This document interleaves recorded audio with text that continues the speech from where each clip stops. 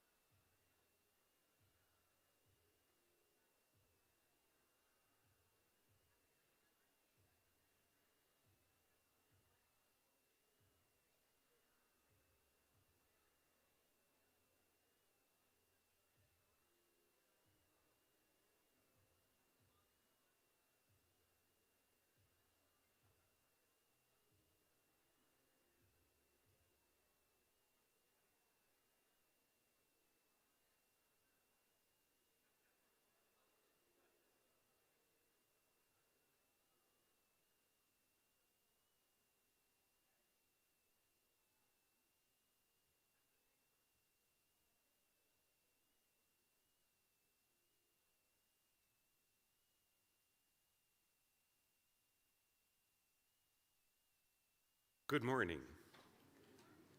Before we start, I would like you to be very quiet, close your eyes for a second, and you will experience the start of RSVVW.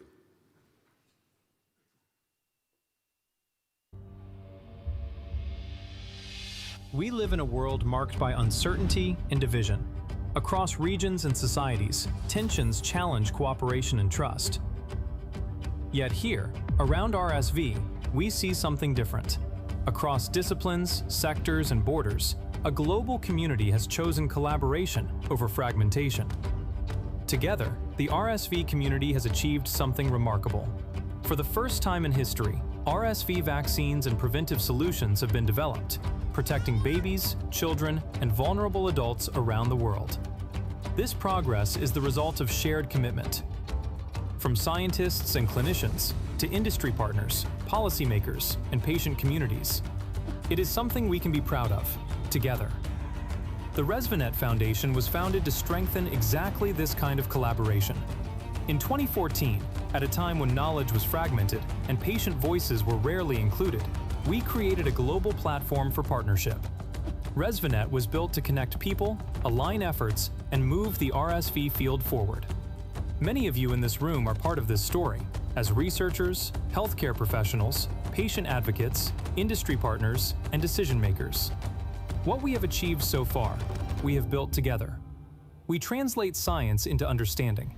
Through our Learning Hub, webinars, and e-learning programs, we support continuous learning for professionals and families. We place lived experience at the center of progress. Together with our Patient Advisory Board, patient voices inform research, education, and policy. As a trusted partner in European research consortia, ReSViNET embeds patient engagement throughout the research lifecycle. We turn knowledge into action. Through digital tools and our global conferences, we connect information, people, and momentum. Our mission is clear. We will not stop until RSV no longer poses a preventable burden to children, families, and health systems worldwide. And you are part of this mission. Because the next phase of progress in RSV will only move forward if we move forward together. Welcome to RSVVW'26. Welcome to ReSViNET.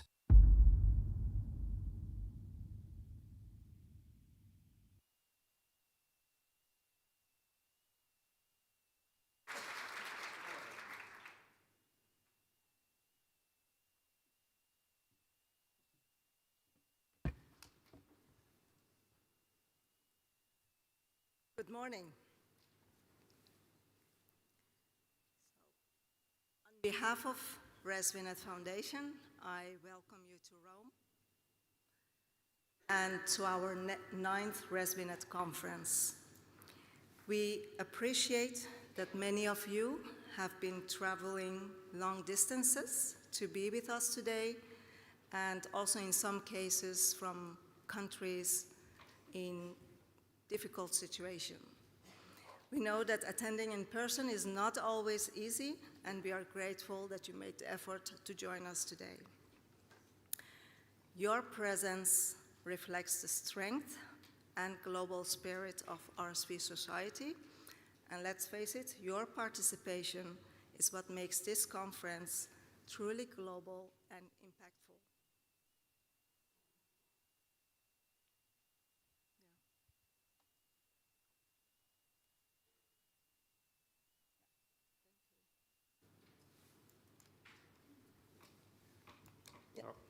Yeah, now it's working.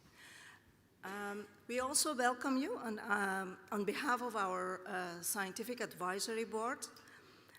Their expertise, global perspective, and continued engagement are the backbone of this conference and our broader mission at ReSViNET and RSV Society.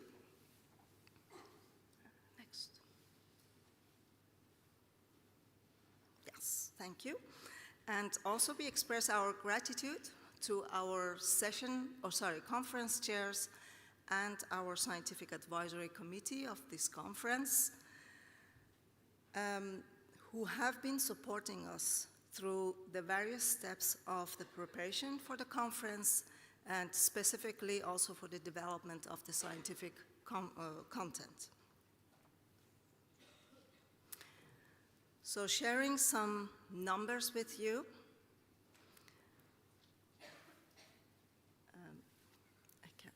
So a few days ago, we had already 823 registrations, which is actually blowing our minds. Just a week ago, it was 700, and now we are over 800, and I think in the meantime, it has even more. It's even more. Participants representing 73 countries from all over the world, and we have received over 500 abstracts. Part of these abstracts will be presented as e-posters on our e-poster panels, and that will be during the poster sessions during the program. And we are delighted to share with you that we have been able to award 42 travel grants to make it possible for those important attendees to be here with us today. On the right in the table, we just want to share with you an overview of the numbers and how we have been growing over the past years. And it's actually our thank you to you to make this possible. Now I give you the word. Yeah. So, my name is Louis Bond. Together with Leila, we lead the foundation, and it's a privilege to welcome you also here in the beautiful city of Rome. We decided this time to make a video. I hope you enjoyed it. Very secretly, we worked on this video for the past months, and even our board members hadn't seen it, so I'm curious to hear your thoughts, but also to bring down the minutes that we are here opening the meeting. It's going to be a fantastic meeting, and thank you all for being here, those who have been here from the start, and those who are here for the first time. I hope you will enjoy it, and will come back in the future and be part of the RSV family. I would like to express my thanks to all the sponsors, our collaborators, our friends in industry that joined us and make this meeting possible, but also make it possible for us to run the ReSViNET Foundation. So thank you so much, and everybody please connect with our sponsors. I would like to welcome specifically our patient network who have been with us for a long, long time. This is one of the privileges of working at the ReSViNET Foundation, that we can work with patient representatives. They had their hardship because of RSV.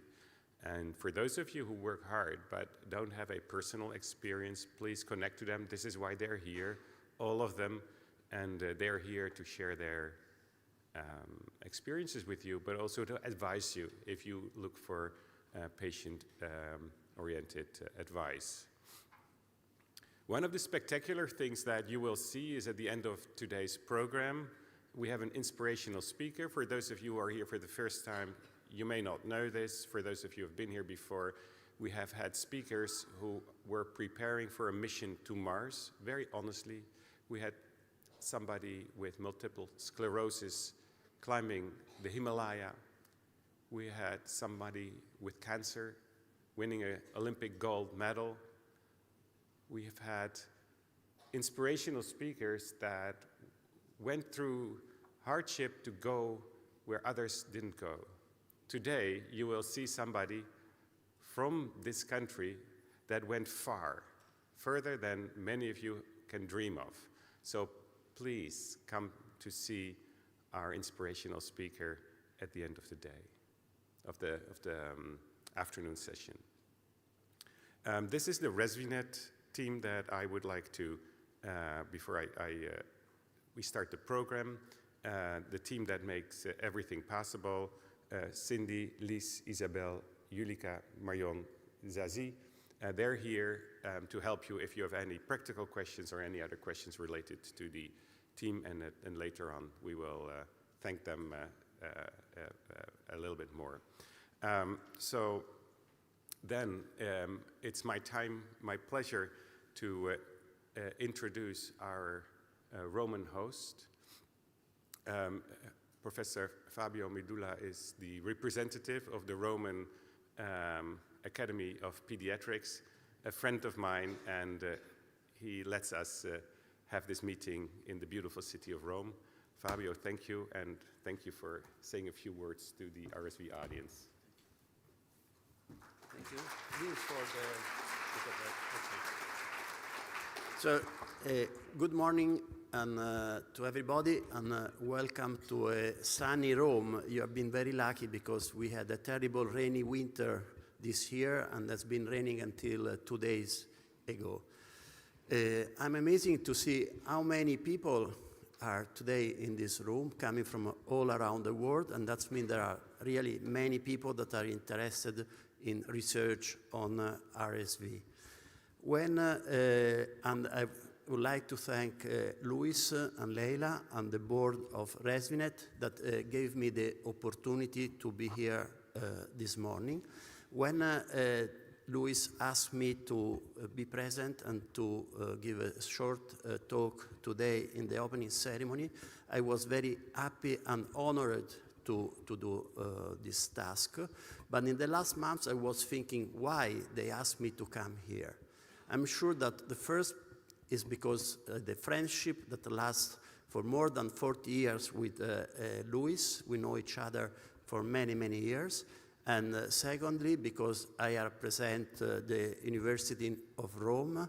I'm a full professor of pediatrics at Sapienza, but I'm also I am in the board of the Italian Society of Pediatrics. That is a big society with 12,000 members, and represent the Italian Society of Respiratory Disease in Children, and probably also the Pediatric Assembly of the European Respiratory Society, because I was the chair of the assembly some years ago, and all this society endorse this meeting.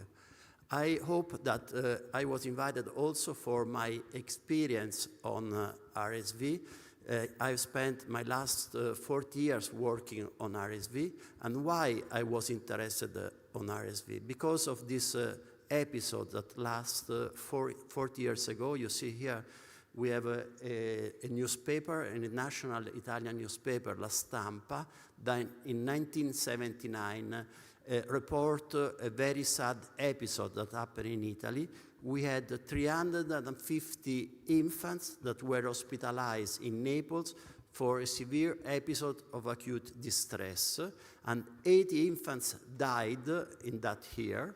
And for this reason, the Italian Health Institute organized a scientific committee with many scientists from all around the world, trying to understand which was the problem and what happened. Probably the nutrition, crowded and low social condition of the infants was the reason of this acute respiratory distress and death. Only 2 years later, now we can make a viral diagnosis in 10 minutes very fast, but at that time you need culture, you need the lab, a good lab, and it was much longer. Only 2 years later, they discovered that these kids died for RSV infection. And we call the black illness, the dark illness, because at the beginning we didn't know which was the reason of these kids. So in 1979, I was a young resident in pediatrics, and the Institute of Health asked to my director, at that time was Carlo Imperato, to do an epidemiological study on viral bronchiolitis in infants that were hospitalized in our hospital. And this is the first oral communications, the first report that we present at the European meeting of Allergy and Clinical Immunology Society, reporting the results of our epidemiological studies on viral bronchiolitis in infants. 5 years ago, I was in Cleveland as a PhD at Case Western Reserve University, and this is the paper that we published in the Blue Journal on the model of infected coarse monocytes. Monocytes are alveolar macrophage with RSV. So my experience on RSV lasts many, many years. I think that RSV has been for many years an orphan virus. I remember that when I arrived to Cleveland, I met a young fellow from Italy, and he asked me, why you are here in Cleveland? I answered, to study RSV. Studying RSV, are you stupid? The money are on HIV, not in RSV. And I'm very happy that today I've counted that there are more than 40 studies in phase 1, phase 2, phase 3 on a vaccine or antibody against RSV. I'm finished telling that the virus was discovered in 1956 when I was born. I must say that I am going to retire at the end of this year, and I'm very happy because we are not win the war yet against this virus, but we have win a lot of battles. Thank you very much. And welcome to Rome. This is a nice picture of the Colosseum, taken from another part.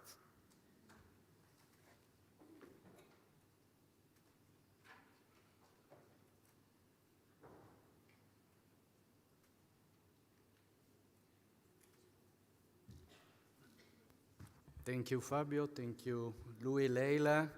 Thanks to everyone.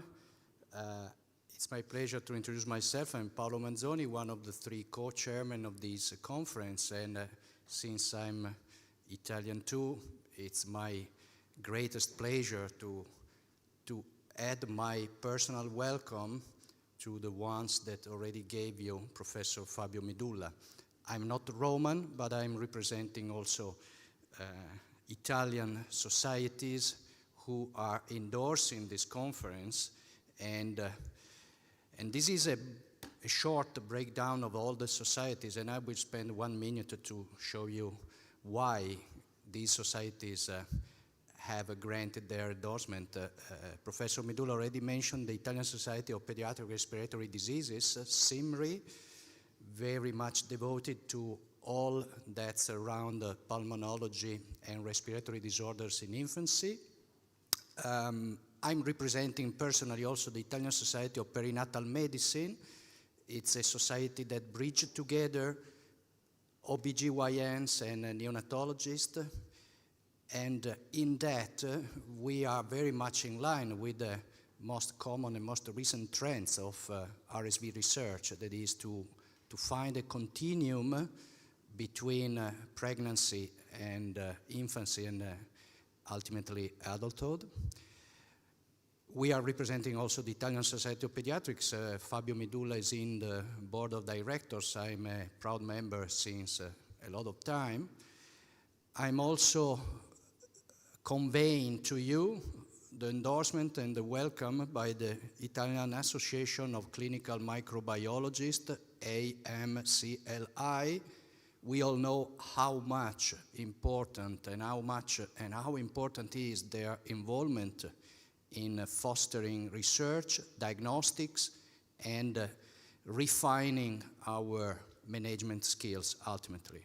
And then, last but not least, the Italian Society of Neonatal Nurses, and ReSViNET has been always devoted and very much committed in including and fostering the collaboration with all stakeholders in the healthcare, not only physicians, obviously, but mainly nurses, midwives, parents, associations, and patients. And the Italian Society of Neonatal Nurses is historically playing a big role in conveying the message of the importance of prevention against RSV, especially for the most vulnerable infants.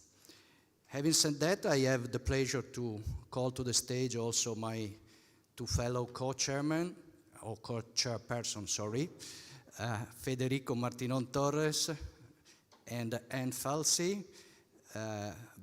The three of us form part of the board of directors of ReSViNET. I would say proudly, it's 12 years now since ReSViNET was born, thanks to the vision of Louis. And we grew up very much. We learned how to walk, to stand up. Now we are in full adolescence, so let's hope there will be not an adolescence crisis. Please.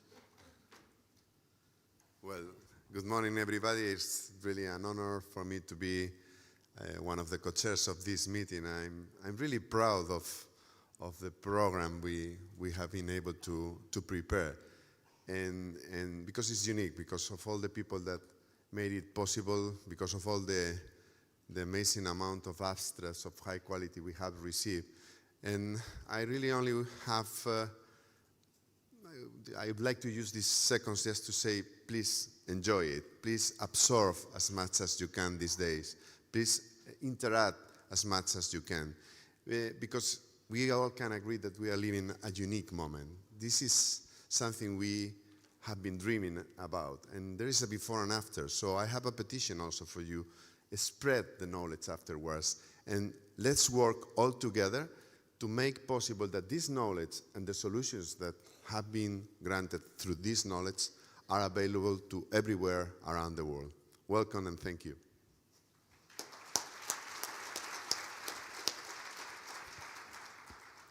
So it's my honor as well to be part of this esteemed group and welcome you to the conference and the kickoff day.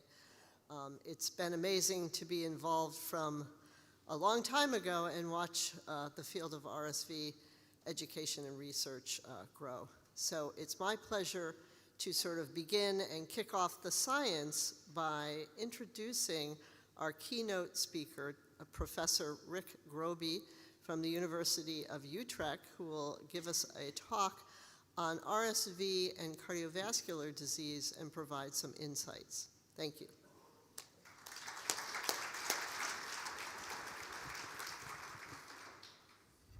Thank you, Anne.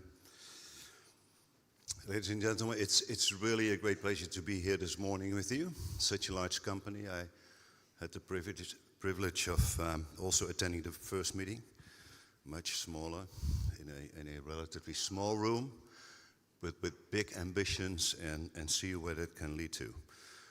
It's also interesting to know that my background is not really in RSV, but more in cardiovascular disease. And after a decade of the existence of ReSViNET, I now have an opportunity to share my background with yours. And that's what I'll do today. I'll speak on RSV and cardiovascular disease and where we are at this point in time. These are my disclosures. And this is just to remind me that the majority in the audience has a background in infectious diseases, pediatrics, not necessarily in cardiology. So I have to spend a few words on this problem just to get us on the same speed in order to proceed with the merge of the topics. Well, talking about cardiovascular disease, it's a major problem. It's the biggest killer still today. About 18 million people dying every year from cardiovascular disease, which includes heart disease and stroke.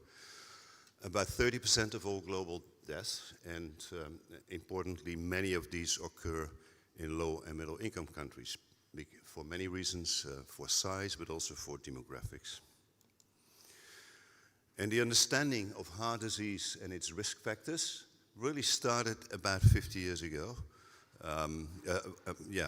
More than 50 years ago in Framingham in the United States, when the United States government decided to set up a cohort study, the Framingham Heart Study, a small city just close to Boston, where all inhabitants started to be examined biannually for many years. In fact, it's the third generation or fourth generation of Framingham people that's currently in the study, which is still running.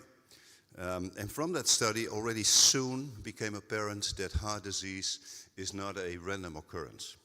There's a number of characteristics that drive the occurrence and the progression of coronary heart disease, and many of these are now very well known to all of us. But this was the first report where these so-called risk factors were summarized: age, lipids, cholesterol, blood pressure, smoking, changes in the heart, measurable on the electrocardiogram, diabetes and glucose intolerance, and subsequently several others. But these have remained the sort of pillars of risk for heart disease and also for interventions.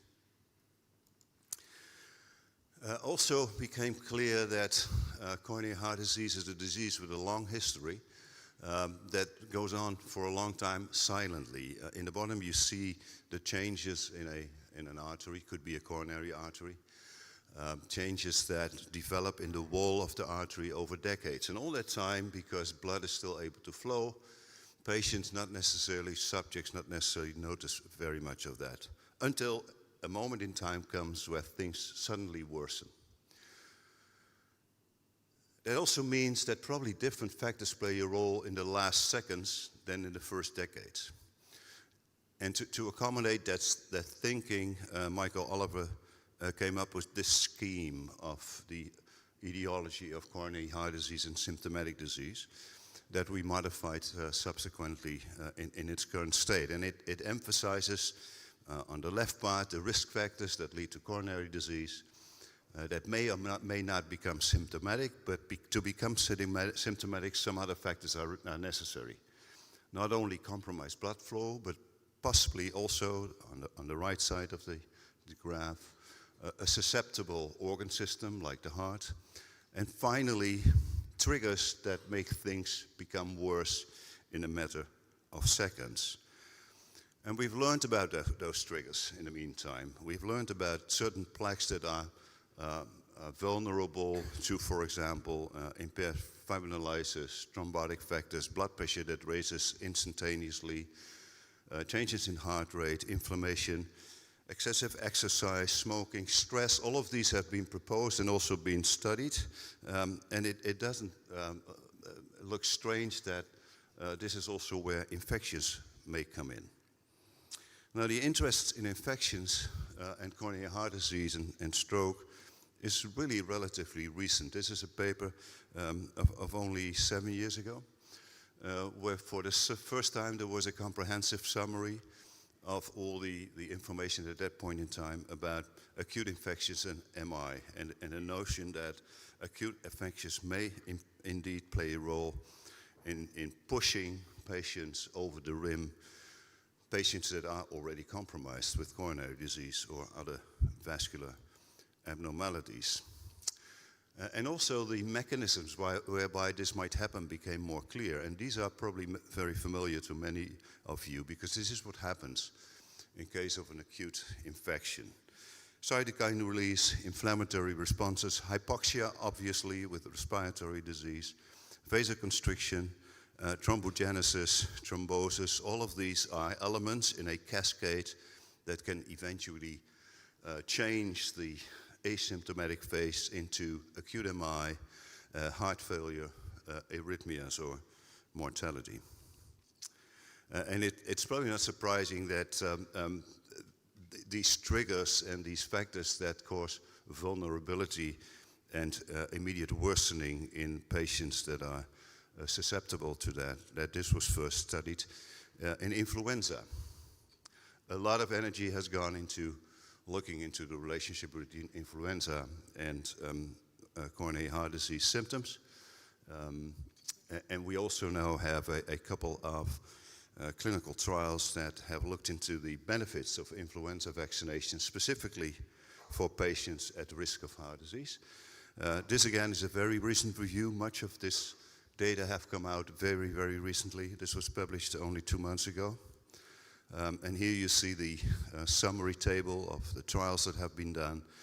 Clearly marked benefit of vaccination in patients at risk of heart disease measured by the outcome of cardiovascular event or major adverse coronary events, as they are called in the jargon.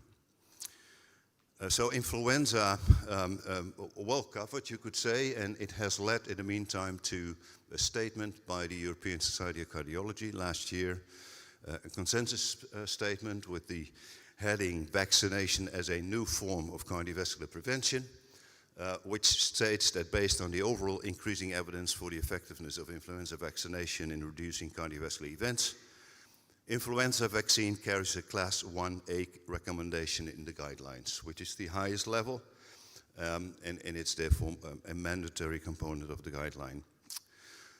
It also states that additional evidence from randomized placebo-controlled trials is necessary for other types of vaccines to assess the potential benefits against the most common viruses linked to cardiovascular events. And this is where RSV comes in. Again, very recent data, a summary of the literature on RSV infection and cardiac disease by some of my colleagues in P95. A comprehensive summary, a lot of studies were scored, close to 4,000 eventually. A minority, as usually in these sorts of analyses, met the inclusion criteria, suggesting that among hospitalized patients with RSV disease, there is an increased risk of about 20% of any cardiac event and about 70% of heart failure. And this is a risk that is higher, that is more strong compared to what has been observed in influenza patients. So a clear message that RSV and symptomatic heart disease, heart failure, cardiac events, mortality are associated and deserve interest. Now, what do we know about RSV vaccination? Not too much. I'm pleased that I was able to share some data that are really very, very fresh. They will be presented at this meeting. For example, the Optum database, which is a claims database. Big numbers. Data here about RSV-related hospitalization and RSV vaccination in the 23-24 season, so very recent.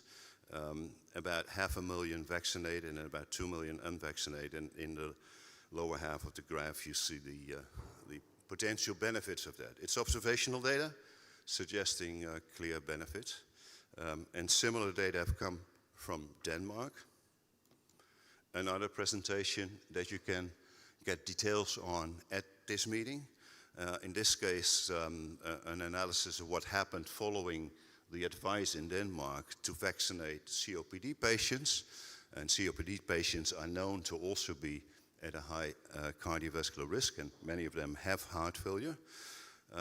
Same sort of approach, smaller numbers, a smaller country, about 7,500 vaccinated people and about 120,000 people that were eligible but not yet vaccinated. matched for and adjusted for a great number of factors. And if we only look at the sort of bottom panel, second graph, while there was about 29 cases of cardiac events in the unvaccinated group, nothing happened in the group that was vaccinated. Again, suggestive, but observational, and therefore to be confirmed in randomized trials.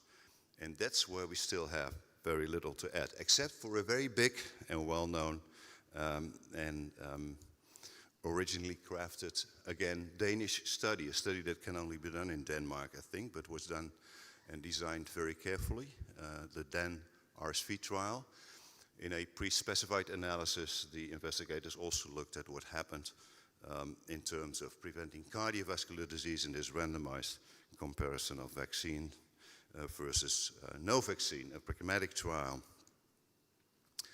And this is a summary that you probably know from the publication, in, I think it was JAMA, a large population of people randomized to vaccine or not, and for the predefined outcome, cardiorespiratory hospitalization, there was a risk reduction of about 10%. So suggestive, but not definitive. For the individual components or for cardiovascular hospitalization for any cause, no statistical significance was reached. And we have to take this as preliminary findings, I believe, for a couple of reasons. One reason is that the follow-up is relatively short. It was only one season, and it was a bit of a low-tide season. And there may be overlapping definitions in this outcome between cardiovascular events and cardiorespiratory events, and it deserves to be worked out in more detail and probably waiting for a longer follow-up, also because this was an overall low cardiovascular risk general population. So where does it bring us today? To sum up, about 20% of older adults hospitalized with RSV experience a cardiac complication. Among those, heart failure and atrial fibrillation are most frequent, but also coronary cardiac events and needs for interventions. Typically, the events that occur are associated with a worse outcome, and that is probably because the infection not only triggers the disease, but also has an impact on the vulnerability and susceptibility of the organ, notably the heart. Vaccines substantially reduce severe RSV lung disease, as you all know, and we have good data on that from randomized trials. And my message is that we should really look at RSV as a cardiovascular trigger, not just a respiratory virus, but a trigger that triggers a cascade of events that all may eventually lead to acute worsening of an underlying cardiac problem. Evidence is there to support the view that RSV vaccination is as a trigger-based secondary prevention. So in the spirit of the EC guideline, vaccination against infection to prevent cardiovascular disease is likely also for RSV. It's likely that susceptible hearts are destabilized by such an infection. It's also likely to be most beneficial in high-risk atherosclerotic patients that are at the rim and may be pushed over the rim, notably those with heart failure and symptomatic coronary disease. And all of this calls for action and provides a strong case for a targeted randomized controlled trial. Thanks very much.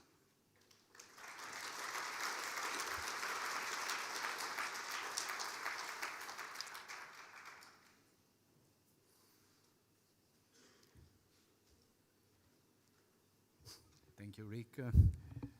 We have room for questions and answers. I hope you don't mind if I elicit questions. So if any of you is willing to place questions and to comment or discuss this presentation, please stand up, go to the microphones. There are several lines. Say your name and ask. You still have to warm up a bit. Yeah. It's the start of the conference. Nicolas Burdin, Clover. Thanks for the very nice summary of the situation. Any clues on whether related viruses like HMPV could have precisely the same effect on cardiovascular events? HIV, you said? HMPV, metapneumovirus. I don't have information on that, so sorry. It's not unlikely, but I don't have the data at hand. Any other questions or comments? Yes, go ahead.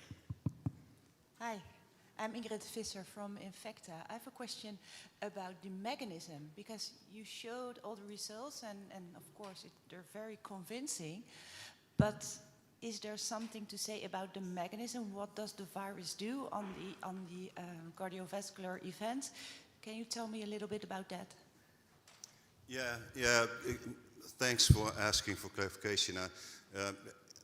That's why I put in the scheme.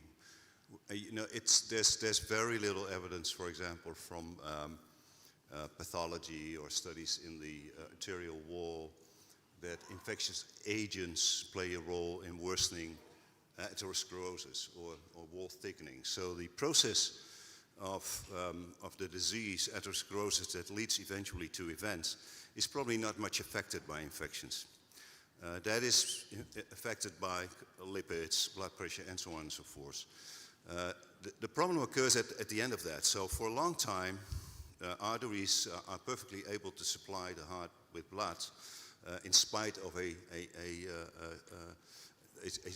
increasingly smaller vessel diameter.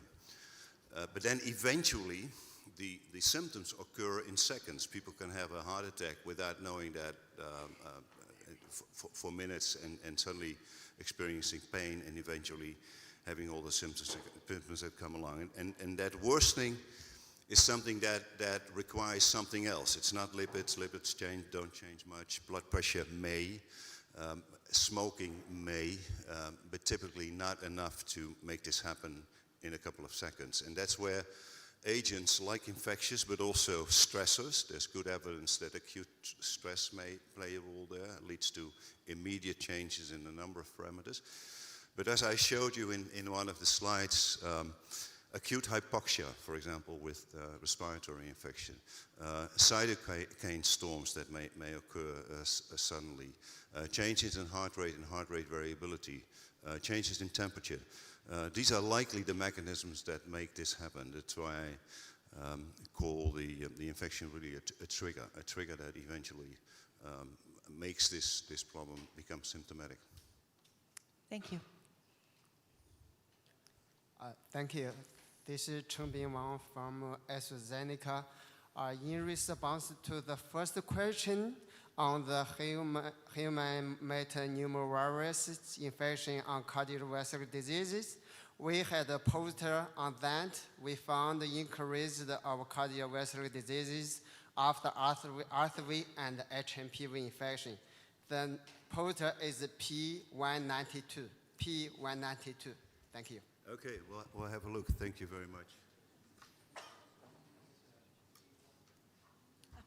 Hi, thank you so much. I'm Julia from the Francis Crick Institute. I was also very interested in the mechanism of RSV causing cardiovascular events.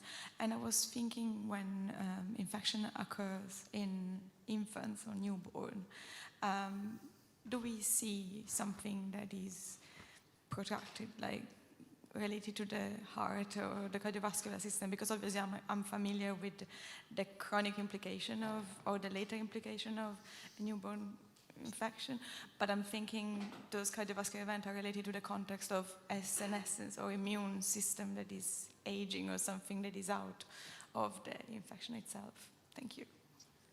Yes, that's a good question.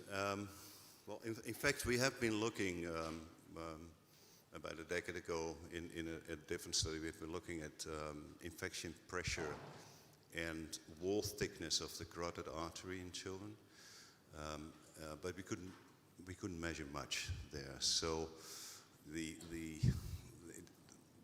extent to which infections in infancy would have an impact on the cardiovascular system is yet to be determined. It's not very obvious, and you also have to realize that from what we know, the first detectable changes in arterial wall in humans have become visible only at 16, 17, 18, 20 years of age. So that is a bit later than the pediatric phase. But an interesting idea and worth looking into more. Question there? Thank you. I'm Nusrat from Australia. I have a very basic question. In your last slide, you said that around 20% of adults hospitalized with RSV will experience a cardiac event. I was just wondering, are these adults with existing cardiac conditions? And if so, do you have an understanding of the background severity of the disease in these patients? I didn't get the question. We couldn't get the question nicely. So the question was, in your last slide, you mentioned that 20% of adults hospitalized with RSV will experience a cardiac event. Yeah. Are these adults with existing cardiac condition or otherwise healthy people? Or if they have existing cardiac conditions, do you have an understanding of the background severity of the disease? Yeah, the question is that the risk of a cardiac event during an acute infection is higher if you have pre-existing cardiac disease. So some of these studies have been looking into patients group that were known to be at high risk, some were not. And we have to work with only a couple of studies, of course, that have reported on this. But the sort of general feeling that you get from the data so far is that it's compatible with the view that the risk is higher if you have Who's that risk of a cardiovascular event? Yeah, very, very good questions. Only indirect evidence.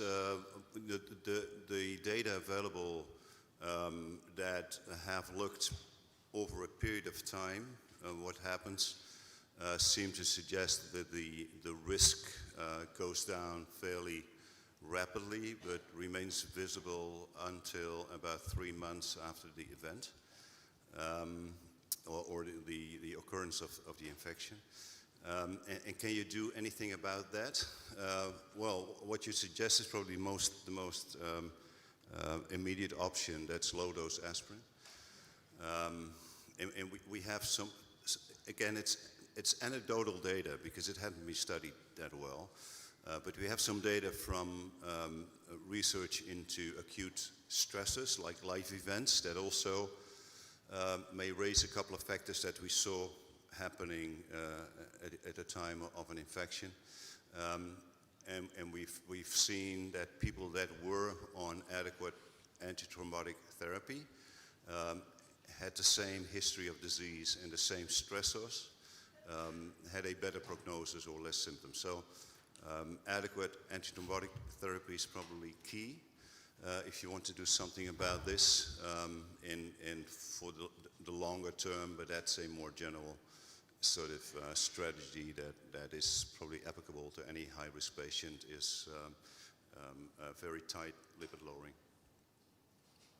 Questions? Yes, thanks, Beth Beeger. I think one challenge in looking at this is that the acute respiratory infection codes and diagnoses like co-occur so frequently with the cardiac diagnoses when looking at vaccine effectiveness. So I think one thing that kind of going forward that, you know, ideally are included in analyses are looking at cardiac events without, you know, an ARI diagnosis. And just to say that, a little shout out for our poster from Kaiser where we did that this time around. But anyway, interested in your thoughts about that and how teasing out just kind of, you know, events that, you know, have a cardiac kind of complication versus events that are truly just cardiac, like arrhythmias. Yeah, again, a good point. I'm not sure that that would be easy to sort out. We don't, in several of these studies, there's probably not the ideal sort of diagnostics applied. We have to do with what is routine and routine care. And it may not always be obvious. Clinicians may not necessarily think about testing to sort out whether there is an infection, yes or no. At the end of the day, when it gets to preventive measures, obviously the bottom line is that the accumulation of all events, whether or not directly linked to infection is prevented, yes or no, and that's what we have to wait for. No more questions, I see. I have only the final one for you, Rick. The Danish study is incredibly huge, is a population one, and I'm provocatively asking you whether something similar might ever occur with the pediatrics and tracking neonates and young infants with hundreds of thousands of patients followed up. I think this is beyond the humor. This is a chance for advocating for such studies. We are in the time where this information is needed and could be feasible. Well, yes and no. I think that it's thinkable because information is currently so well recorded and stored that we create cohorts, if you wish, based on well collected routine care data from collaborating units, could be the RSV community here, and collect them over a long period of time and learn a lot from that. The significance of the Danish RSV study was, of course, that it's a randomized study, and that seems unlikely to me to happen among children for 80 years or so follow-up. Correct. So it's my pleasure to close the session and thank Rick for this great talk. We have a coffee break, and so please help yourself, and we reconvene in 40 minutes.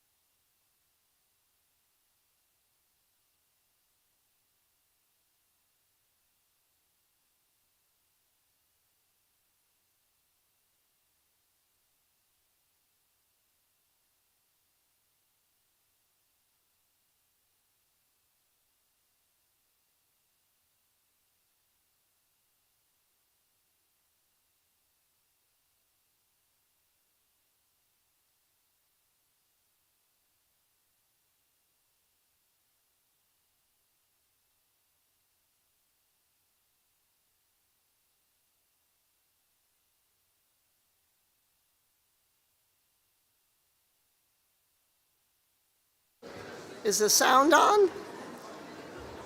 Is the sound on? Okay. If everybody could come take a seat, we're going to get the session started.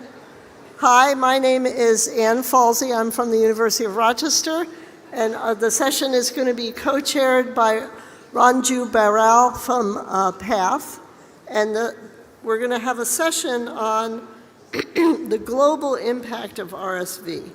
And we have a variety of excellent speakers today, and I'd like to get the session started. So, Ranju, you want to introduce our first speaker?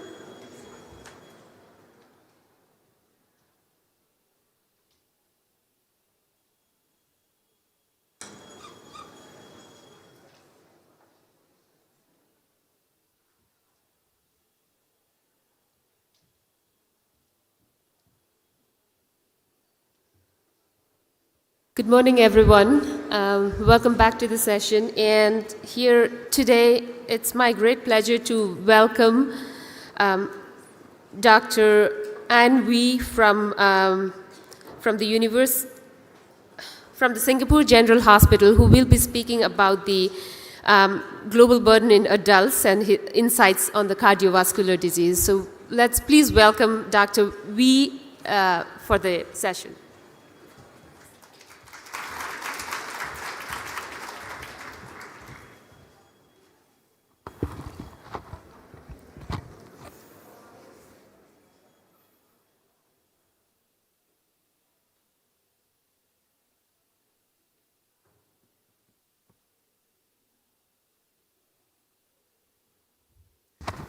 So, good morning, everybody.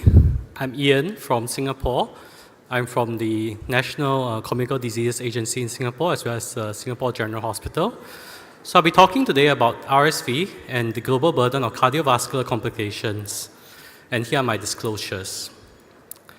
Now, my talk today will be focused on two components. Firstly, the cardiovascular sequelae during the acute RSV hospitalization. And secondly, what is the longer-term cardiovascular burden following RSV? So without further ado, I'll dive straight in. So what is the cardiovascular sequelae following acute RSV hospitalization? Now, this was a study published by Ruff et al. In 2024, and this really showed that beyond just a respiratory infection, RSV also has implications for cardiovascular disease.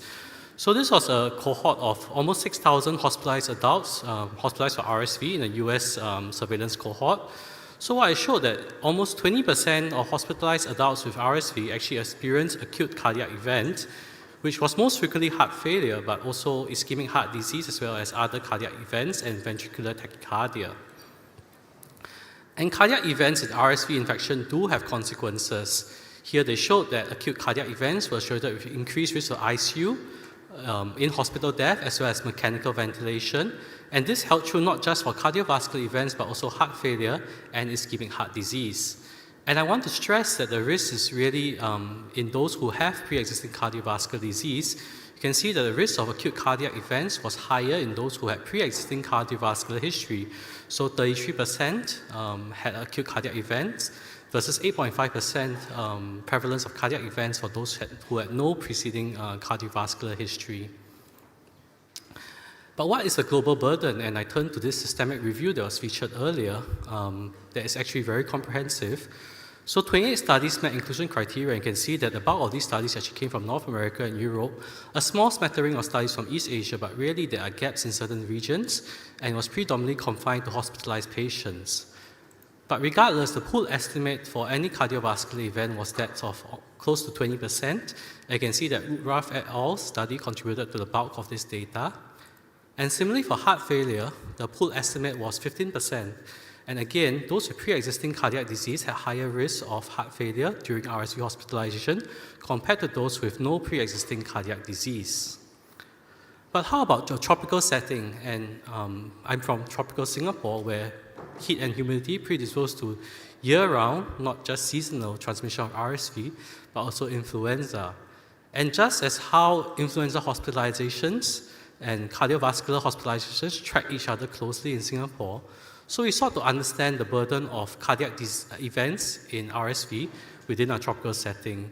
So this was a national population-based cohort study covering almost 2,000 adult RSV hospitalizations, and we found that about 10% actually had an acute cardiac event. We then went on to compare this against flu hospitalizations and Omicron COVID-19 hospitalizations. And what I want to stress is that while the bulk of COVID-19 hospitalizations were actually boosted, and a smaller minority of flu hospitalizations had received vaccination, none of these RSV hospitalizations were vaccinated against RSV because this predated rollout of RSV vaccination in Singapore.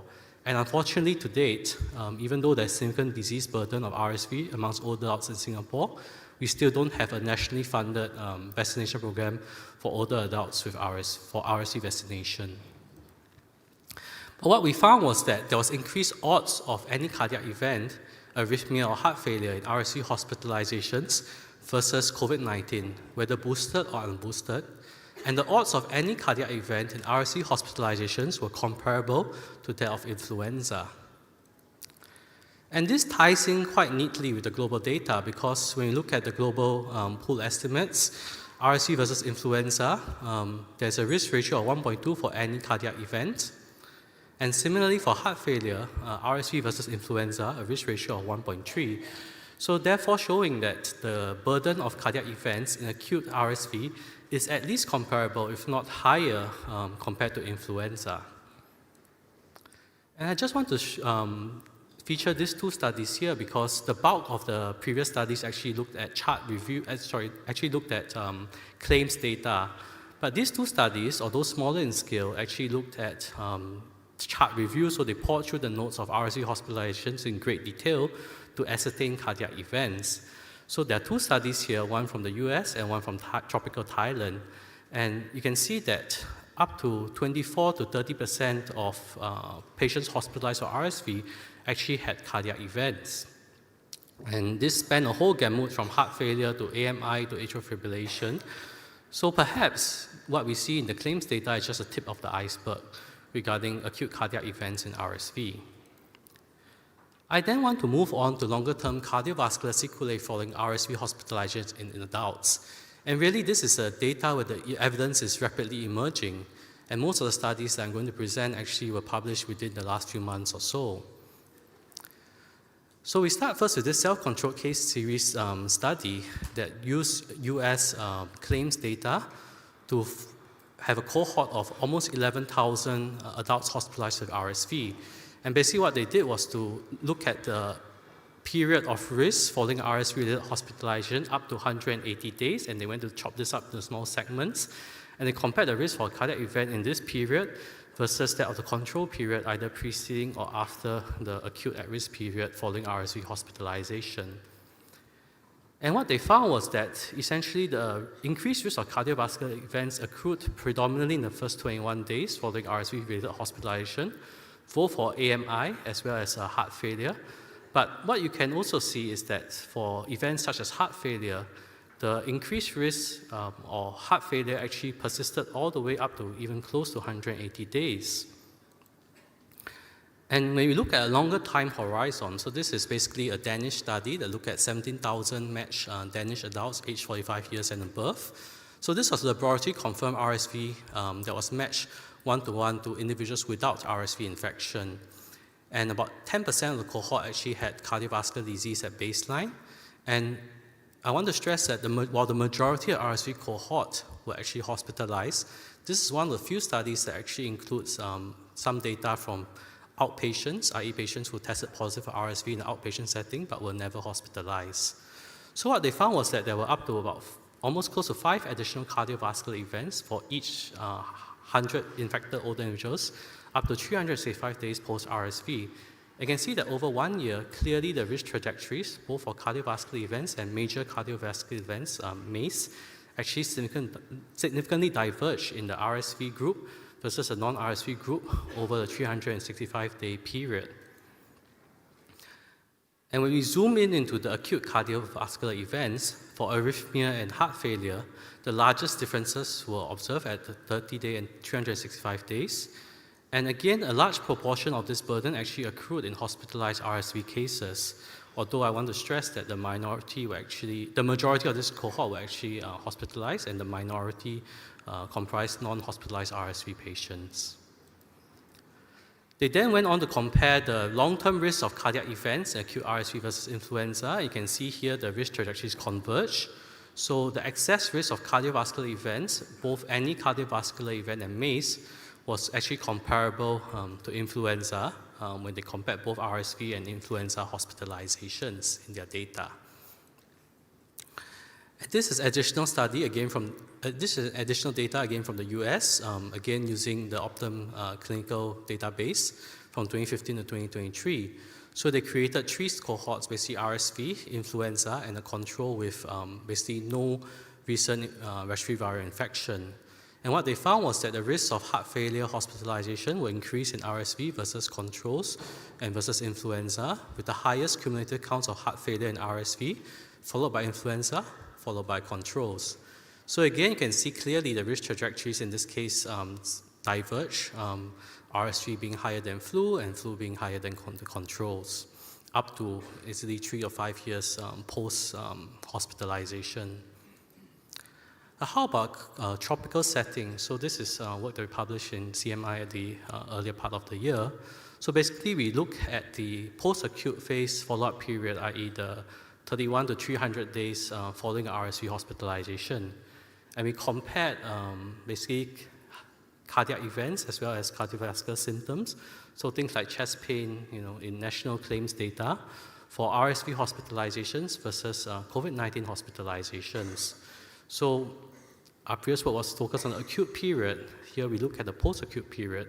And what we find is that basically when you compare RSV hospitalizations versus COVID-19 hospitalizations, there's increased odds of heart failure as well as cardiovascular symptoms up to 300 days following the acute hospitalization. We then went on to look at the risk of long-term risk of heart failure post-hospitalization for all vaccine-preventable respiratory viral infections, so including RSV, influenza, and COVID-19 in a tropical setting in Singapore. And we constructed basically 2 cohorts. The first cohort was a group of individuals without heart failure, so without pre-existing heart failure, who were hospitalized for respiratory viral infection. And about 2% of these actually were RSV infections. And we created a second cohort, basically about 4,000 individuals with heart failure who were hospitalized for respiratory viral infection. And again, about 5% of these were actually RSV. So we found that the risk of new onset heart failure in those with no previous history of heart failure was actually increased by 45%, up to 180 days following respiratory viral infection versus non-RVI controls. And similarly, in those who had pre-existing heart failure, the risk of heart failure readmission 180 days post-RVI hospitalization was 28% versus non-RVI controls. When we disaggregated this and split up the individual respiratory viruses, what you can see is that new onset heart failure was most frequently encountered post-RSV with the highest hazards ratio, followed by Omicron, COVID-19, and then influenza, with the highest excess burden of heart failure events following RSV hospitalization.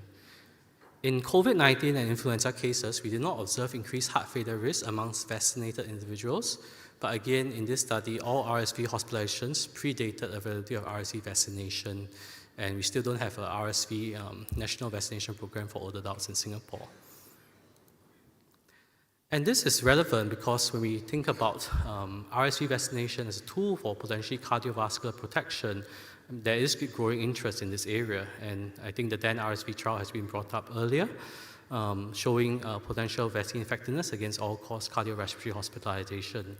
So this is an emerging area, but in my last slide, I want to state that if we think of RSV vaccination as a tool for cardiovascular protection, then the tool actually needs to reach to be in the hands of those who need the most. And we look at the global burden of cardiovascular disease, the age standardized rates of deaths due to cardiovascular disease in low and middle income countries are almost twice that of high income regions. Yet to date, most of the countries that have introduced national RSV vaccination programs for older adults actually come from higher income countries. So in conclusion, there is growing evidence that highlights increased cardiac risk post-RSV, both in the acute setting of RSV hospitalization, as well as in the longer term, up to 365 days or even beyond.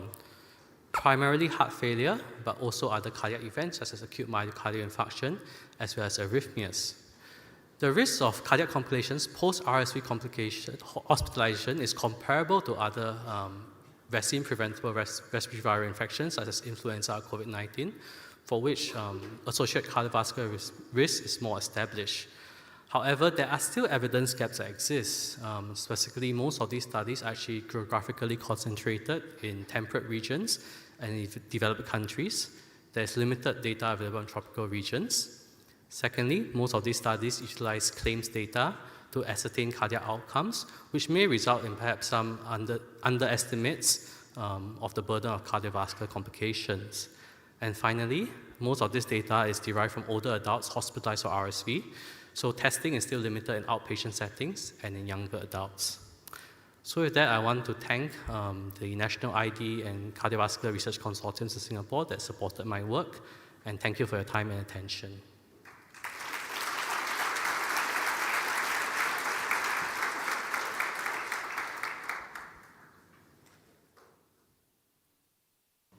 So we have time for a few questions.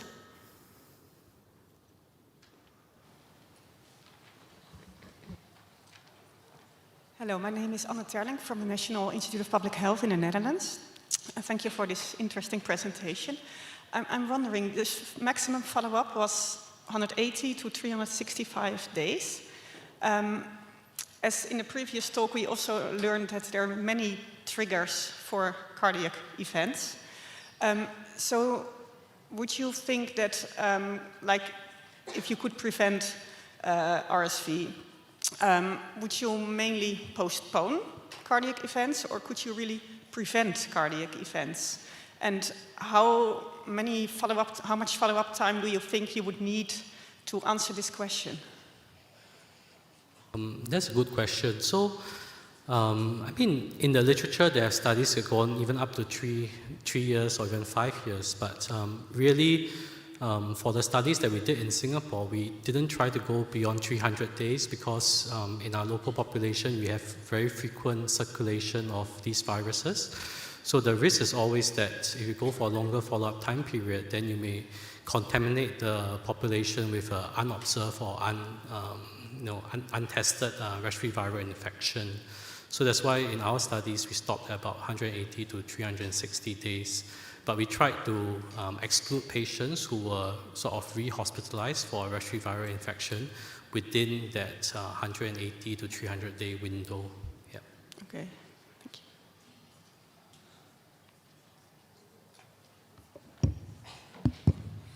you. Barney Graham from Morehouse School of Medicine in Atlanta.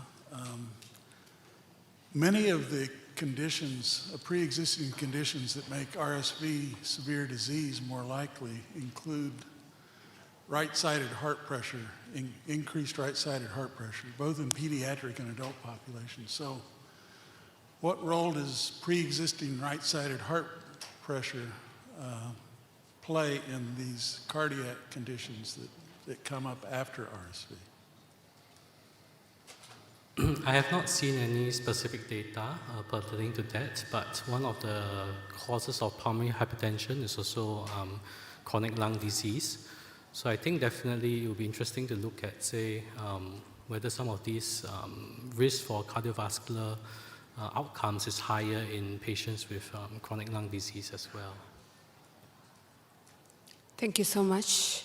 My name is Julie Nyanchama from Kenya Medical Research Institute, Kemri. I just wanted to have some clarity with regard to peripartum cardiomyopathy and RSV vaccinations, maternal vaccine. Does it improve outcomes for the mothers themselves with peripartum cardiomyopathy?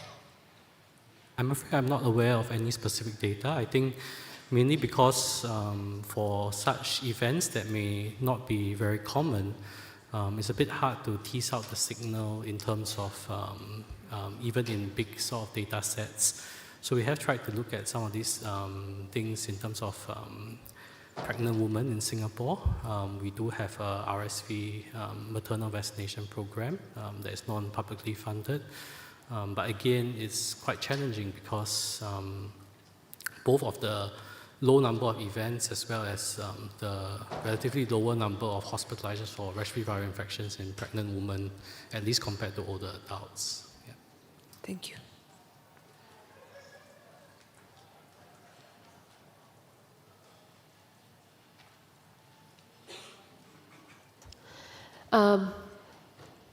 No more questions, looks like. So let's thank Dr. Wee again for his wonderful presentation. Thank you very much. The next speaker today, we have Dr. Andrew Clark from London School of Hygiene and Tropical Medicine, and he'll be speaking about the impact and cost effectiveness of RSV maternal immunization in Gavi countries. Welcome, Dr. Andy. Okay, thank you, Ranju. Good morning, everyone. So this is some work that was done in collaboration with PATH and funded by the Gates Foundation, and I declare no conflicts of interest. I thought I'd start by going back to the Mumbai 2024 ReSViNET, and this is some of the results that we published around that time, where we were looking at the cost effectiveness or potential cost effectiveness of both the long-acting MAB and a maternal RSV vaccine. And at that time we found that a dose price of around $3.50 had the potential to be cost effective for both of those options in low and middle income countries. What I'm showing here is a subset of that analysis, just focusing on 50 Gavi eligible countries and only for the maternal vaccine. I'm focusing on that because they're the results I'm about to update and share later in this talk. I should probably explain, the Gavi countries we're including are those that we anticipate to have some level of financial support over the coming years from Gavi. These are countries with a median GDP per capita of around $1,000, ranging from $300 in Burundi to $3,500 in Djibouti. So the world's poorest countries, and every dollar spent on health really needs to be carefully considered in terms of its costs and consequences. Okay, and the way we would measure that really is by looking at value for money, and the metric we're using here is something called the cost per DALY averted. Essentially that means the cost per healthy year of life gained in the population. And once you have that for a maternal vaccine, you can start to think, well, how much am I actually willing to pay for one healthy year of life gained? In the UK, we have a threshold which is around 0.8 times the GDP per capita. There's a hot debate at the moment in the UK about where that should be. And economists have estimated for Gavi-eligible countries, it should be somewhere in the region of half a GDP per capita, and sometimes as low as 0.2. So this graph is showing from the previous analysis that most of the countries, actually 100% of the Gavi countries, would have a cost per DALY averted below 0.2 of a GDP per capita. So pretty cost effective, and actually we found 40% of the countries would have a cost saving result. That means the total healthcare costs averted by vaccination are larger than the cost of the vaccine itself. These were based on quite preliminary and early data, so I'll show you how this might have changed with updated assumptions. So we didn't actually change any of the big drivers of cost effectiveness. We didn't change the burden estimates, the price, the efficacy or duration of protection, but we did change three main parameters. One is the age distribution of RSV. That's now based on a much more robust systematic review and meta-analysis of RSV age distributions. And there's also been some new RSV-specific cost of illness studies from Gavi-eligible countries that we've been able to include. And Ranju's been leading some nice work at PATH to look at the potential incremental health system delivery costs. So in addition to the vaccine and the procurement costs, what costs are needed to integrate a maternal vaccine into the health system. So we've included those costs. As before, we're using a pretty simple approach, a static cohort model. It's obviously important to be clear about that. We're not capturing any transmission dynamics. But with passive immunization, we think the scope for indirect benefits is probably limited. So this might be an appropriate approach. And we track each birth cohort by week of age up to age 5 and capture counts of severe and non-severe disease, clinic visits, hospital admissions, and deaths with and without the RSV vaccine.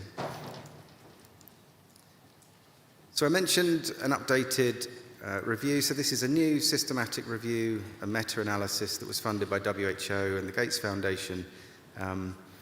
And we had data sets from over 200 RSV age study collaborators, and many of you in the room today, so thank you for being willing to be collaborative and share your data so that we could update this. What was nice about this study is that it went through the whole spectrum of RSV severity, from community cases, clinic visits, ER visits, inpatients, ICU, facility deaths and non-facility deaths.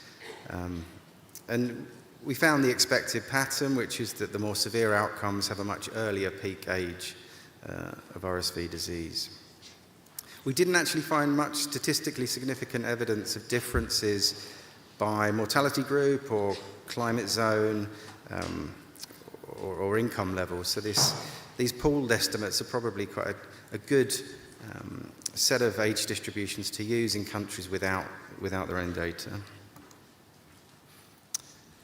There's also been some updated RSV cost of illness studies, quite a lot of variation, but we took the median of those estimates.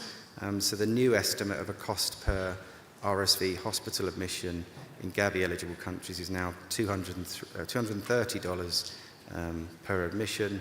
And that's quite a bit lower than the assumption we used last time, which was based on all-cause pneumonia, closer to $500.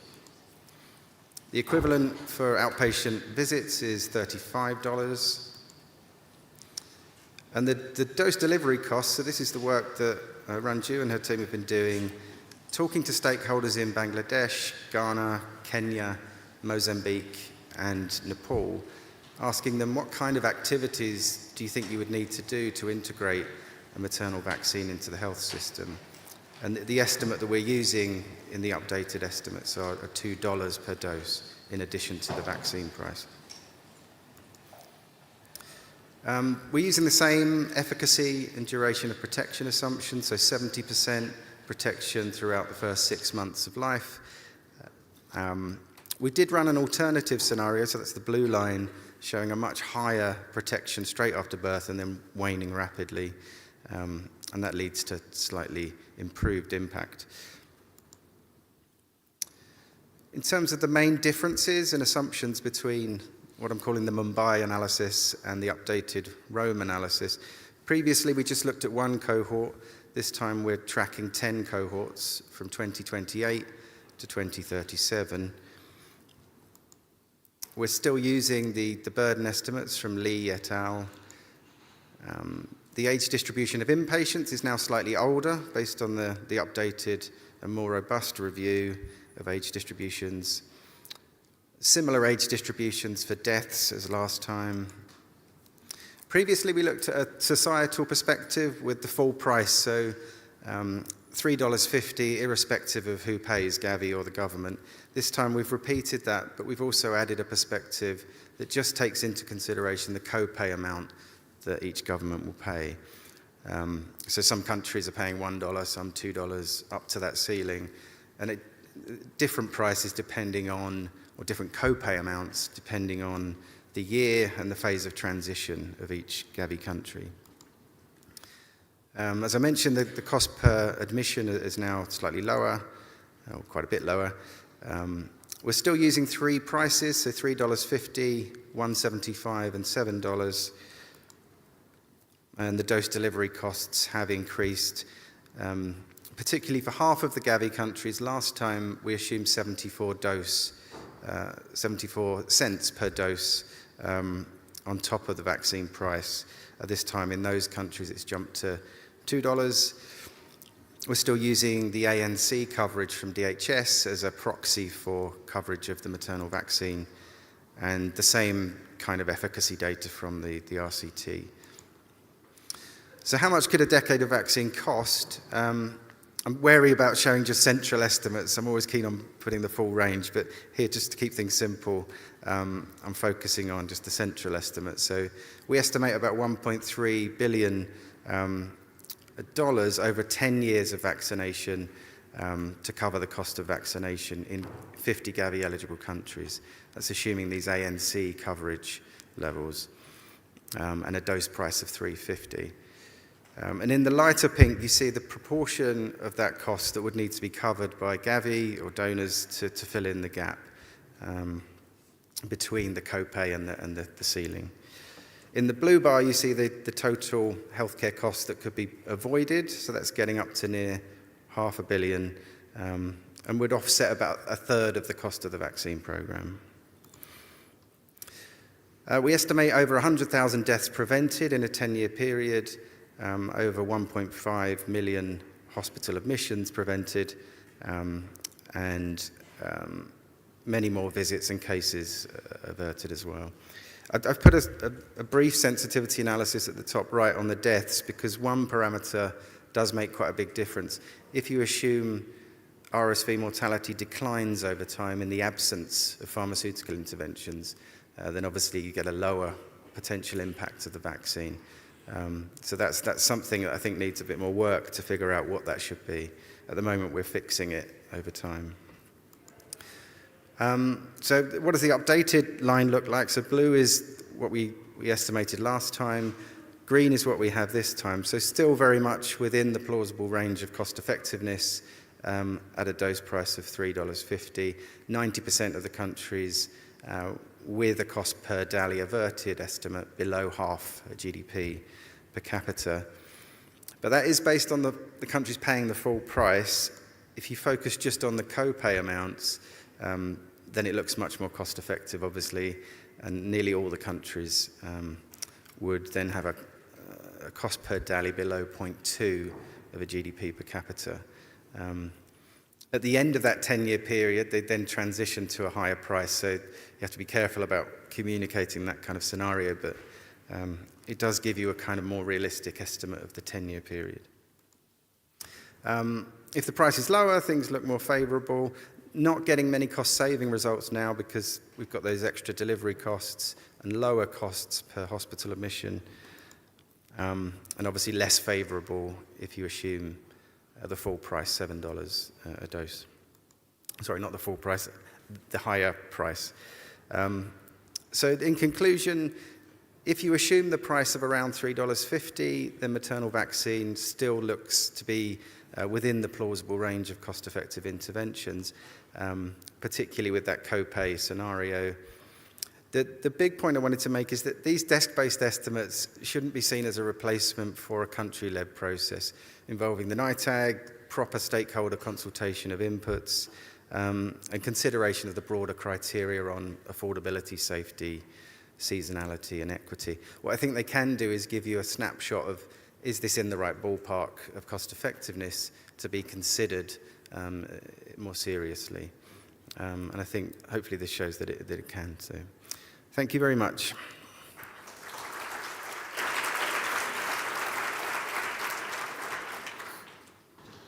Thank you, Andy, for the nice presentation.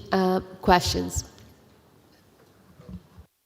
Thanks, Andrew. Keith Klugman, Gates Foundation. So given that Gavi countries in general at the moment are only paying a copay, which is about 20 cents, I presume your data would suggest that the vaccine would actually be cost-saving in the majority of those countries. Do you have the data on that? Yeah, so actually no, because we've got the assumption that delivery costs would still be in there at $2. So it still doesn't quite, some of them are cost-saving, but not all of them.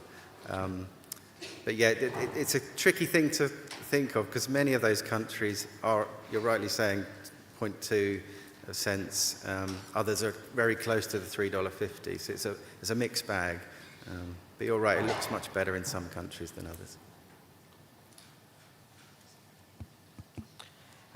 Harish Nair, University of Edinburgh. Thank you, Andy. I think it was interesting. I was wondering whether you've, so Ranju's analysis, when she's done the cost of delivery, you've taken $2 something, right? And there was this one country where it was $4. So have you tried with that sort of a sensitivity analysis with that alternate scenario with a $4? And so how does that affect your cost effectiveness? And secondly, if you've considered the additional impact in terms of mortality that an RSV vaccine may have on pneumococcal deaths. So assuming that this will have a further impact on reducing pneumococcal deaths, particularly with the non-vaccine types, whether that sort of changes some of the balance at all? Over. Yeah, so good questions. We haven't looked at, within the probabilistic sensitivity analysis, we go as high as $3.13. We could extend that out to $4, I guess. So it is captured within our PSA ranges, which I haven't actually shown. I think probably the thing to do next is to dive in at the country level and really understand what those delivery costs are at country level. As I said, this is kind of a snapshot at a sort of across all countries together. We haven't included additional deaths or benefits for pneumococcal. We also haven't included benefits in terms of future AMR benefits and lots of other things. So there's always things to exclude and include in these models, but that's definitely something we haven't included. Thank you, Heather Czar. Following on that, it seems to me that, Andrew, I'm here on the other side, sorry. Yeah, the costs of all-cause hospitalized LRTI don't seem to be included in these models, even though, for example, in the phase 3 trial, there's a 31% reduction in all-cause LRTI in the first 6 months of life. And this seems to me perhaps, I don't know, to be an additional burden that may make maternal vaccine even more cost-effective.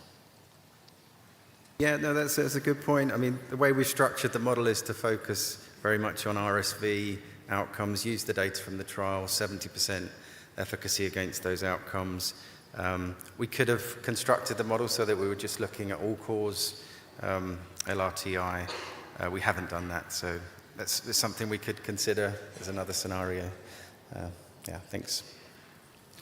Hi, Andy. Fantastic presentation. Mauricio Caballero from Argentina. Andy, are you considering data from real-world evidence effectiveness to include in the model? Because you have the waning, and now maybe we can have new information about that. And the other question that I have is, what kind of information do you need to improve the model? Yeah, so that's a good point, Mauricio. I think the trouble is we don't have real-world data from these sort of settings to plug in as a kind of check. We've got it from your nice studies in the UK and other places, but so for the moment, I'm reluctant to sort of try and plug in things we don't have. In terms of improving the model, yeah, I suppose the big weakness for me is the seasonality thing. At the moment, we're assuming a year-round program will have, a year-round transmission, but actually it's either going to massively underestimate cost effectiveness, or you could really improve it if you target the vaccines to the, those seasonal peaks. So we're somewhere in the middle of those extremes, but I think that's the bit I'm most worried about, I suppose. I'll go? Yeah. Hi, Andy, Fiona Russell from the University of Melbourne. Nice to see you. Thanks very much for this, for the Gavi-supported countries. I was wondering if you knew, or if your group is looking at middle-income countries too. The experience from other vaccines, for infant vaccines like pneumococcal and rotavirus, etc. It's been huge delays in getting access to important vaccines. They don't get prices like $3.50, even if procured through UNICEF, it's not going to be $3.50. So I was wondering whether you knew of anyone looking at this, whereas the main burden is in middle-income countries. Most of the poor children and deaths are in middle-income countries. So I was just sort of wondering what the next steps are regarding those countries. Yeah, no, it's a good point. Why have we just sort of lasered in on these Gavi countries? I think so other work we've done a lot with the sort of PAHO region, and they've obviously done well with getting pool procurement and low prices. But yeah, the other countries, the other middle-income countries often suffer with higher prices. So we could expand this again to go back to the 133 and start to look at those. But yeah, I don't have a solution for prices in those non-PAHO, non-Gavi countries. Yeah.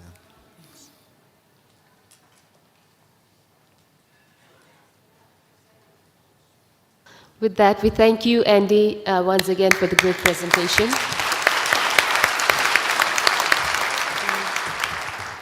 Our next presenter for today is Dr. Dan Weinberger from Yale School of Public Health in the US, and he will be speaking about the RSV transmission. Over to you, Dan.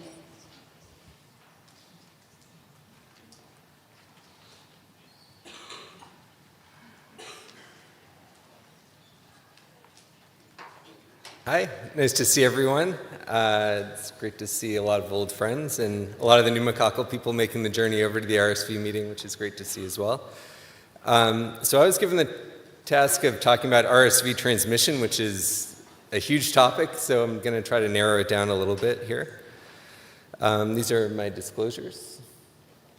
And I just wanted to acknowledge most of the stuff I'm going to be talking about is work that was done by Jia Kwan, who's a student who's here, and Kay Lee, a research scientist at Yale, Rosalie, who's sitting in the front row here from Utrecht, and Louis' group in collaboration with a lot of other folks. So if we're talking about RSV transmission, we could mean a lot of different things at a lot of different spatial scales. And so we could be talking about global transmission. A lot of people in this room have done work to try to understand how RSV is transmitted sort of between continents and globally, using genomic data to understand sort of the role of air travel and so forth across continents. We could also be talking at sort of a more regional scale. There's been a lot of work done by different groups showing sort of the dynamics of RSV across North America and across Europe, where we tend to see what look like waves of epidemics each season with very well-structured epidemic patterns. In the US, we tend to have these waves that start in the southeastern US and travel outward to the north and west, and there's sort of similar patterns in Europe and other parts of the world as well. We could be talking at a more sort of local level as well of transmission. This is the northeastern US. The dark area there is New York City, where they tend to have the earliest epidemics in that part of the country. And again, it looks almost like a traveling wave rippling out from these large urban centers in the Northeast out, which maybe points to something about transmission at the regional scale. But today I'm going to sort of focus more on sort of what's happening at the sort of local individual household level and sort of who's driving transmission. So I want to sort of focus on the contribution of different age groups to transmission of RSV in the community and burden of RSV. So why is this an important question? To understand the potential indirects of immunization, we need to understand who's driving transmission. So as Andy said in the last talk, for the current pediatric interventions, we don't expect a lot of large indirect effects because of the short duration of protection, who's protected, but what would it take to have a product that might drive down community level infection rates and sort of drive down that between age group transmission? We also want to know, if there's a new variant of RSV that comes into the population that has a mutation in a binding site, how quickly could that propagate through the population, and understanding these transmission patterns at different spatial scales can help us to do that. And it can also help us to understand the timing of epidemics between age groups in different regions. So I want to start with this sort of data slide here. This is the dynamics of RSV across a couple of seasons in the US using data from a large electronic health registry in the US. So this is emergency room data. And what sticks out is the sort of difference in epidemic timing between what's happening in kids under 5 and what's happening in adults. So it's almost like there's two distinct epidemics happening, and this is something that's distinct for RSV, by the way. If we look at influenza, if we look at COVID, the epidemics are fairly well synchronized across age groups. But for RSV, we see these very distinct patterns where there's an early epidemic that happens in the kids, and then 3 to 4 weeks later, we see a peak in hospitalizations for adults. And we see this both in emergency room visits and inpatient hospitalizations. We can look at this another way. So this is some work that Kay Lee did, looking at sort of the growth rates of the epidemics across different age groups. And each line here represents a different age group over time. And the y-axis is showing the growth rate over time. So what you can see is basically the growth rates are similar across different age groups of the epidemic. So sort of the intensity of the epidemic once it gets going is similar.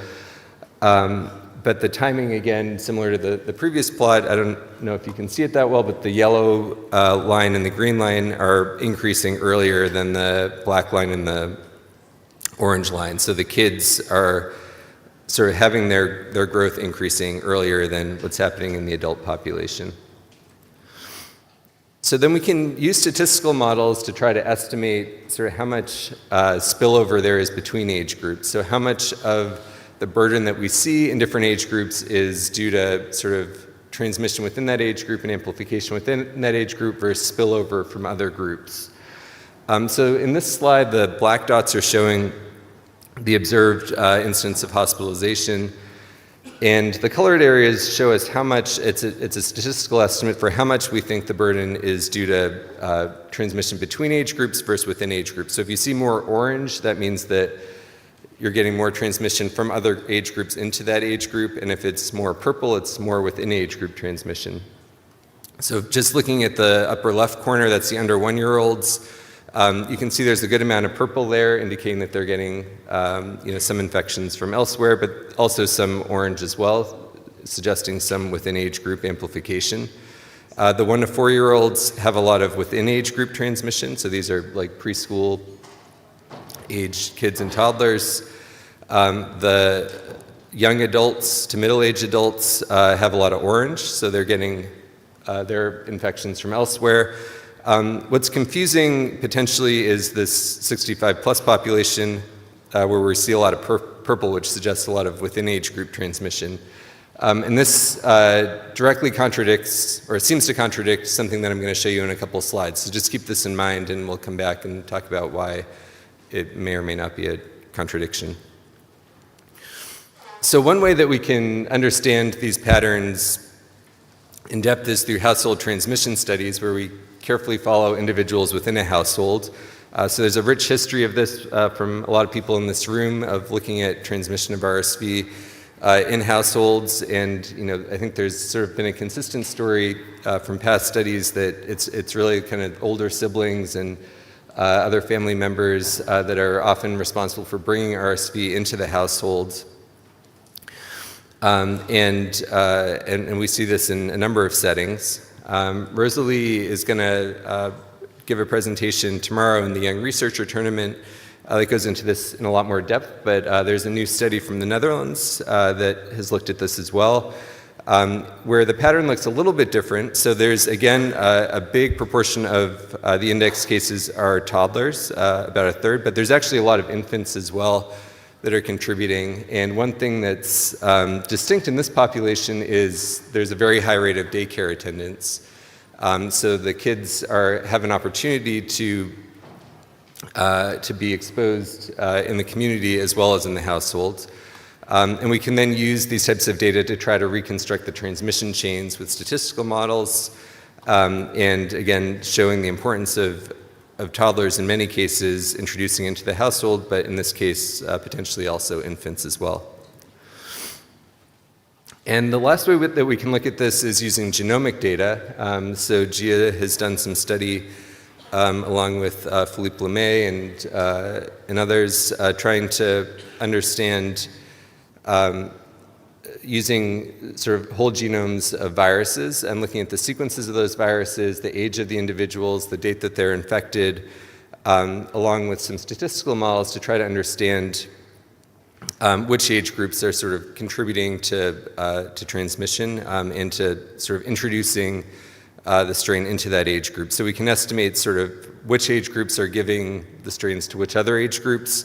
And consistent with some of the household studies, it really looks like it's dominated by this yellow age group here, which is the 12 to 35-month-old. So it's actually a slightly younger age group than we estimate from some of the other studies.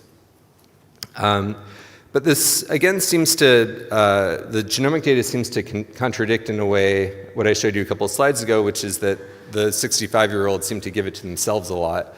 So there's, it seems like there's potentially a lot of within age group transmission for RSV in the adults. And one way that we're thinking about this is that the kids are responsible for sort of seeding the virus into the different age groups. Then there's some amplification that happens in some risk groups. So, if you think of a nursing home setting or other, settings where there might be some crowding that can serve as amplification for the virus. So that's how sort of we're trying to reconcile these different observations that we're seeing in the population. So one question is, why kids are the drivers here? Why do they have earlier epidemics, and why do they tend to have sort of more intense transmission that they're driving this? I think the obvious answer that most of us would give is that, kids are gross and they, are sneezing everywhere and rubbing their snot everywhere. And they're in daycare centers, and they have a lot of close interactions. In addition to that, I think, the kids obviously have less immune history, so they're more susceptible to infection. They're going to have a longer duration of infection when they are infected, so they're going to have sort of this prolonged viral shedding. And this is something that Kaylee has tried to quantify using data from a number of published studies from human challenge studies and longitudinal cohort studies where we have some data on the duration of infection for individuals and trying to pair that with information about sort of the infectious load for different viruses.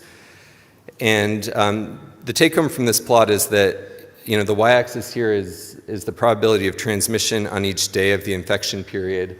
You can see the blue curve here in the pediatric group is much higher and much broader than the other age groups, so there's a higher probability of transmission for a longer period, largely due to this sort of higher viral load and duration of infection in those groups.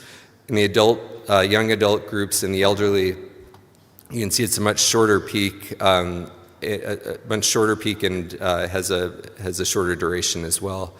So there's just less opportunity for the adults to sort of pass it on to others. So we can use this information to try to make some guesses about what might happen with different intervention strategies. So Ginny Pitzer, who's here, along with Gigi, who is now at Moderna, had developed this age structure transmission model a number of years ago, where we try to divide the population up into groups based on their immune history, whether they have maternal immunity, whether they've had 1 or 2 or 3 previous infections, and how that affects their likelihood of developing disease and hospitalization. And then we can sort of use these models to simulate how changes in immunity might influence the population. So if we had a longer acting antibody or an immunization that we could give to slightly older children that could give protection, what would be the impact? So we can layer that on top of the model, just looking at these different strategies and sort of how they would influence, making assumptions about how they would influence the infection characteristics in the population. And the take home is basically that, our expectation is that because of the short duration of maternal immunization in monoclonals and the fact that it's really affecting those very young children, we're not expecting much indirect protection from those vaccines. So you can see here the purple and the red lines are largely overlapping each other, which suggests that the direct effect of the vaccine is basically the total effect that you're going to see. If we look at alternative immunization strategies that might extend protection into the second year of life, you might start to see some additional protection. So you might see both a direct effect, the red line here, and some additional effect from indirect protection, so which is sort of the difference between this red line and the purple line here. So just to summarize, we think that toddlers and preschool-aged children likely drive much of the transmission for RSV. We do think that there are some more complicated dynamics that might be happening, though, where the kids are maybe seeding the epidemics and then it's getting amplified into other age groups subsequently. Understanding these patterns further could have important implications for understanding the potential indirect impacts of future immunization strategies. And with that, I'd just like to thank everyone again who's contributed to this work.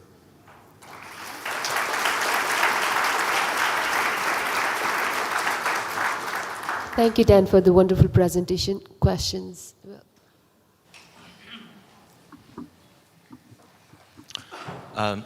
Hello, Yoli from Nanjing Medical University. Thank you very much for the interesting talk. I think it's important to really understand RSV transmission patterns at different levels. So my question is really about, so you talk about the household transmission and also how RSV transmits from one age group to another. But my question is really about how RSV is transmitted from one household to another, who is the bridge. So for example, children who attend childcare centers could be the bridge because children of similar age from different households may come together at childcare center and then bring RSV back to the household. So what do you think is the most important kind of bridge age group? And you also talk about the older adults. And do you think older adults could also be the bridge somehow, through daycare centers? Or do you think the working age adults could be the bridge, or the school attending children be the bridge? Thank you. Yeah, so I think certainly daycare attendance is super important. I think Rosalie's data shows that really nicely. I think the adults do play some role, and the genomic data suggests a little bit that the adults might play a role in sort of persistence of strains between the seasons as well. So we often see that in a given location the same lineage of RSV persists from one season to the next, and we think that the adults might be the ones who are sort of able to maintain that transmission in the population, and then it gets sort of reseeded back into the kids, through families or other ways. But yeah, I don't think there's sort of necessarily a single sort of answer. I think a lot of these different sort of clusters of groups can play a role in maintaining this, but I think certainly the kids attending daycare and then the slightly older kids who are starting to get into sort of preschool and so forth are really important. So. Pedro Piedra from Baylor College of Medicine. Dan, thank you for that excellent presentation. You had a slide that you went over a little bit fast, showing differences between RSVA and RSVB transmission, which appeared that RSVB was more predominant within the older subjects. I was wondering if you could expand on that. Yeah, so I'll give the caveat that this is data from just 2 seasons, so it's hard to make. There are a lot of kind of interesting nuggets in this data that we're not super confident about just because it's from 2 seasons in one location. But I will you can go to Gia Kwan's poster tomorrow and maybe she can expand on that a bit more, but I'm not super confident that there's a robust pattern there yet. Adam Finn, hi. Dan, nice to see you. Hey, Adam. Your final conclusion about the possibility of importance of transmission for interventions was kind of provocative. Is it too soon to say, or is your sense that if we were to find active immunization that would reduce transmission in toddlers, that we might see population-wide indirect effects, or is it too difficult to speculate? Yeah, I mean, that's the transmission models suggest that that could be the case. I think it depends, you know, of course, on whether that immunization is transmission blocking or not partially, and how much it disrupts transmission. But I think it's something that's worth looking at. I mean, even with some of the products that we have currently, you know, there are tests that, or trials that could be done, you know, looking to see, you know, their potential impact on transmission patterns. But yeah, I'm hopeful. I mean, certainly, you know, we know that with pneumococcal vaccines, once you extend protection into that sort of 1 to 4, 1 to 5 age group is sort of when you start to see that protection into the older age groups really happening. So, you know, I think if we could extend protection there, we could see something. Just to come back very briefly, with the nasal flu vaccine, I think our impression is that the real impact came when we started immunizing primary school aged children, but that may be more to do with the fact that there's such intense contact between them. Yep. Yeah, that could be. And yeah, but I think it's worth, you know, looking at, you know, there are sort of household transmission studies that could be done, you know, in a trial setting to look at this question and see the effect on transmission, I think, in a relatively small population. Thank you. Thank you. Peter Richmond, University of Western Australia. Thanks for a really interesting talk, Dan. I sort of, enlarging on that, we've had some challenges developing vaccines, live and inactivated vaccines for seronegative toddlers. But there's some evidence that perhaps seropositive 2 to 5-year-olds might be more amenable to effective vaccines that don't have enhanced disease and are effective. Are you able to split this up into the sort of the 2 to 5s rather than the sort of 12, you know, the under 2s as part of where that transmission's occurring? Do you have that granularity? We haven't tried to do that yet, mainly due to, I mean, for our genomic data at least, you know, we're dealing with fairly small numbers, which has prevented us from doing that. And I think with the clinical data, the epidemic curves within that age group are fairly tightly correlated, so it's hard to sort of tease out kind of the contributions of each. But potentially with a larger study, we could look at that with the genomic data. Yeah. Just another question. The transmission within daycares, has that been well studied, do you think? There are probably people in the room who could answer that better than I will, so I won't try to answer it and leave out anybody's work, but I think there have been some good studies on this. Maybe in the interest of time, we can take one more question, and for the rest, I know you know, you can find Dr. Dan in the hallway later. Thank you, Natasha Lassa Vanderbilt. Quick question about immune-compromised hosts. Are you able to, because with their prolonged transmission, are you able to dig a little deeper to see if they're contributing to transmission?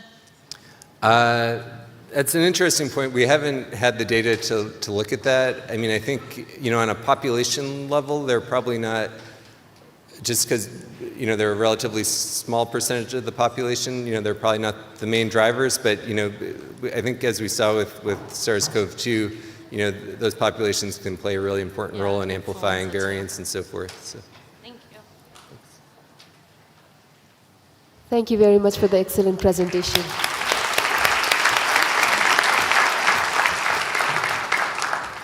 So it's now my pleasure to introduce Rachel Thomas, who will be giving a talk about the RSV patient network. I think it's incredible to hear patients' voices and how they can support each other.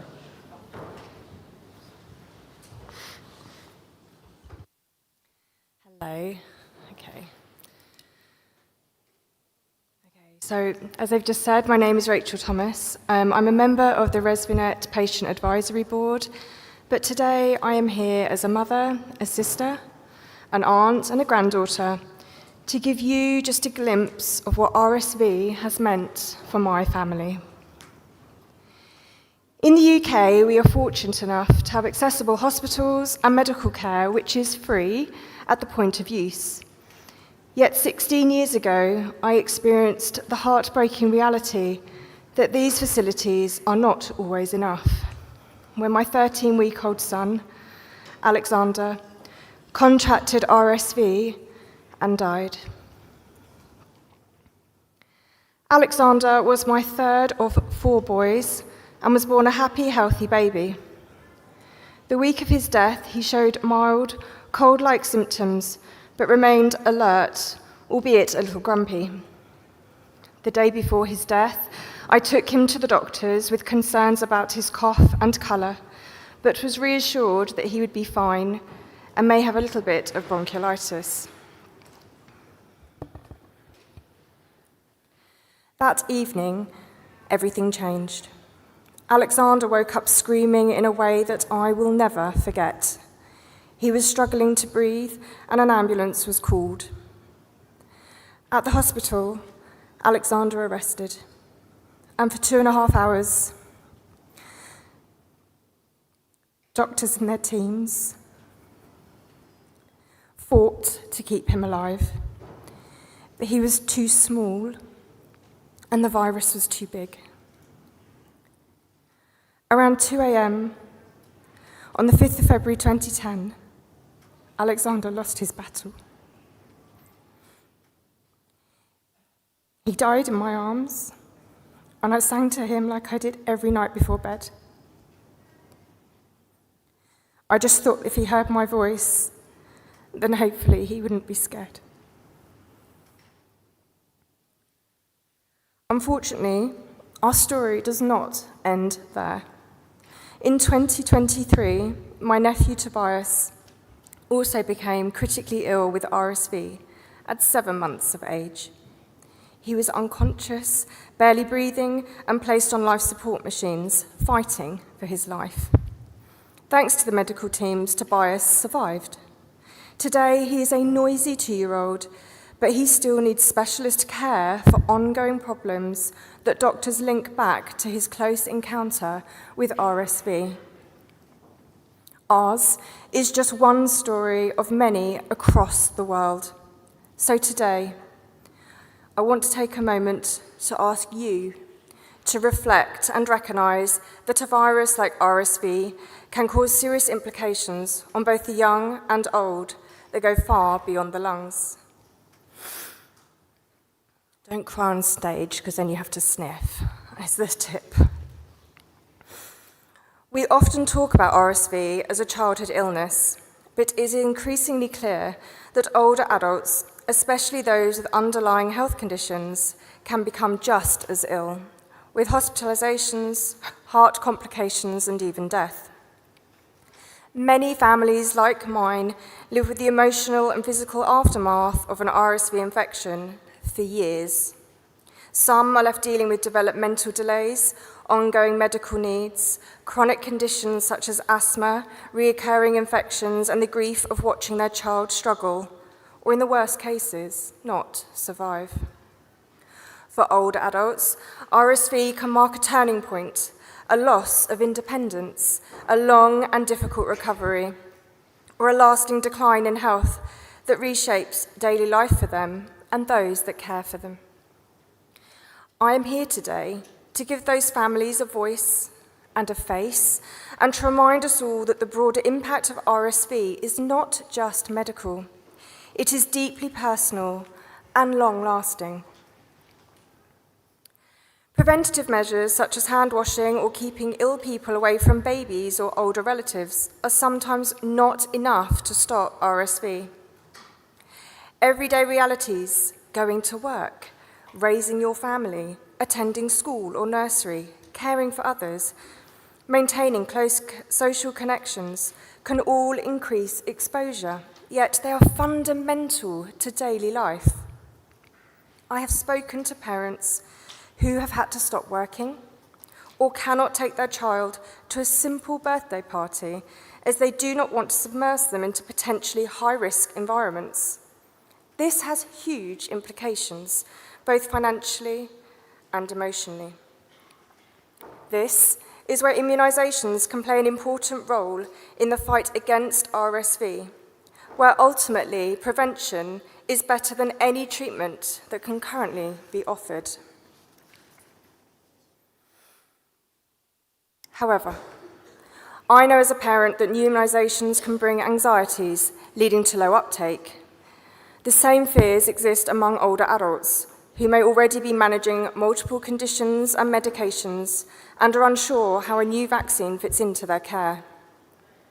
The 3 new options are an amazing step forward, but for them to work, families must trust them, putting their faith and their children's lives in the hands of people they do not know and research that they may not fully understand.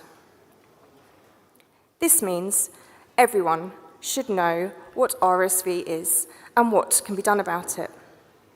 Yet, here we are in 2026, 16 years on from my own son's death, and I argue that many still have no concept of RSV, even though its strength is undeniably devastating. How do we expect immunisation programmes to work if people do not understand what they are being protected against? Beyond being a mother, I'm a university lecturer, so it will come as no surprise that I strongly believe that education is the answer to help combat some of the fears and anxieties that may occur with new immunisation programmes. As part of the ReSViNET journey in achieving greater knowledge and understanding, the new RSV chatbot was launched in 2024 on World Pneumonia Day. The chatbot delivers up-to-date information and is an interactive tool that is easily accessible, hopefully making it more likely for patients, parents, carers, and families to engage with it. For the public to feel empowered by their decision to have an RSV vaccine, they need to be educated, and the chatbot is a positive step forwards.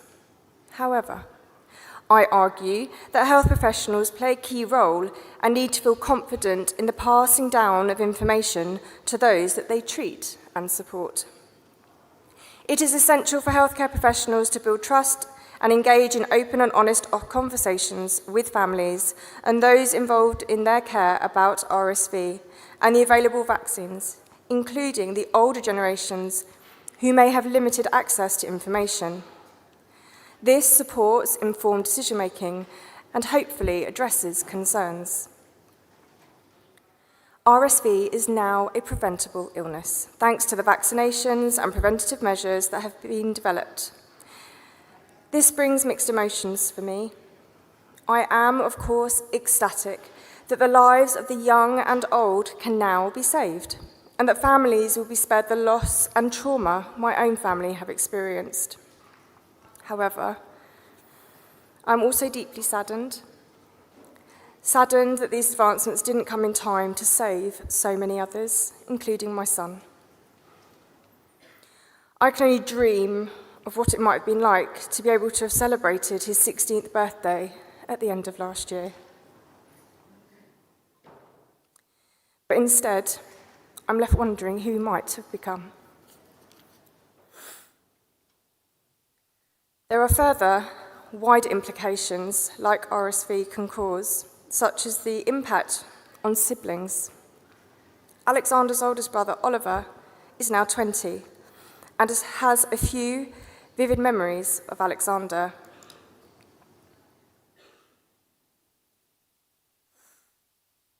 That's Oliver and Alexander cuddling, just for clarification. And that's now Oliver. They grow, children. One in particular that Oliver talks about was a then 4-year-old Oliver was messing around at the dinner table, and Alexander laughed at him. The lifelong impact on my other children are described with such feeling through Oliver. He will openly talk about the sibling guilt he has and how everything he does in life is so that if his brother were here, he could look up to him and be proud. Oliver says that every time he goes to the grave, he feels the grief of him passing away as if it happened a week ago. He feels this is something that will never change. With the support of ReSViNET, Oliver has been able to tell some of his story, and he can do it far more justice than I.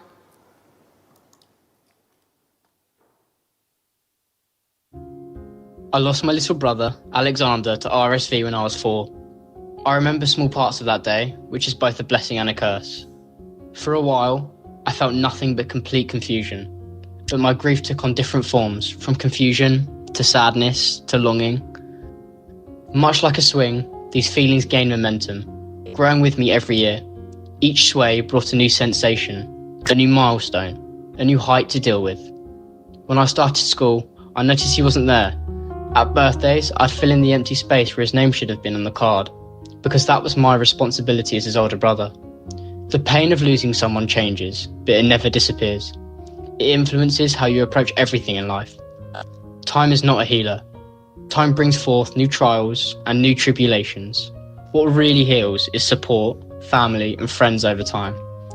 Losing Alexander has shaped me deeply, and I carry that responsibility every single day to keep his memory alive, in every single card I write, and in every single part of my life, because what I do has to make him proud. That is my job as his role model, his big brother. If I keep doing this, then he is, in my mind and in my heart, every bit as alive as the day he was first born.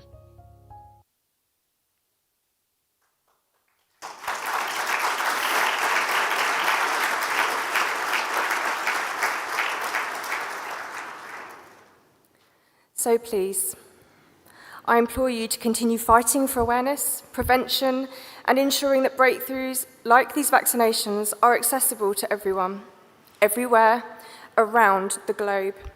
No parent should ever miss the chance to watch their child grow up, and no sibling should have to visit a grave instead of singing happy birthday to their brother. By working together, we can make sure RSV becomes a thing of the past, sparing other families from the grief and long-term struggles that mine have endured. Thank you very much.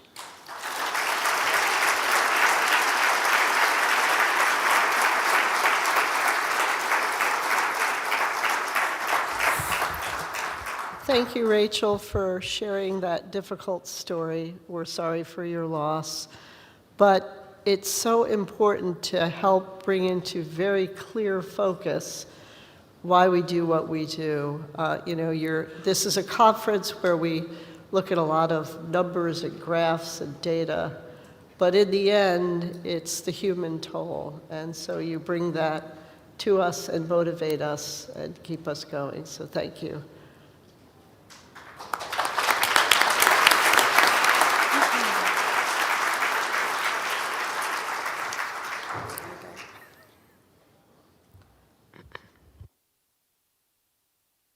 Okay, we now have lunch, and after lunch at 12:45, for those people who have pre-registered, there's a master class on RSV education. And then you can come back, if you didn't sign up for the master class, at 13:45 for the Barney Graham Award winner.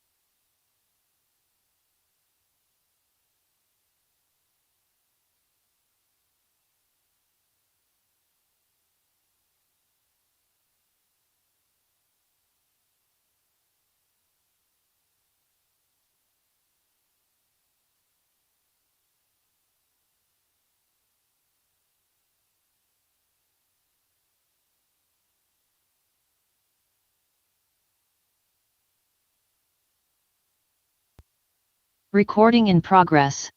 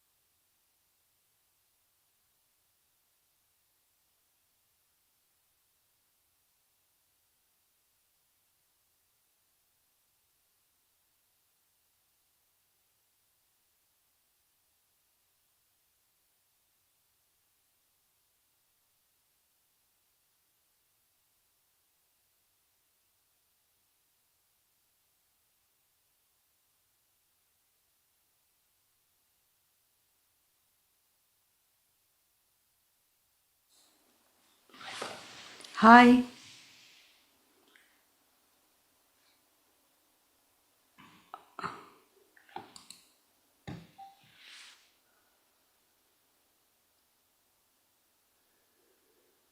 Hello. Yes, I can. Hi, hi. Nice to meet you. Thank you so much.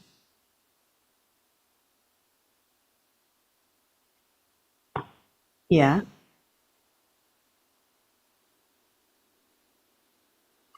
Okay.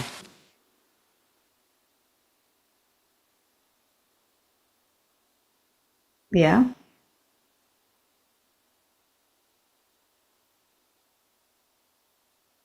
Yes. PowerPoint.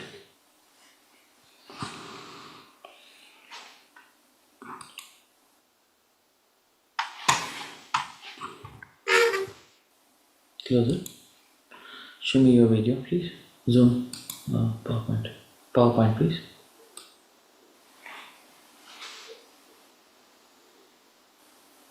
Yes. And no, I just don't want you to go there. Share screen. Stop share. Stop share, please.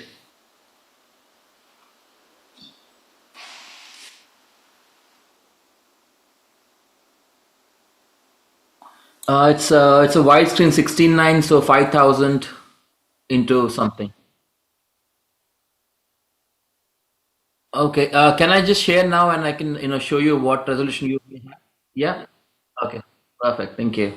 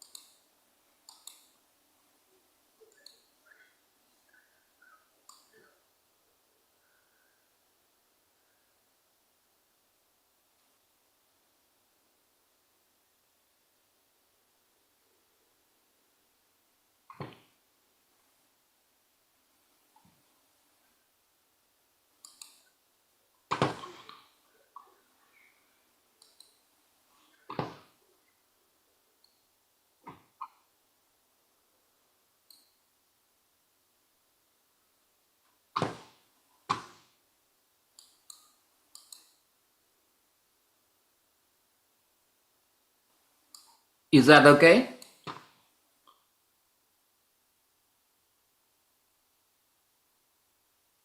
This is the slide.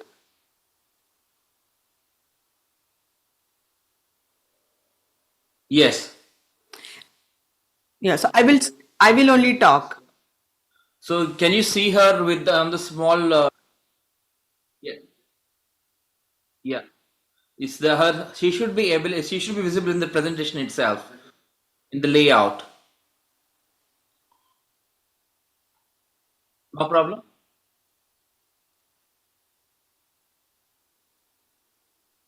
Yes. Yes. Can we try going to the ones, the whole thing? Can I try it? Yeah. Okay. I will just not, I won't talk. I will just go next a couple of slides, okay?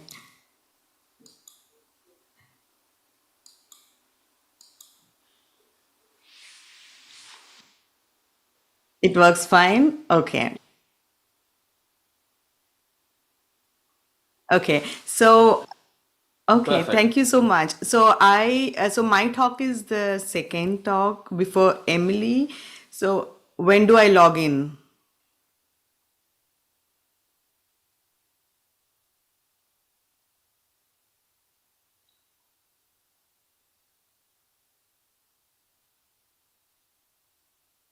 Yeah. Yeah. Yeah. Yeah. Okay. Okay.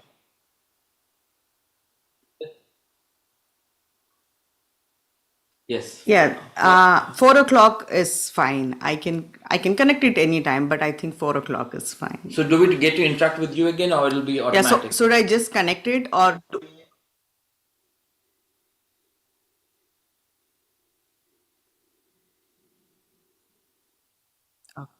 I saw that my screen is displayed. So when I just connect, it won't be displayed, right? Because someone else will be talking. It won't interrupt anybody. So when I just logged in now, I saw that I saw my screen in the my screen was displayed in the main stage. So once she logs back in at 4 o'clock, would we'll do the same setup again, and we'll just wait for you without this.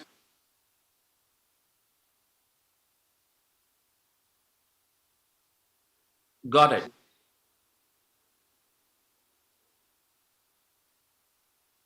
Okay, so till that time, this screen will not be visible to them. So we can come in and set all this thing up and then be ready at 4 o'clock. Perfect. Got it. Got it. Perfect. Yeah. Mhm. Yeah.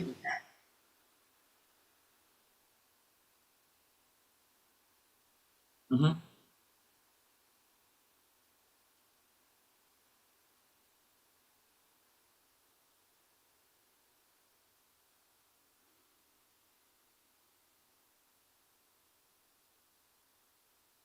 Okay.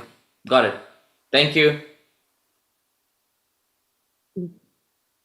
Thank you so much. Bye. Bye. Gracias. Leave.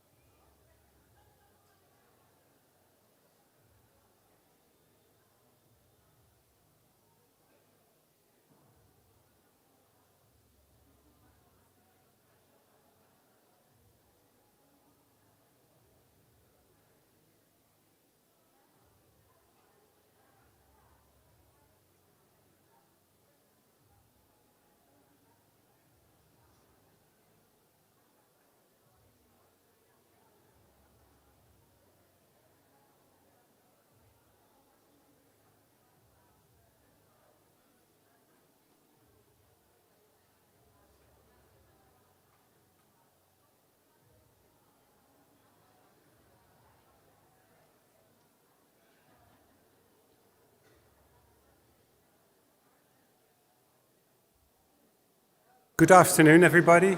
Welcome back. I hope you enjoyed the lunch while we are closing the doors. It's time for a special moment because after 2 years, we're going to go back to the Barney Graham Award ceremony. So, if we can go to the next slide, or I can do that. No.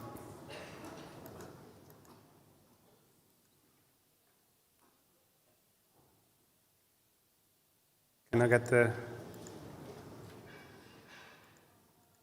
No, this is not. Can I get the slides, please? Sorry.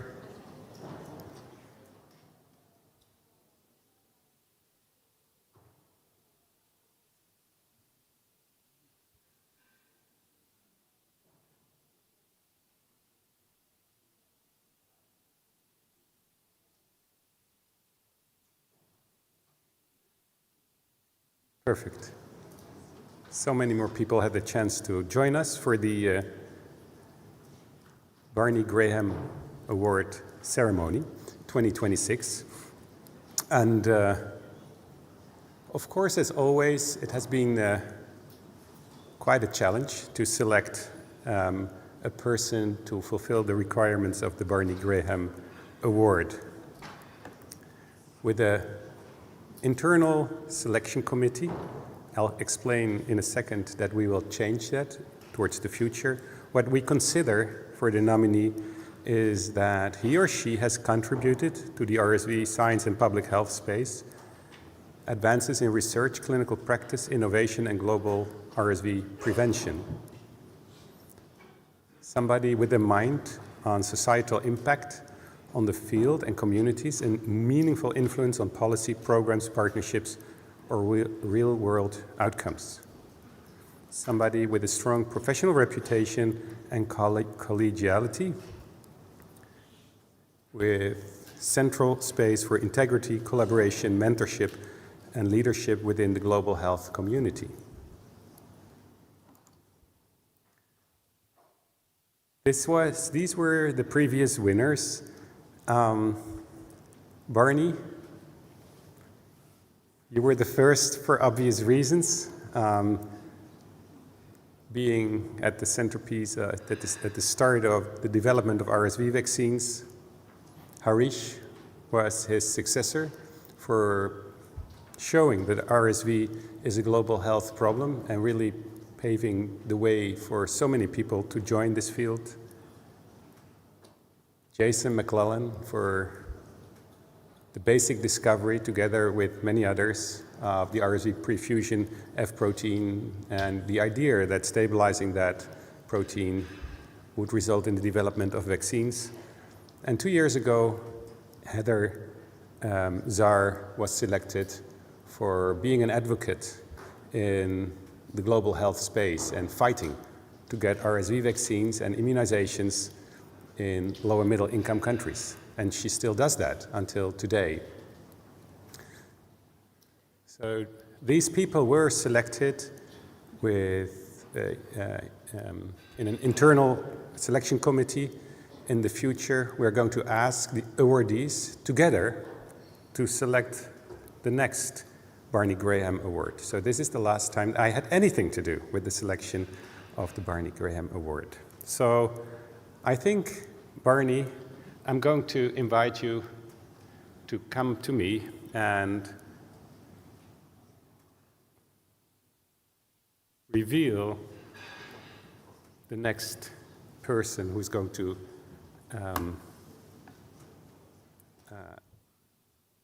win the award that bears your name, Barney. Feel free to move forward.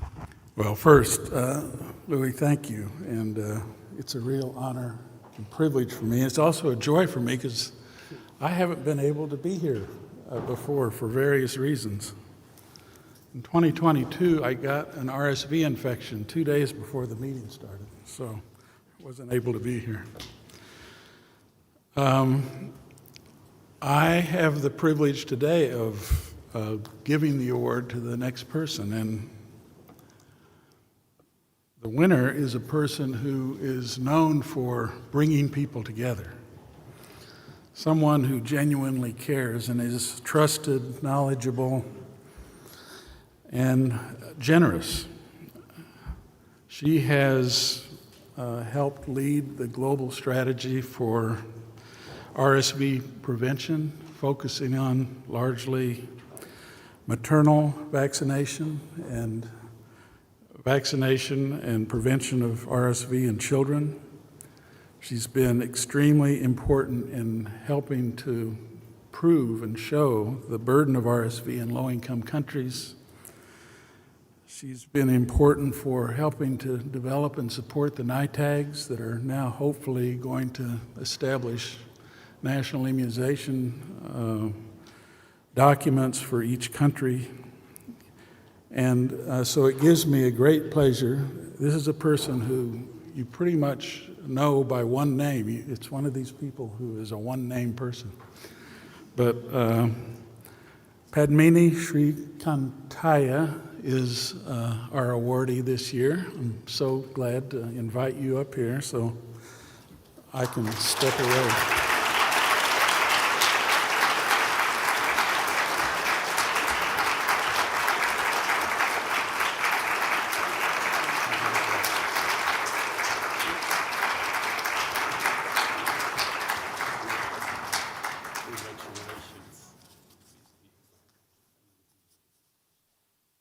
Usually likes to stay in the background, so I know she's very embarrassed right now, but her family is also with us, and her husband and 2 sons should stand up.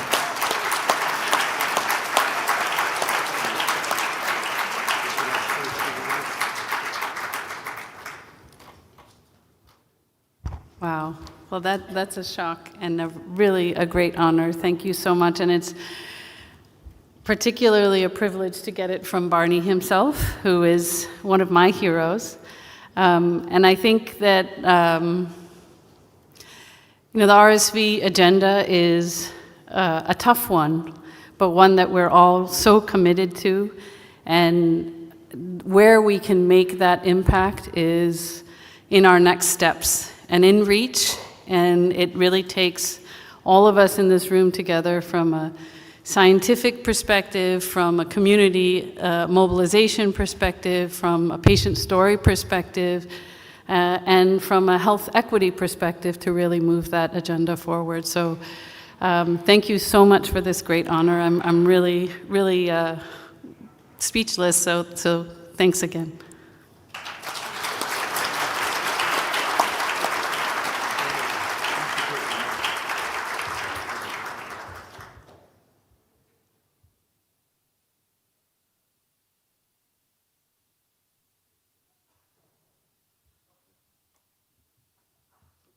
So now we will continue with the program. I think Maurizio and Erin will join us. Angela, thank you for being part of the whole thing. It has been wonderful to work with you, Angela. Maurizio, go ahead.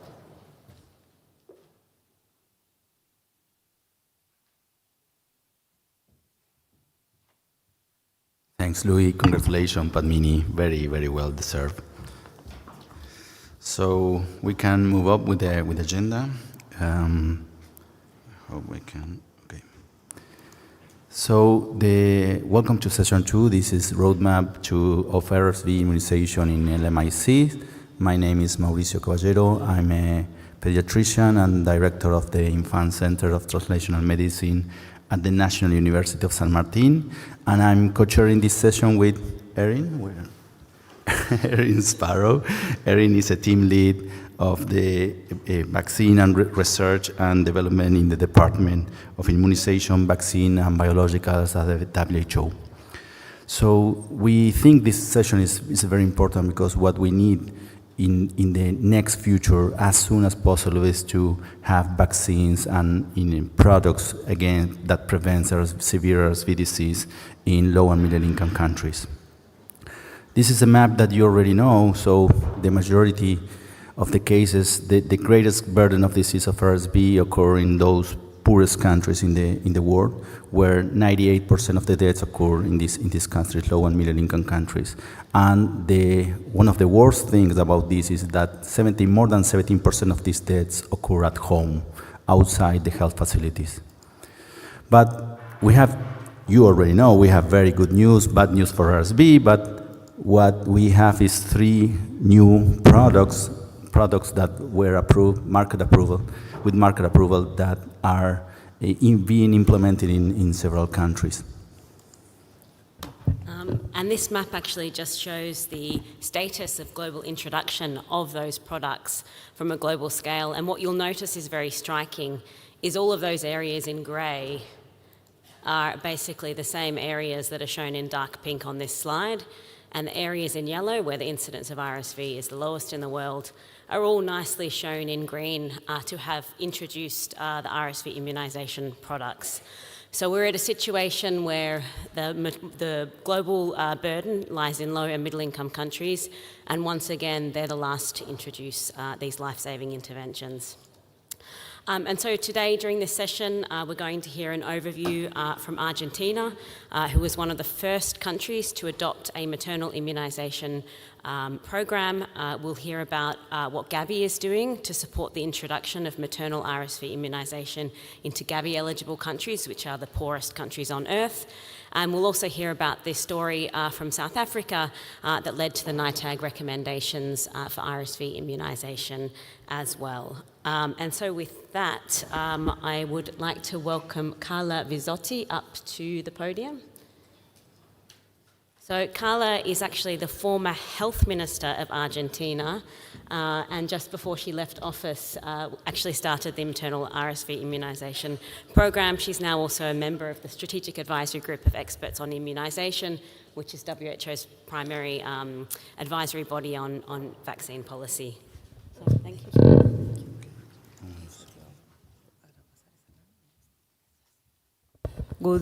Good afternoon for everybody. I'm really, really happy to be here, and I'm also really, really proud of being part of this meeting and sharing Argentina's experience regarding maternal immunization from the decision-making process from not so little country, from so far away, and we are really proud of all the work that has been done. These are my disclosures regarding the Bernie study, and another disclosure is that I had too many hats during the past 2 decades. I started in the Ministry of Health in 2003 with being in the epidemiology area. In 2007, I became the EPI manager while we work really, really hard regarding maternal immunization. We introduced the Tdap vaccines in the middle of a huge outbreak of pertussis, and we had a really important impact in mortality. And since then, we have been working in strengthening the maternal immunization platform. We have flu, COVID, and now RSV. Then in 2018, I left the Minister of Health and I became independent consultant working in the national law, and founded with some friends here the Argentina Society of Immunology and Epidemiology. And in 2019, not very good time to become vice minister in December 2019, being in charge of the epidemiology area and vaccination area, and in 2021 Minister of Health till 2023. No words regarding that, no comments. Regarding the pandemic, COVID-19 pandemic, and then from 2023 till now, I am the head of the Hub for Innovation in Health and Equity Policies. I hope my last hat in San Martin University with Mauricio is my neighbor in the National University. Just to introduce Argentina, we are a big country. We are in the south. We are a federal country. We have 24 provinces, and we have a very fragmented healthcare system. We have 3 insurance systems, including public, social security, and public insurance. And the Ministry of Health is responsible for leading the health policies and coordination. we have a national law that ensures the vaccines are provided 100% from the national level and are delivered to the 24 provinces, and they are delivered for the population that are free and mandatory in the national immunization programs. The 3 provinces and the Ciudad de Buenos Aires are the responsible in the federal country of the implementation of the vaccination policy. And of course, they had to report the doses that are delivered to the national level and of course the surveillance system. And we work with surveillance of diseases, with safety surveillance, and in the law also we have a national immunization technical advisory group and also a national commission for vaccine safety that meets monthly just to analyze the reports regarding safety. I'm not going to tell you about RSV, but just to show Argentina's seasonality and what happened after COVID-19 pandemic. The RSV returned earlier, larger and harder, and in pink blue you can see the RSV cases, and in the graph at the down, you can see the differences between the 5 regions in Argentina. They have really different seasonality, so it's difficult to work at the national level. We have to work with the provinces and also being really active regarding surveillance to make decisions. Of course, we have high hospitalization burden and less than 1 year as mostly impact the newborns. The last season, we have a huge impact regarding hospitalization, and in the health system was really, really tense, and it has also a huge impact regarding in media and also regarding economics, not only about lives and hospitalization, but also the burden of disease is really a problem regarding health economy.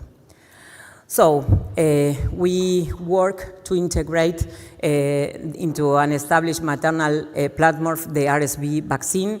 We were working a lot through the last more than 10 years. As I said, we had an existing maternal vaccination experience with a strong platform, influenza in any trimester of the pregnancy, Tdap from the week 20, COVID-19 during pregnancy. We were one of the first countries also which recommend the vaccine during pregnancy, and since December 2023, RSV vaccine is allowed in our national calendar, free and mandatory.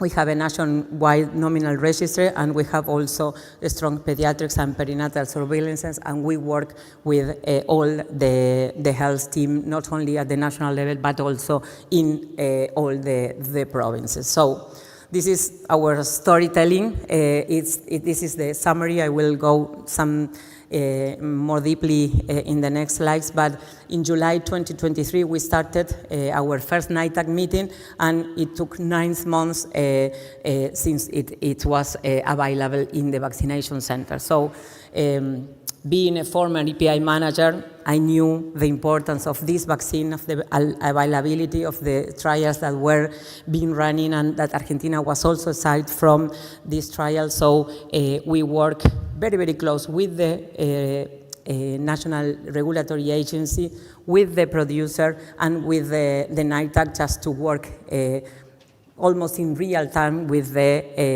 evaluation of the vaccine and with the NITAC analysis. So it begins in July. We had in November 2023 the recommendation. Before September, the National Regulatory Agency approved the vaccine, and in December we introduced it in the immunization program. January, February,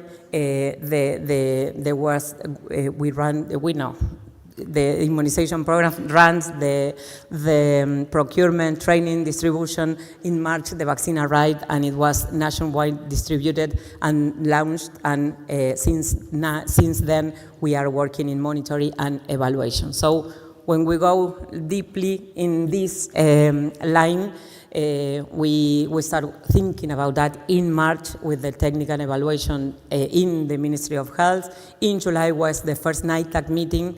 In August 21 and 23 were the approvals of US and Europe. And it was, in the 1st of September was the second meeting, but something really important happened, that we work with the Ministries of Health of the provinces. We launched a meeting with the 24 Ministries of Health from the provinces, and they really considers that our ANMAT is the regulatory agency's approval is a huge opportunity to protect infants and for its potential positive impacts, not only to prevent hospitalizations and death, but also to reduce pressure on the health system. And between, together, the NITAC, the Ministry of Health from the provinces, and ANMAT approved ANMAT approved, but it was altogether the use of the vaccine between the 32 and 36 weeks of gestation. It was the milestone to start the procurement process. So November the 9th was the last meeting of the NITAC. I will share the recommendation. And December the 9th, I signed the ministerial resolution, but the keynote or the color note is that it was the last day of the government, because the 10th of December, the new president assumed. So I signed the ministerial resolution to introduce the vaccine, the last date of me being Minister of Health, and the team continue to work on the procurement, delivery, and implementation.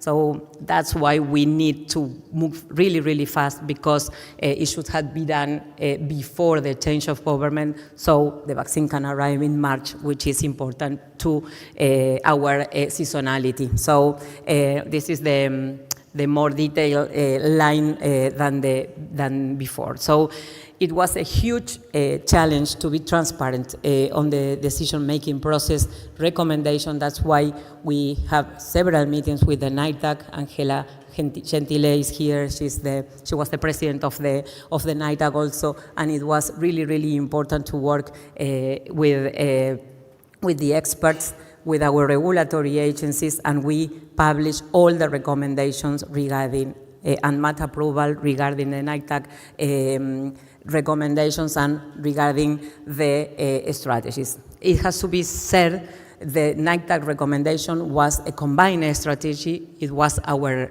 objective to do that, to combine, of course, the maternal immunization and to provide the monoclonal antibody to newborns that are high risk at the beginning, and then to evaluate the strategy regarding, of course, what has been said also during these days. We had a target population of 500,000 pregnant women, and we were using palivizumab for highest risk newborns that were 3,000 children, and the first target population for ReSViNET was around 25,000 newborns, but the approval did not arrive on time. Here you can see that in September 2023 was the approval of the vaccine, and in the end of November 2023 was the approval of the antibody, and as I already shared with you, the 10th of December was the change of government, so we didn't make it, but it was the original idea. It's not that we decided to go only with the vaccine. It was part of the process, but it didn't happen yet. And here is the ministerial resolution, the 9th of December, which introduced the vaccine in the national immunization calendar, free and mandatory, from the 1st of January 2024, and that's how Argentina became one of the first countries to introduce the vaccine. The implementation strategy has been also challenged.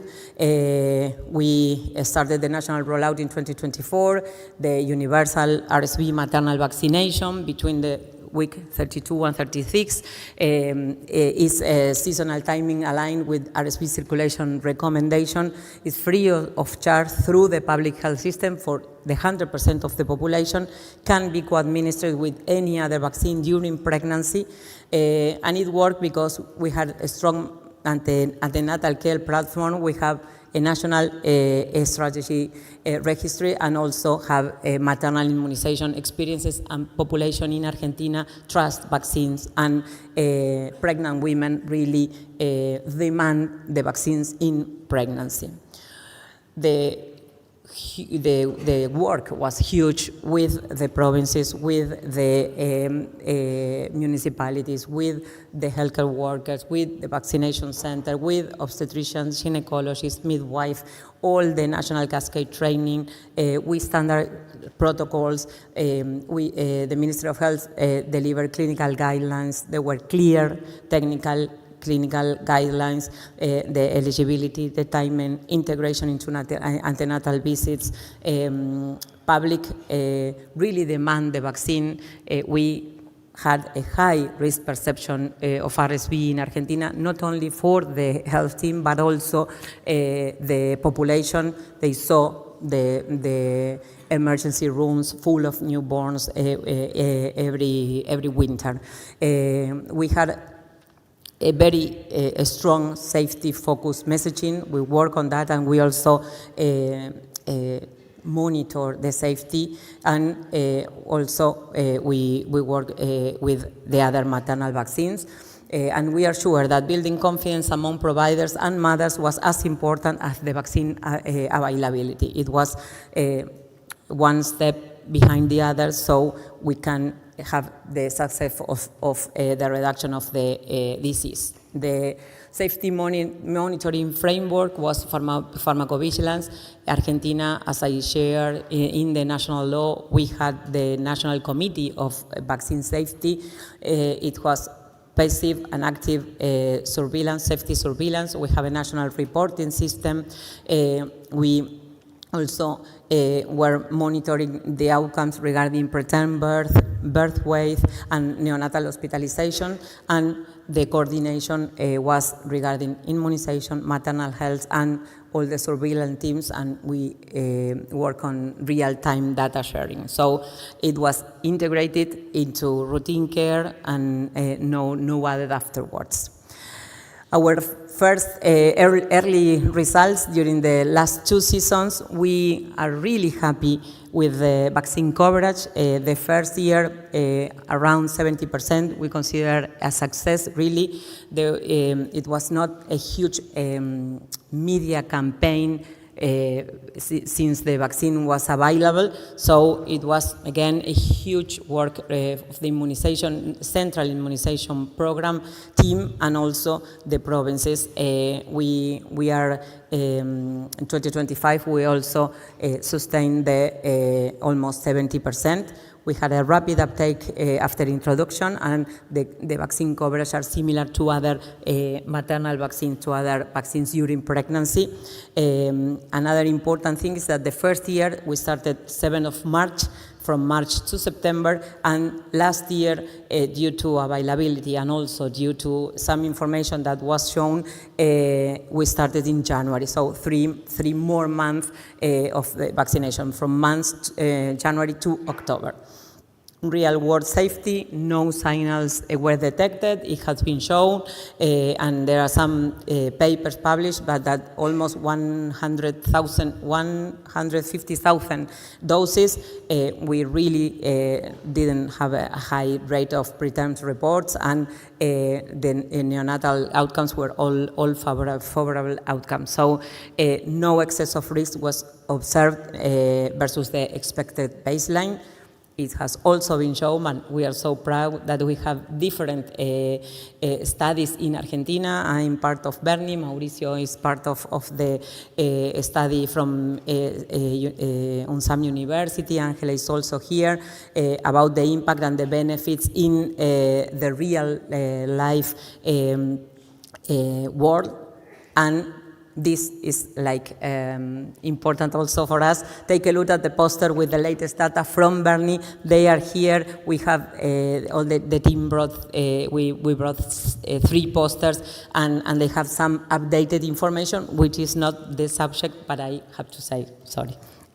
And which are the next challenges, the remaining challenges? We think that we have to work uneven coverage between provinces. The vaccine hesitancy is a huge problem. It also has been said.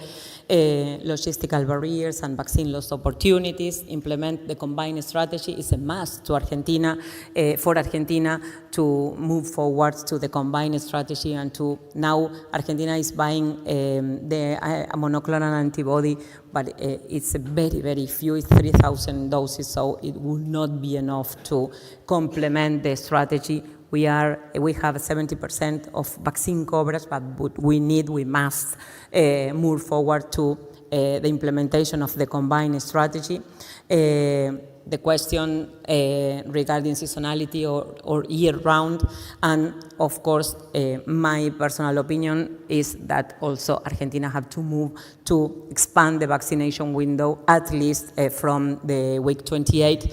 It was a regulatory decision to approve the vaccine from the week 32, because it was very, very early approval, and to protect the vaccine and the immunization program, to have some more evidence, it was the regulatory decision. But I think that we also should move forward to expand the vaccination windows. And I must say also that political and financial commitment is crucial for sustainability. It's a global worry about vaccines, public health, and the role of the state in many countries regarding the political and financial commitment to sustainability of this strategy. So no matter what have you wear, it's always something to be done. My hat now is on some university, trying to build evidence and to share this evidence, to also build a bridge to other countries to introduce. We are a middle-income country. We have a lot of problems, social, economical, and political, and we made it, so we are sure that it could be inspiring for other countries to introduce the vaccine. I said thank you because I think that Argentina's experience provides values, lessons for other countries to implement these kinds of strategies, but I want to really, really thank the Minister of Health team, not only in the central level, but also in the provinces. Maria del Valle Juarez, Mavi, is here. She has been crucial for implementation in the central level. Analia Rearte has been the epidemiology director, not only during the COVID-19 pandemic, but also to make this decision and to build evidence, real local information to make the decision. The NITAC, Angela is here. The Bernie team, Gonzalo, Lou, Romy, we work together to share the experience of Argentina, and also to all the UNSAM team. I'm really, really grateful for being here. Thank you very much.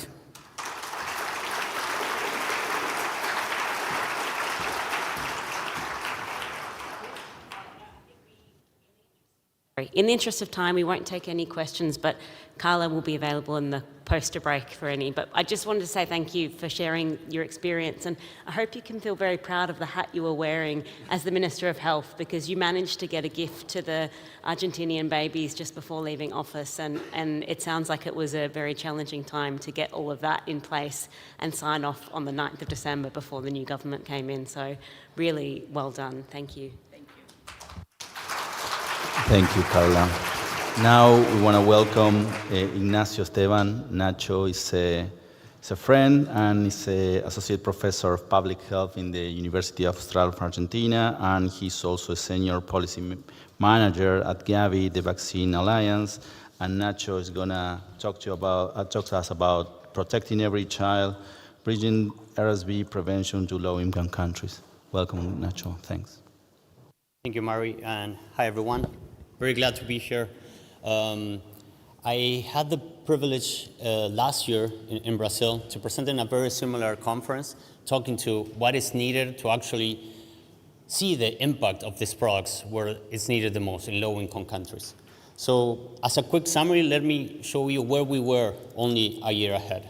So in terms of products introduction, we had only 22 countries that had actually introduced one of the new 2 products. And in terms of global introduction, through the Gavi, the Vaccine Alliance, who we are responsible for vaccinating half the children in the poorest of the world, in the poorest country, RSV was only a very promising decision. It was an in-principle decision trying to send signals in advance to manufacturers and countries made only 8 years ago, because we all acknowledged the impact RSV could have and the new products could have.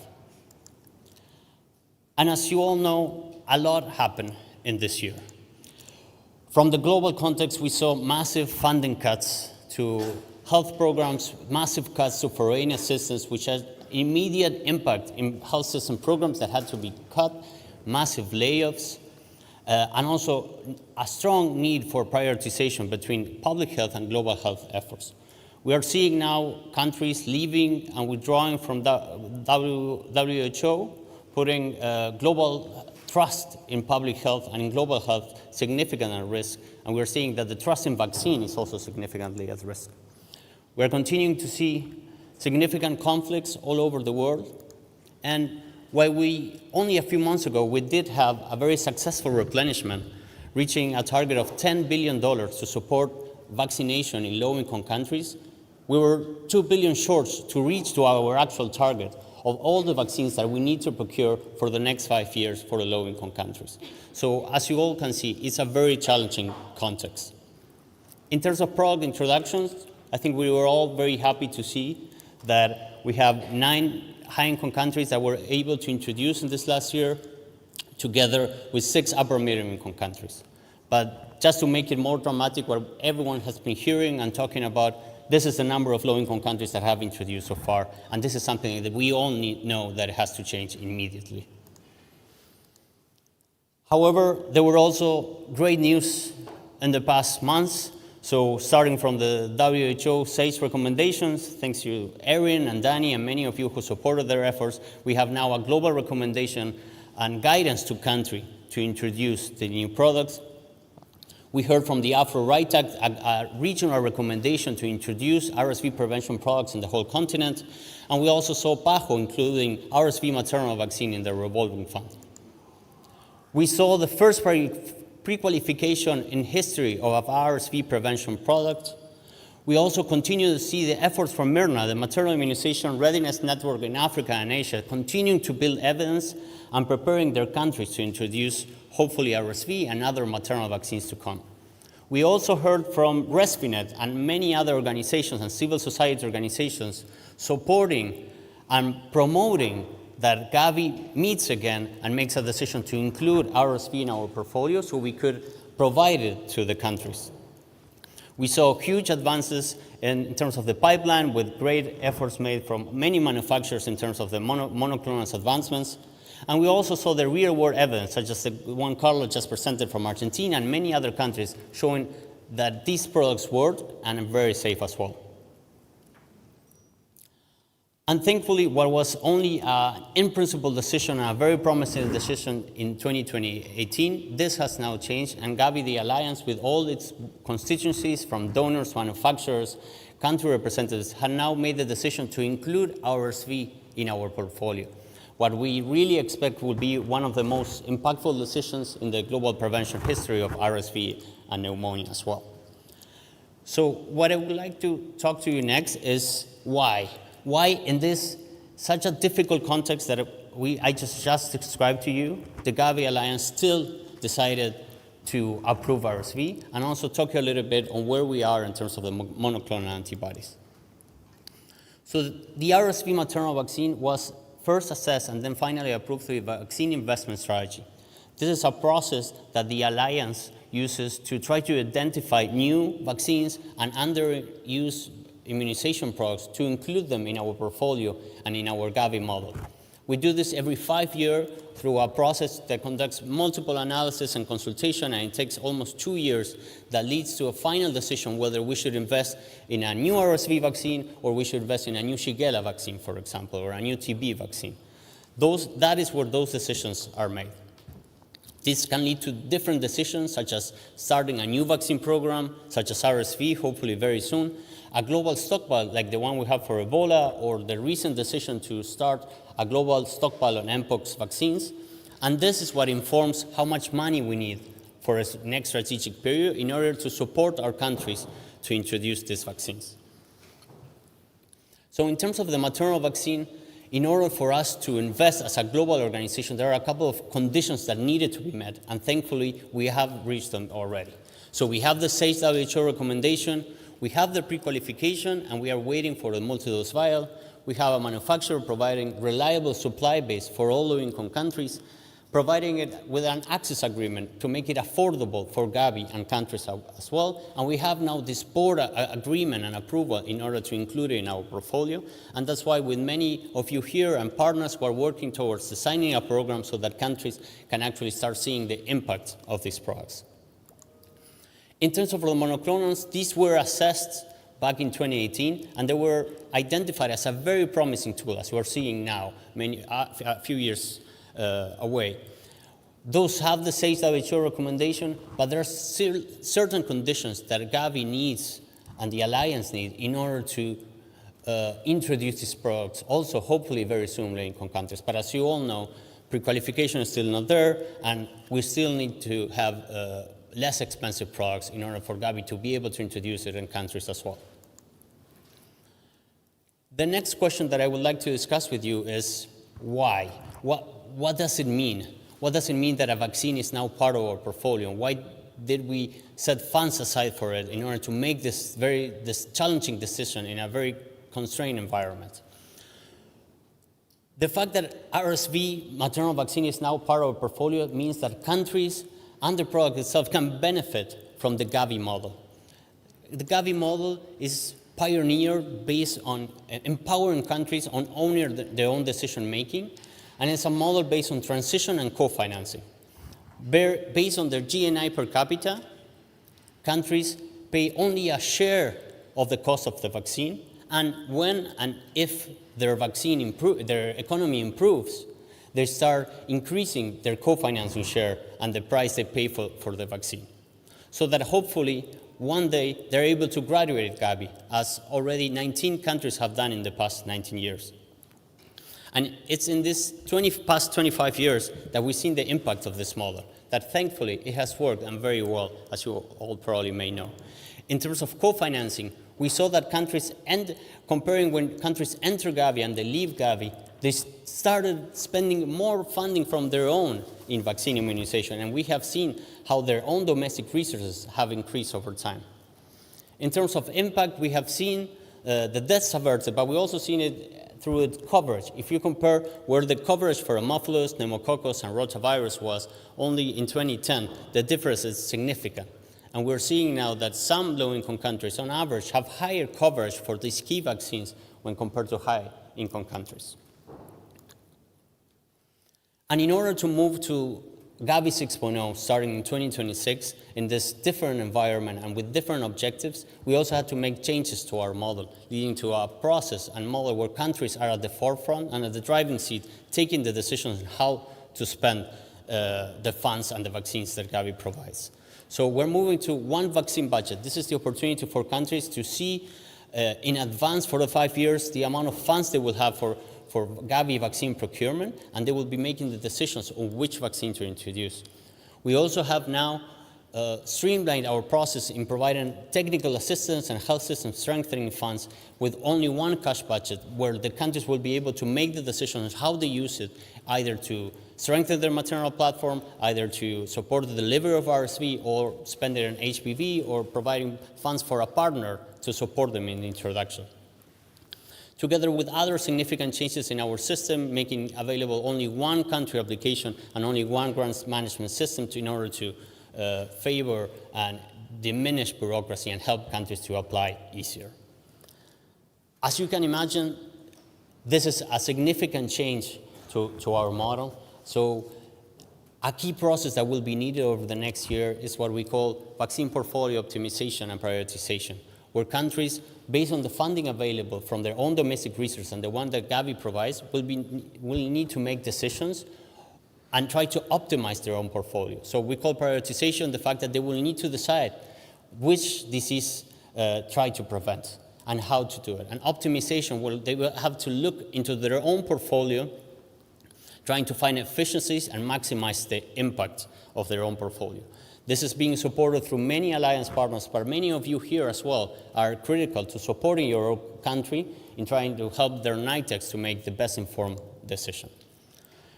In order to try to get RSV prevention products in low-income countries, we have recently, after the board approval, set up a global RSV coordination team with many of you here as well and partners to try to design a program that is fit for purpose and that hopefully is impactful over the next years as well.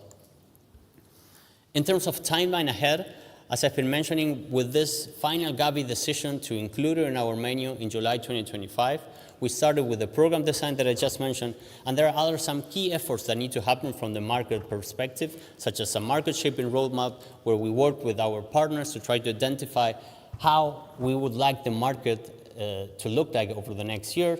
And we also will need from our partners from UNICEF conducting a procurement strategy, tendering, and contract process with the interested manufacturers. So that hopefully with the pre-qualification of the multi-dose vial expected in the next months, we'll be able to see the first applications for RSV within this context of our country holistic applications. For that, as mentioned, vaccine prioritization decisions will be key, and we'll be continuing engaging countries as a full alliance in trying to support the decision on what is the best for their own context, so that hopefully in 2028 we'll be able to see the first country introductions in low-income countries. So that together in a few years from now, hopefully we can share and show a different figure from this that we all know and acknowledge that this needs to change immediately. And as you all know, this needs and has to be a global coordination effort if we want to see the real impact of these products, unlock what we know they already can do, but actually see it in low-income countries. I strongly believe that RSV in this context is a unique opportunity, not only to show the value of global coordination and how we can prevent the RSV burden, but also to show in this context why investing in public health and in global health is more important than ever. And with that, thank you very much. Thank you very much, Nacho. We have time for questions. Nacho, what are, in your opinion, the most important needs that you have as Gavi and Gavi countries in terms of accelerate the introduction of the vaccine in these countries? Thank you, Mari. I think that's a great question, and I think the first thing I would try not to answer is availability of funds, because we need to acknowledge that we're in a different environment from where we were 5 years ago. 5 years ago, countries could apply to as many vaccines as they would be able to accept. And now we're in a different environment where we didn't meet our replenishment target. So I think building that trust in vaccination would also be key, and everyone doing their effort in increasing the confidence in vaccines so that donors also see this value again in global vaccination. The other key challenge, obviously, will be country decision-making. RSV is a new product, so we need to help countries and NITEX, and as we will hear from Sherry afterwards, to have an informed decision of what RSV actually is, because we know awareness is low, and we need them to take all the evidence into account if we want them to make an informed decision. Thank you, Nacho. Any other question? Thanks, Nacho.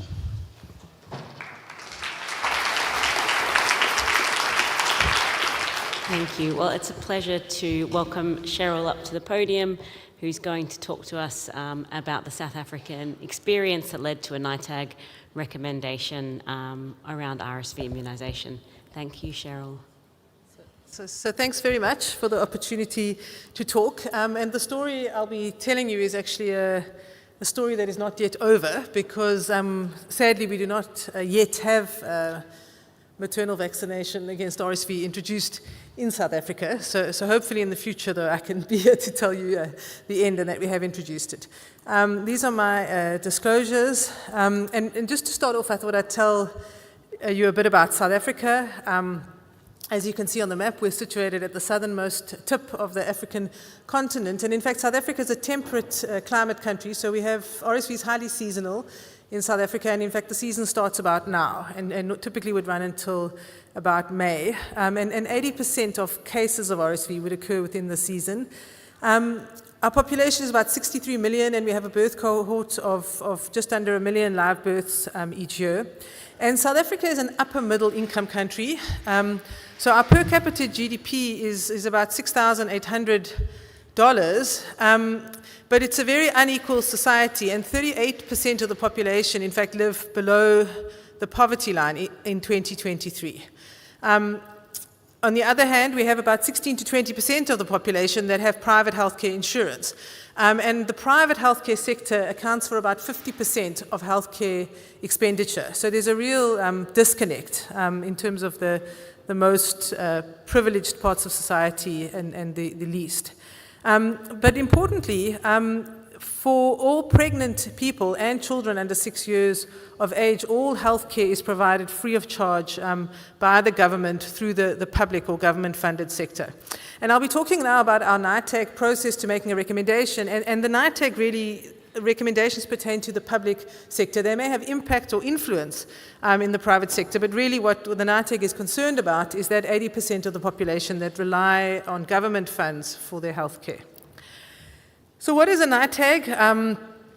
It's a National Immunization Technical Advisory Group, and really it's a body of national experts in vaccinology and immunology and other areas, providing technical and scientific guidance to the Ministry of Health. And South Africa actually has a very long-standing NITAG. Our NITAG is called the National Advisory Group on Immunization, or NAGI, and it was established in 1994. So more than 30 years we've actually been having a NITAG in the country, although the processes have certainly become more formalized in recent times. Just an overview of our NITAG process. The NITAG is ministerially appointed by the Minister of Health, and they generate recommendations which then go to the Minister of Health. But the Minister of Health has the discretion to decide whether to accept the recommendation and whether to implement the recommendation, and in that implementation, whether it will be full or not.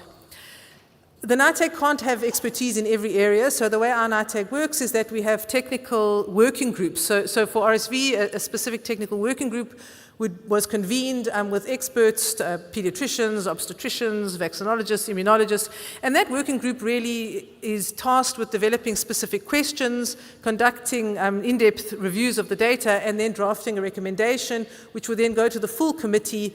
If the committee adopts it, that would then go to the Minister of Health. And I've just summarized on the slide some of the key types of evidence that is included in the recommendations, so burden and epidemiology, vaccine performance, vaccine safety, the societal impact, cost effectiveness issues. Importantly, we also look to other countries, like Argentina, and we look to recommendations of other groups, particularly the WHO SAGE and the Afro RITAG. And then very important in South Africa, our NITAG cannot make a recommendation on any product until it is approved by the National Health Regulator. Our regulators, the South African Health Products Regulatory Agency. So we can't actually make a recommendation until the product is licensed within the country, which for RSV certainly could have introduced delays. And so we really try to speed things up in that regard. The first thing that the RSV working group would then do is clarify the scope and the question, and we use the PICO approach, which is really defining the population or the problem, the intervention, the comparison, and the outcome. And for our RSV recommendation, these are the questions that are actually outlined in the published recommendation that we had. I think the first main question was, should the vaccine be introduced into the public immunization program as a single-dose vaccine for all pregnant women? And then there were 4 sub-questions. At what gestational age should it be administered? Should it be seasonal or year-round?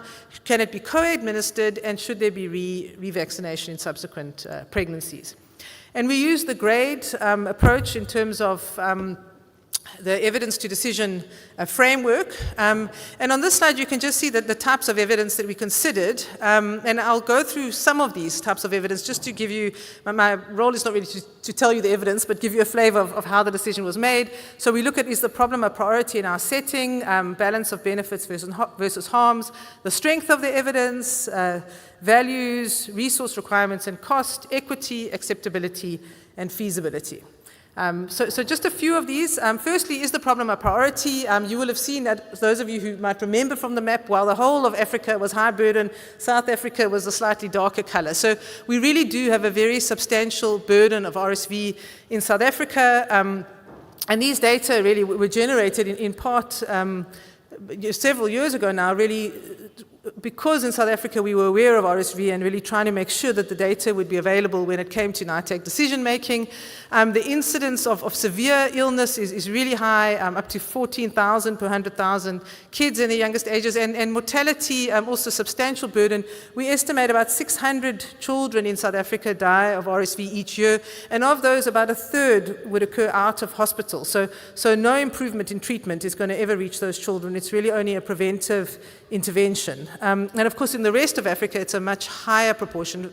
In many countries over 50% of all RSV-associated deaths would occur outside of the hospital. So I think a very compelling argument in terms of burden of disease, although as we know with RSV, often the burden is not recognized or not seen because it's not easy to distinguish RSV necessarily from other respiratory diseases. Second big consideration is really the balance of benefits versus harms. And of course, the clinical trial data, very important in terms of showing the efficacy of the product. South Africa was a very important contributor to the clinical trials that showed the efficacy of the RSV pre-F vaccine, and that was one of the reasons why we really had hoped to be an early introducer country. We also look very strongly to data on real-world effectiveness, and here I mentioned the Scotland study, but countries like Argentina, their data is really important to show decision makers that the vaccine does work when implemented in different settings.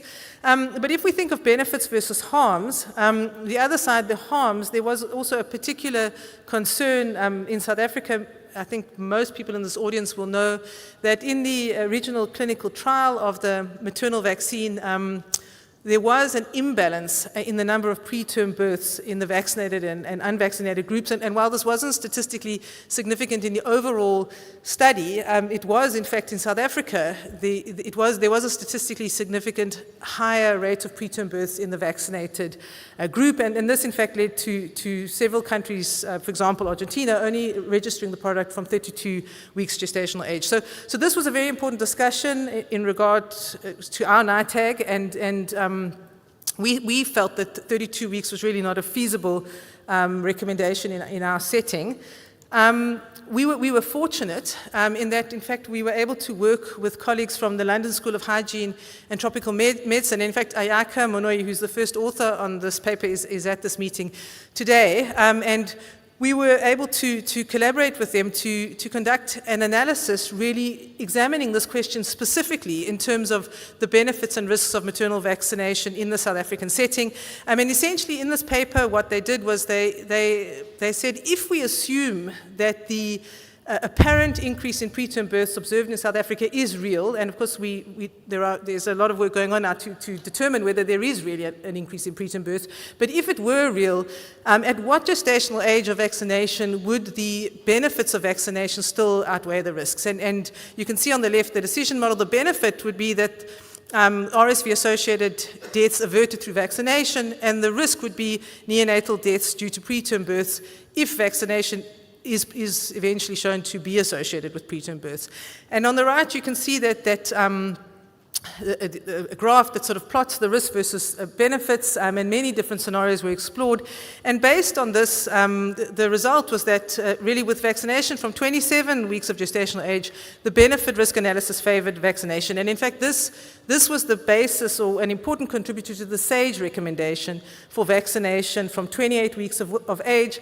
And in South Africa, in the end, our recommendation also was that this vaccine can be given in the third trimester, which in our setting is from 28 weeks of gestational age. Just to mention, that is quite late in our setting and many other African settings. Women do not have that many opportunities for vaccination, and we would hope that in future, if the signal is not confirmed, that age group could become younger, because it certainly limits the achievable vaccine coverage. In terms of certainty of evidence, I mentioned we use the GRADE framework, but I did also want to mention that in South Africa, as with many other middle-income NATAGs, we actually don't have any real dedicated resources or secretariat or people available or funded to do these kinds of evidence reviews. And so wherever possible, our NATAG really tries to collaborate with other agencies in order to assist with the GRADE review. We were very fortunate that SAGE was actually conducting their evidence review at the same time as us, and so we relied very heavily on their GRADE review and really just used a lot of what SAGE had done and adapted it to our local context. And of course, everyone knows that SAGE did recommend this vaccine. Another really important consideration, and ultimately this was the sticking point for South Africa, was cost. So this slide shows cost of disease. And again, in preparation for the vaccine availability, we did quite a lot of work. Looking at cost, RSV represents a very substantial cost to the healthcare system in South Africa. And we did conduct a cost effectiveness analysis, also exploring different price points, looking at cost effectiveness of maternal vaccine. You can see here that the price range that we explored was from $5 to $50 per dose. And in retrospect, perhaps this wasn't necessarily, this was a bit of a low or optimistic window, at least for the single dose formulation, because I think $50 a dose would be kind of the minimum pricing that one would hope to get for the single dose formulation. But what you can see is that at low costs, or relatively low pricing of $5 or $10 a dose. In fact, in South Africa, this vaccine could be cost-saving. Whereas at $50 a dose, the incremental cost-effectiveness ratio per daily averted is just over $3,000 US dollars. And at the time of our cost-effectiveness analysis, South Africa didn't, in fact, have a threshold for cost-effectiveness. But in fact, soon after our paper was published, South Africa adopted a cost-effectiveness threshold. And the cost-effectiveness threshold that is now used by our Ministry of Health is $3,015 per daily averted. And in fact, the assumption that is made is that any a health investment such as this vaccine represents a health opportunity cost for South Africa, because the pool of money available for health is not unlimited. And so if we're buying the RSV vaccine, that means there's some other health intervention that we're not paying for. And so all new health interventions are measured against the same cost effectiveness threshold, whether it's a diagnostic test or a therapeutic or a vaccine. And so I'll tell you a little bit more about the costing in a moment. The other consideration, just to mention, the slide is just to mention feasibility, and this just shows some of the feasibility issues that were considered in our recommendation. I've already spoken a bit about the third trimester. We decided to offer the vaccine year-round, even though RSV is seasonal in South Africa, and that's because it was thought it just was not feasible to have a maternal program that is switched on and off. We already have huge difficulties with our flu vaccine program. Co-administration is just another example of a feasibility issue. And I think one of our successes, although we weren't as fast as Argentina, is that the product was licensed in December 2024, and we were able to produce a recommendation only a few months later in April 2025 on the introduction of this vaccine. And this was presented to our Minister of Health in April of 2025. But as I mentioned, we haven't introduced the product yet. So essentially it went to our Minister of Health, and our Minister of Health in principle was supportive of the introduction of the vaccine, but this vaccine comes at an extremely high cost. And the decision was, or the realization was made that if we are to procure this vaccine, it couldn't come out of the health, it was too large to be absorbed within the health budget.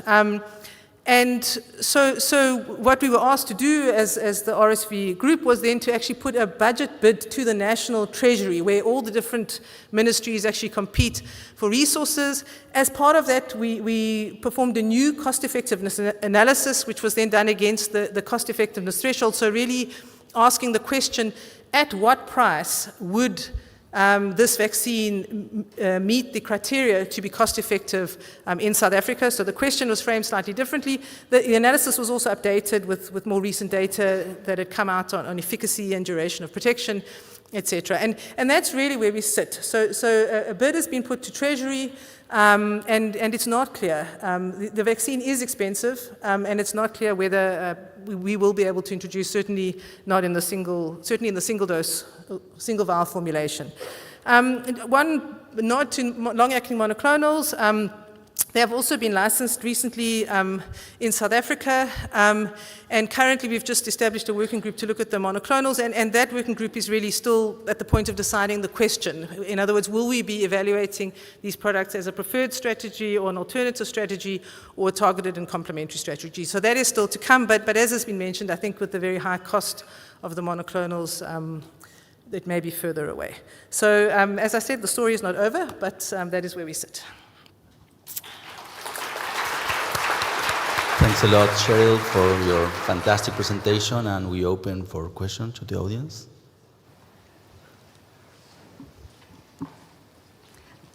Thank you, Cheryl. Really exciting. The vaccines are coming to South Africa very soon. My question is, from the real-world studies, and I think quite a few speakers also mentioned this, the uptake of the RSV maternal vaccine has varied quite substantially across countries. So my question is, how do you anticipate now vaccine uptake in South Africa? Are there barriers you might be expecting? So absolutely, I think that's a very important area of research. We know that influenza vaccine, there are a lot of challenges. It is offered in pregnancy, but many of these are related to the seasonal strategy. And there are others funded by the Gates Fund, others in this room, in fact, much better qualified perhaps to answer this question. I think hesitancy amongst pregnant mothers is not such a huge issue in South Africa, but there are many delivery issues in terms of maternal vaccination programs, and historically we've been very EPI focused. EPI is a vertical program, so I think there's still a lot of work to be done to bring an acceptance and understanding of the role of vaccines in the maternity clinic and the antenatal clinics. But I think there's quite a lot of research going on now with the hope that we'll have better understanding and address many of those issues by the time the vaccines come. Thank you. Minnie. Hi, hello, here. Hi, thank you. I come from Peru, and we are working on implementing the vaccine, actually. So I have a couple of questions about the strategy in regards to the upper limit of the gestational age, and what did you decide on that repeated dose for their pregnancies? So we didn't give an upper limit. Most women in South Africa don't have very accurate dates anyway. So in fact, we pragmatically said what the attending clinician sees as the third trimester. We didn't do very precise dating. And then we recommended with every subsequent pregnancy, currently is our recommendation. So for every pregnancy, you should get the vaccine. And there may be more data eventually on that. Thanks, Cheryl. Great talk. In many countries, and this was raised earlier, that the potential impact on all-cause lower respiratory tract infection could be a really compelling argument. I might have missed it, but how much did that figure into the discussions in NITAG and in convincing ministry for you? So it wasn't included in any of the quantitative analyses so far, and even in the updated cost effectiveness, it was discussed, but hasn't been quantitatively included. So it was discussed, the additional potential benefit, but it hasn't been included quantitatively. And I do think going forward that will be really important for countries to start to include those data, because I do think that we are underestimating the potential impact, and that's also why real-world data on impact, ideally from middle-income countries, will be so important. Because if ministries can see that those reductions, I think that will be key. Thanks. Marta. Thank you, Cheryl. So I think my question is just not for Cheryl, but probably for the panel, and is regarding going deeper than what Padmini was asking, is going to mortality. So actually probably this vaccine will have the potential to impact on mortality, and it's something that we really do not know a lot for RSV, but we do know that most of the deaths occur in low and middle income countries. So I don't know your thoughts, Cheryl, but probably also for Ignacio, if Gavi is, for example, planning on really to give some research funding or something to assess this, because if this vaccine can prevent mortality from RSV, I think this will be really a game changer, and I think in low and middle income countries is where we can look at this endpoint. And I do know that in Argentina you are looking at that, but yeah, I think we do need bigger numbers, and the Gavi countries will be those ones that can give us that answer. Yeah, I mean, from our side, I think I didn't have time to go into it, but in the cost effectiveness analysis, the DALI is averted. It's really driven by the mortality. Even though in absolute numbers, 600 deaths, it's very difficult to do a study then to actually demonstrate that mortality impact in one country. I know Argentina is attempting it, but that is one of the challenges, and I suppose we need to work collectively to address it. Thank you, Marta. Yeah, I couldn't agree more. I think this will be key, not only for initial decision making, showing that some countries have already had impacts on mortality, but also for the continuation of the program. For the continued investment, once introduced, this will be key to show. I think one of the greatest value of Gavi is that we work as an alliance, and that we have a clear mandate. So that's what I like about Gavi and why I like working there, because we have a clear public health solution, and it's procuring vaccines. So we're not a research institution, but we work as an alliance with many research institutions, as you well know and represented for many years. And if we want, we do need to highlight this as a key implementation learning study that needs to happen over the next years. Thank you. I can take part of your question because we are running a study in Argentina, as you really previously mentioned. But the main thing, as you mentioned before, is that we don't have enough sample size because we are facing an incredible reduction in mortality and associated to RSV. When we compare, I'm going to spoil myself, but I don't care.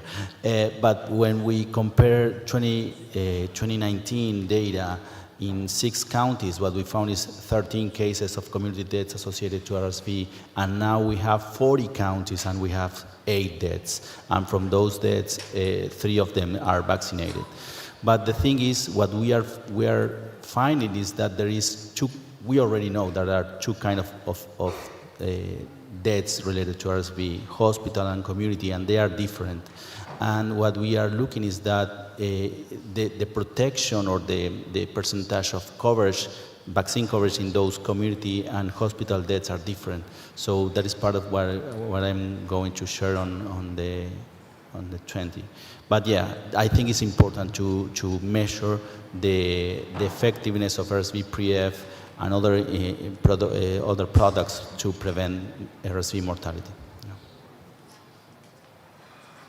Okay, thank you all. Thank you, everyone. There is a poster session just outside for the next hour, and then... And then we encourage to come again at 4 because we have the Young Researchers Tournament. Thanks a lot for being here.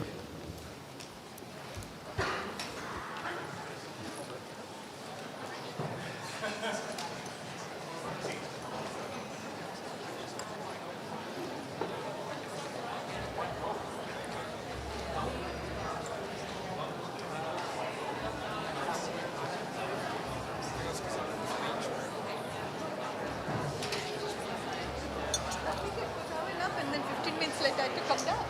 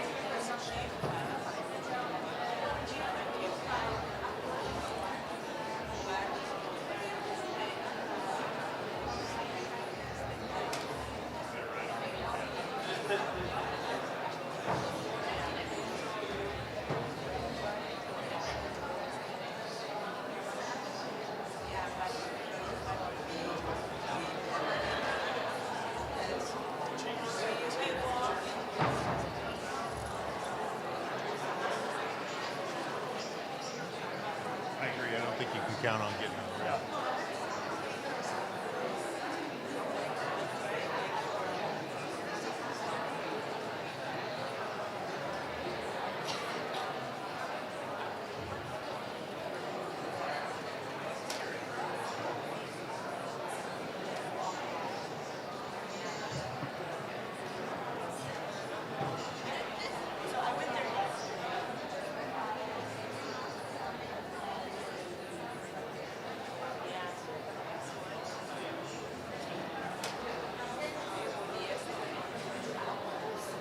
That's not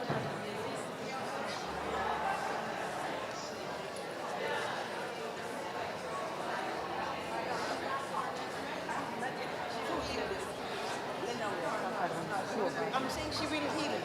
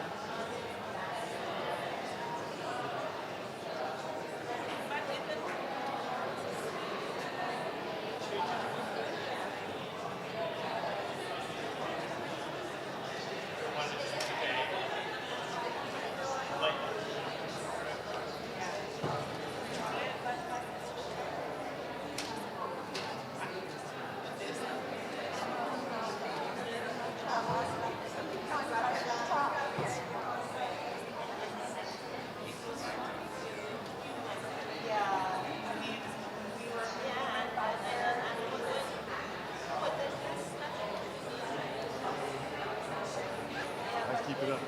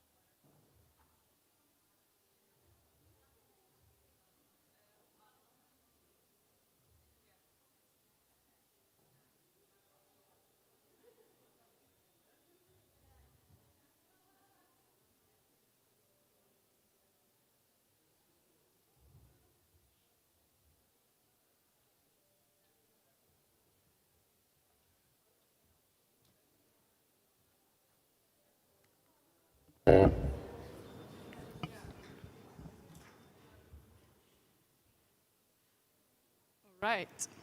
As the last people are slowly finding their seats, I think we are ready to start with the next session. I'm very happy to be here, invited by ReSViNET as last year winners of the Young Researchers Tournament. I'm very happy to present this new cohort of young researchers. So all researchers were able to submit an abstract, which were all scored, and the top 4 are able to present here today. They are able to present their work, and through public voting, we will decide who deserves the honor of the young researcher, and as well as competing for a prize. So please all pay very good attention. At the end, you will see a QR code, and you'll be able to score all of the presenters. Without further ado, I would like to ask my co-chair, Renato, to introduce the first presenter.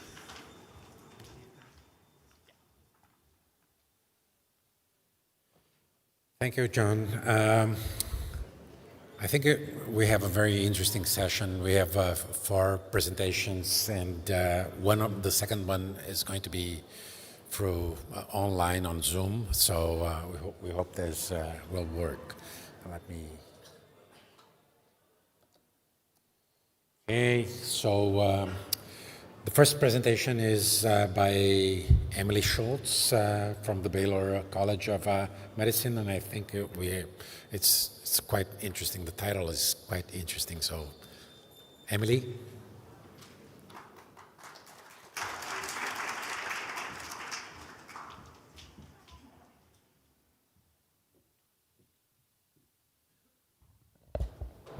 Okay, hello everyone.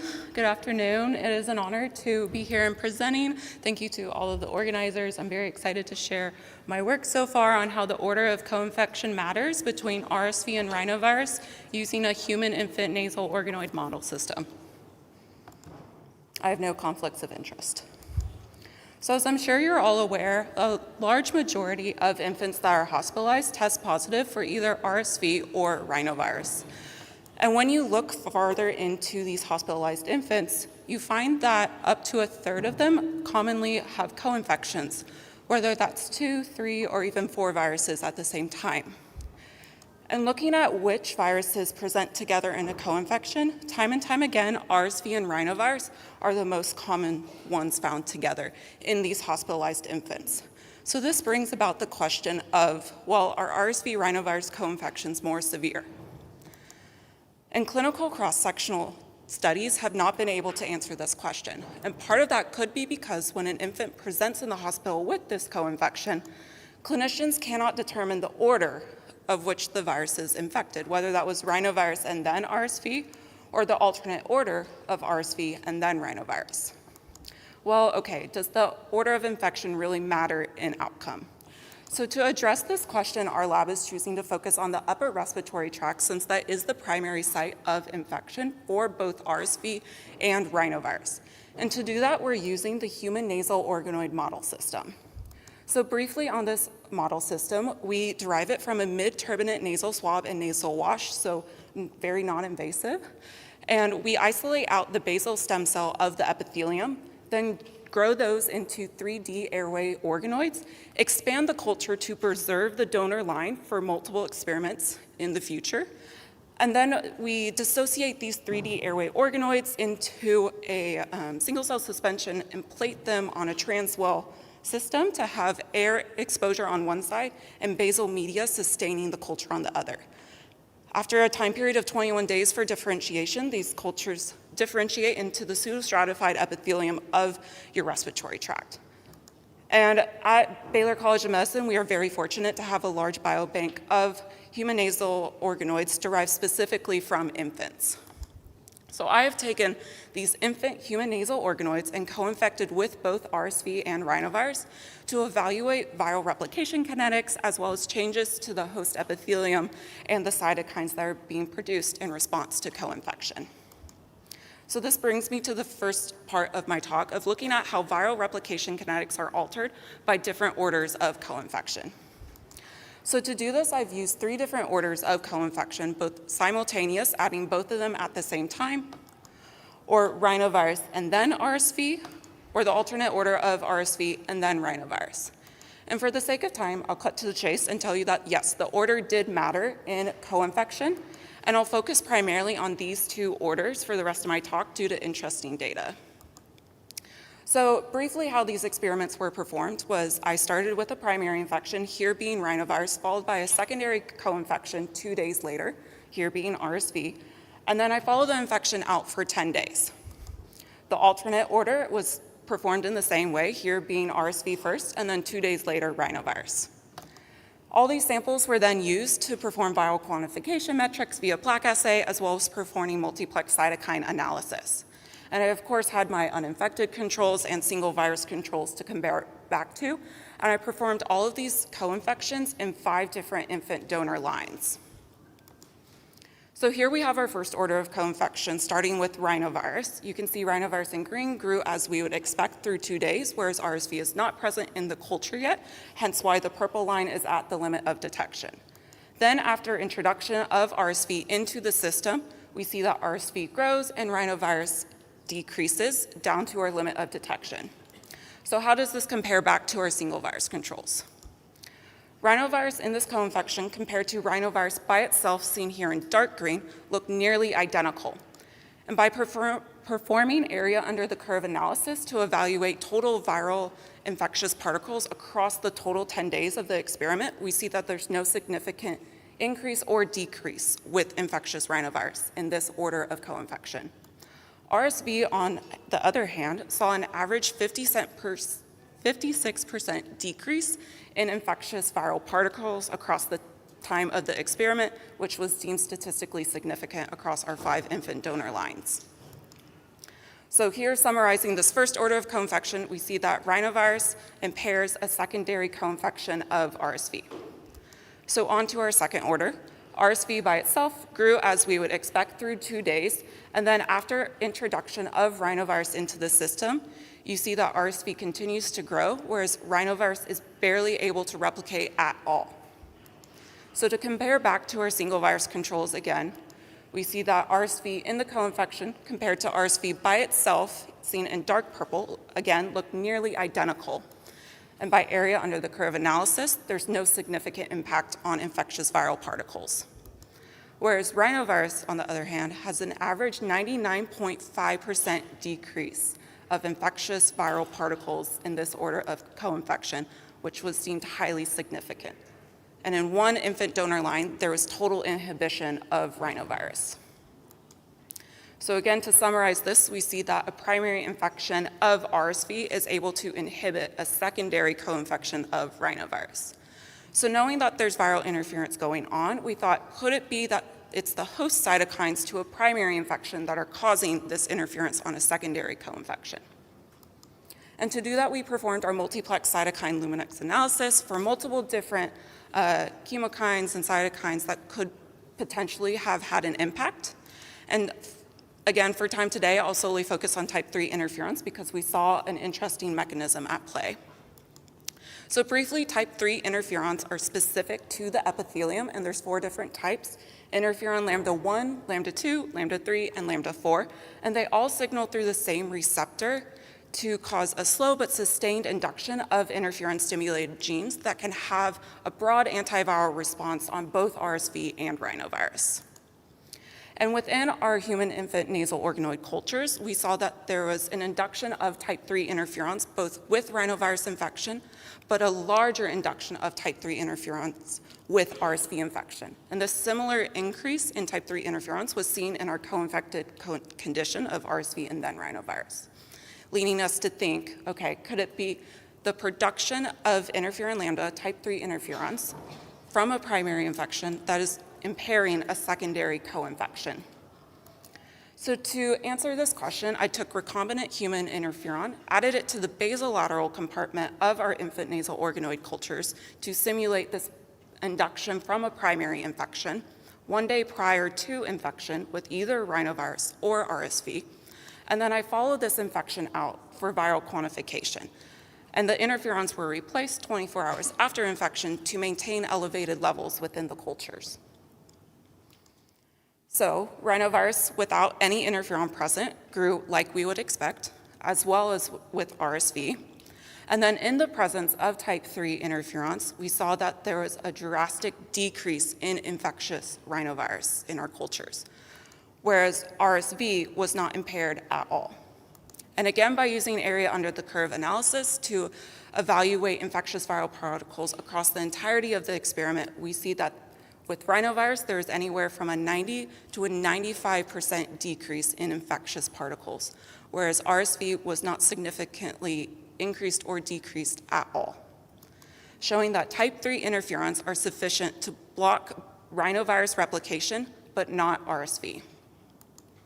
So in summary, today I've shown you that a primary infection, whether that's rhinovirus or RSV, causes an induction of type 3 interferons, interferon lambda, and that type 3 interferon is not able to block a secondary co-infection of RSV, but is able to inhibit a secondary co-infection of rhinovirus. So some implications of this work is showing that co-infection order does matter and how a second infecting virus is able to replicate. And clinically, this brings about the question of, are the co-infections we do see not of this order of RSV and then rhinovirus, because RSV is preventing rhinovirus replication, suggesting that is one of the other orders, whether that is simultaneous or rhinovirus and then RSV, where they're both able to coexist in the cultures at the same time. And then also knowing that RSV and rhinovirus co-infections are the most common co-infections in hospitalized infants, it brings about this question of what is going to happen when we remove RSV from circulation due to immunoprophylactic intervention. And this data would suggest that you will have viral replacement of RSV with either rhinovirus or another respiratory virus. So with that, I would like to acknowledge my lab for all of their support in this work, as well as thank you to the organizing committee for this conference. And with that, I will take any questions. Thank you.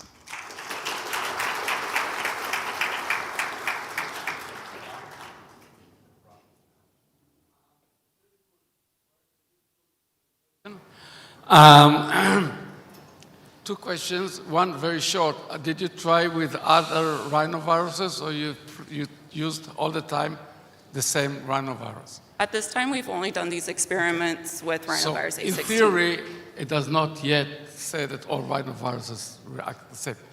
And second, we already published together with the people from Medimmune, then when you gave nirsevimab compared to placebo, there was no replacement with rhinovirus. Rather, rhinovirus was reduced in the nirsevimab recipients.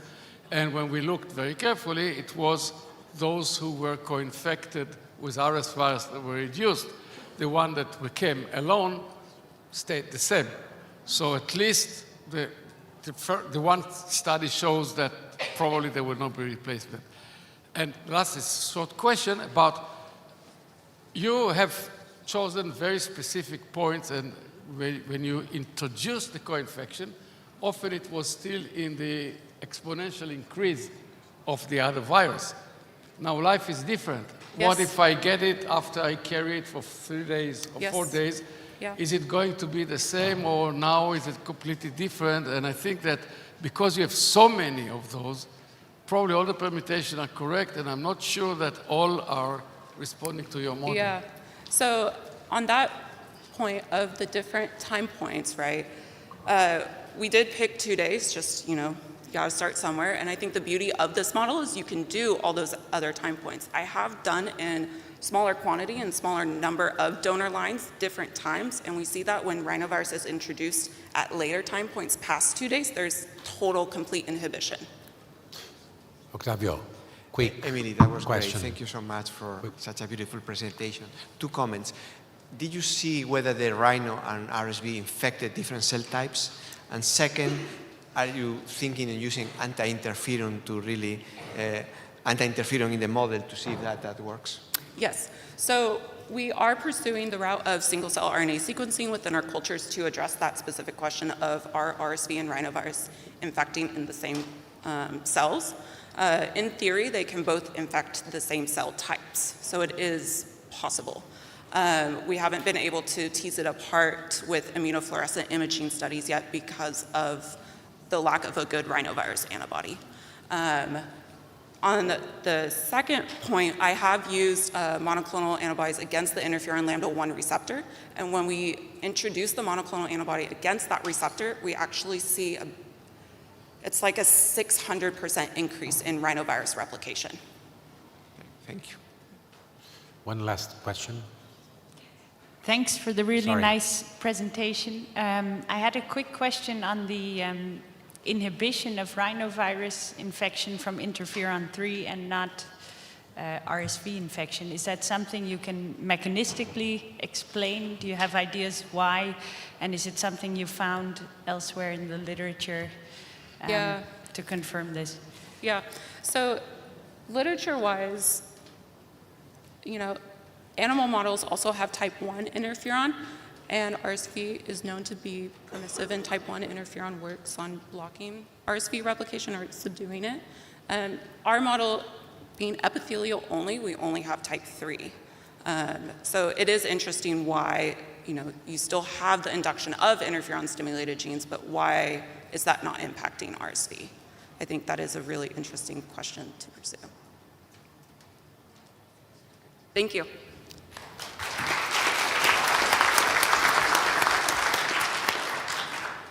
Thank you very much. It's time to move on to our second speaker, who will be online. This is Divya Nagaraj, also from Baylor College of Medicine in the US, who will also talk about nasal organoids during RSV infection.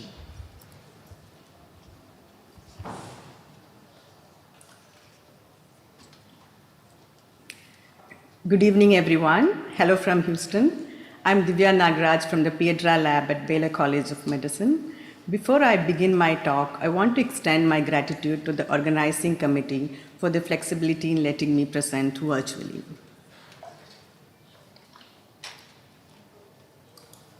I have no conflicts of interest to disclose. RSV remains the leading cause of infant hospitalization globally. It causes only mild disease in adults. The divergent clinical causes are striking. Adults experience self-limited symptoms resolving within days, while infants can often progress to bronchiolitis with prolonged viral shedding and extended recovery. The same virus infects both the groups with different outcomes, so the differential susceptibility must reside in the host response. The mechanism and host responses that cause this difference in RSV susceptibility is unclear and needs to be elucidated. Our study addressed 3 aims. Aim 1, identify age-dependent host transcriptional responses to RSV at early, peak, and late stages of infection. Second, map the temporal dynamics of host response to RSV infection in infant and adult human nose organoids. Third, identify mechanisms underlying differential disease outcomes. To address our aims, we use human nose organoids derived from 4 infants and 4 adult donors. Organoids were differentiated at air-liquid interface for 21 days to achieve pseudostratified epithelium. Infection was performed with RSV-A or B at MOI 0.01, and we collected samples at day 1, day 4, and day 8, representing early, peak, or late stages of infection respectively. This generated 214 RNA-seq samples for differential expression, pathway enrichment, or interaction modeling. The organoid model is critical here, allowing us to interrogate epithelium intrinsic responses. Before examining infection responses, I characterized baseline differences. Principal component analysis reveals clear separation between infant and adult donor organoids prior to any viral exposure. This separation is reproducible across donor and time point. The infant epithelium is transcriptionally distinct from adult at baseline. The baseline differences have clear functional implications. Firstly, we looked at epithelial differentiation marker. We found that overall, adult organoids show higher expression of ciliated, secretory, or goblet cell markers. Notably, adults show an increased expression of MUC5B, important for mucociliary clearance, while infants show preferential MUC5AC, a Th2 inducible mucin, and is less efficient in clearance. Next, we looked at immune signaling at baseline. Infant epithelium show elevated baseline activation of immune signaling genes. The system is already partially activated before the virus arrives. Adults express higher levels of chemokines that recruit neutrophils and effector T cells, supporting antiviral defense, while infants, on the other hand, show a Th2 skewed profile associated with allergic inflammation rather than effective antiviral defense. So, collectively, what does this mean? The infant epithelium have reduced differentiation, suboptimal mucin composition, upregulated Th2 prime state, whereas adult baseline indicates antiviral readiness. Next, we wanted to identify age-dependent host transcriptional responses to RSV at early, peak, and late stages of infection. Upon RSV infection, we observed a striking paradox in early responses. At day 1, infant organoids show 28-fold more differentially expressed gene than adult. However, and this is critical, the magnitude of individual gene changes is substantially lower. When stratified by effect size, infant responses cluster in the subtle to moderate range, while adult proportionally show more genes with strong fold change. This pattern suggests infant immune system overreacts early with many weak signals that fail to focus into coordinated antiviral signaling, while adults start with a focused response and build up appropriately. Next, we captured dynamic age-specific responses to RSV using interaction modeling. This identified over 2,000 genes with significant age by time by treatment interaction. K-means clustering of these interaction genes revealed 5 distinct age-specific patterns. In adults, we see a coordinated two-phase program, early metabolic suppression followed by a delayed but amplified immune activation. At peak infection, we see that adults downregulate mTORC1 signaling and related metabolic pathway. This acts as a metabolic checkpoint, redirecting cellular resources away from growth and toward antiviral defense.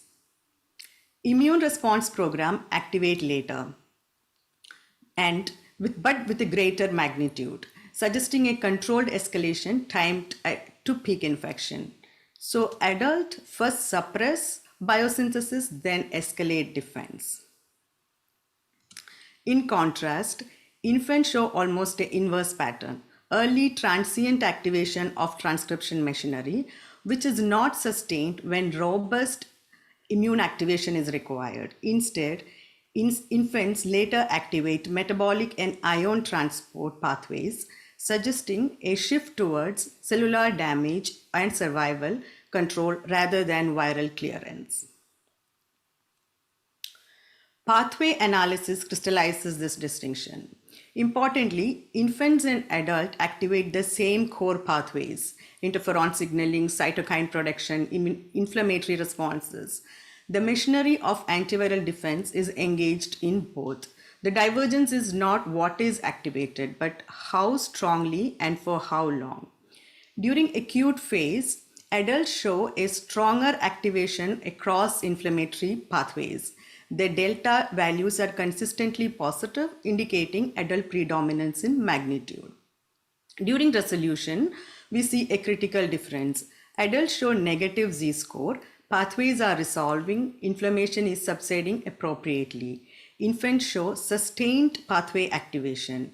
The red bars indicate persistent inflammatory signaling. The same pathway remain active when they should be resolving.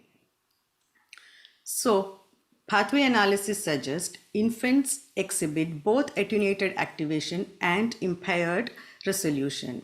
This sustained inflammation, failure to resolve, correlates directly with the prolonged clinical course in infant RSV disease. This raised a mechanistic question. What prevents resolution? We hypothesize the answer lies in cell death program. Examining cell death program revealed a fundamental difference. BCL2, the key anti-apoptotic regulator, shows dramatic different trajectories. Infants undergo BCL2 collapse at peak infection, while adults maintain BCL2 expression throughout infection. The functional consequence of this dramatic spike is the pro-death index in infants at day 4 reaching twice the adult level. Crucially, the mode of death matters as much as the amount. So here is our proposed model. So BCL2 collapse shifts the pro-death index or balance, but the mode of death is determined by caspase 8, the molecular switch. When caspase 8 is active, it cleaves RIPK1 and RIPK3, directing the cell towards apoptosis. This raised a question: if the cells are primed to die, why doesn't apoptosis clear the infection? Because apoptosis is actively blocked at 2 levels, C-flip and anti-inhibitors of apoptosis. All are elevated. Meanwhile, the necroptosis machinery is armed. RIPK1, RIPK3, ZBP1, an important alternative necroptosis initiator, are all upregulated. Interestingly, MLKL, the key necroptosis executor or the terminal executor of necroptosis, shows 1.7-fold higher activity in infants. So we have an elevated pro-death signal from BCL2 suppression, but apoptosis is blocked at 2 levels. The cells must die, but they cannot die cleanly, and they default to necroptosis. We validated this transcriptional signature functionally. LDH release, a marker of membrane rupture and necroptic death, is elevated in infant organoids at peak infection. The necroptosis index, calculated as LDH over caspases activity ratio, confirms preferential necroptic death in infant epithelium. This functional data validates the transcriptional findings. Infant epithelial cells die by inflammatory necroptosis rather than immunologically silent apoptosis. So, to briefly summarize, at baseline, infant epithelium is under-differentiated and Th2 skewed. In early response, infant activate 28-fold more genes, but 91% of them are subtle, whereas adult activate fewer genes with stronger signals. Same pathways, different execution. In resolution, adult turn off inflammation, infant cannot. And we found that from cell death mechanism, apoptosis is initiated but is blocked. Cells shunt to necroptosis. A 3.7-fold shift toward inflammatory lysis is where transcriptional dysregulation becomes clinical disease. So in closing, the epithelium is not merely a passive target for RSV infection. It actively shapes disease outcome through age-dependent response program. Understanding these programs opens new therapeutic avenues for our most vulnerable patients. With that, I would like to thank all members of Piedra Lab, especially Dr. Piedra and Basanti, for their amazing mentorship, Dr. Christian and Tejal from Corfa Group, and this work was funded by NIH. And I also thank the ReSViNET group for giving me this opportunity to present my work. With that, thank you all, and I welcome any questions.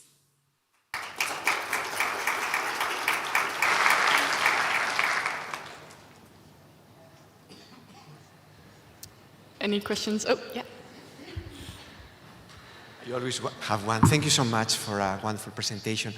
You were wondering, and one of the initial conclusions was that the infant epithelium is more prone to develop into 2H2 response, and that it was not as efficient and as organized as the adult.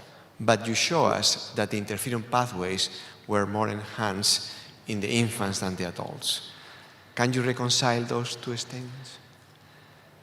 Interferon pathways, when we looked at the pathways, initially at the acute phase, we don't see any of those pathways activated in infants. They're activated, but not to the extent like adult. But in the resolution phase, we do see that the interferon pathway, all those pathways are activated, but they don't resolve. So that is the reason why we see a lot of inflammation in infants than adult.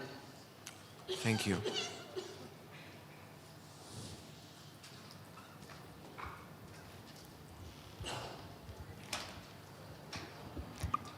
Thank you so much. Very nice talk.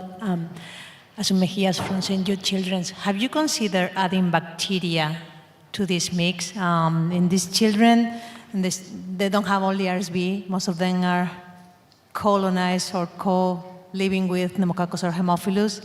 Have you considered expanding those experiments? I think it will be cool to do that. At this moment, it's a very good idea to do that, but no, at this moment, no. We would, I think I would like to take this forward and validate what we have seen. But yeah, having bacteria also would definitely help us understand better what is happening. Yes. Thank you.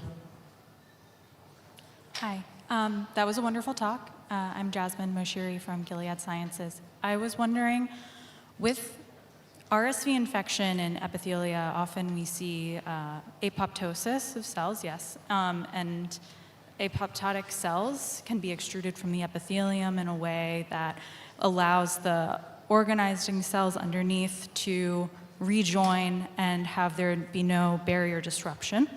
And I'm wondering what happens with necroptosis. Do you see some issues with tissue integrity that are maybe driving some extra inflammation? So generally, so as we know that when there is an infection and if apoptosis is happening, it's a clean way of cell death.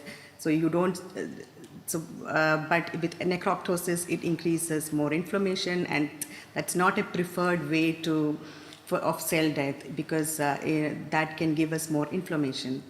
But to talk more about what happens in necroptosis with RSV infection, I think we need to validate it further. If this is what we see in the transcriptional data is in the protein, with the protein level.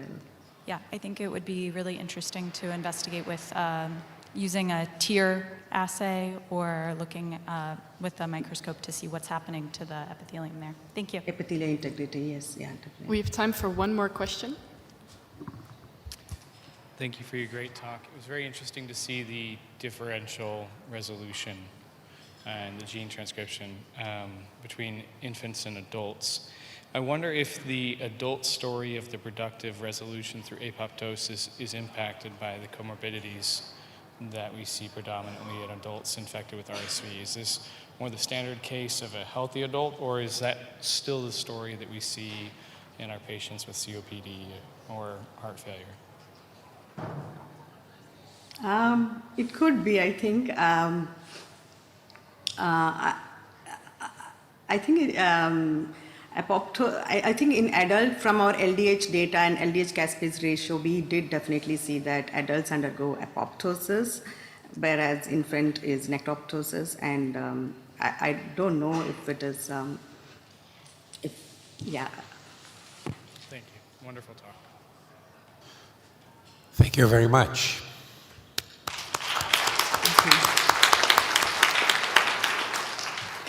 So we now move to Rosalie Groninjik. Not good enough, probably. From the Netherlands, also an interesting talk, high RSV incidence in the household with young children. Hello everyone, and thank you all for being here. I'm very happy to be here and to have the opportunity to present my research here today.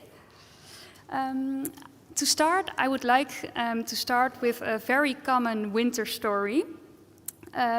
Imagine it's 3 a.m., your baby is coughing, you want to go to sleep, but your toddler won't go to sleep because he has a sniffing nose. And if you're honest, you also feel a sore throat coming on yourself.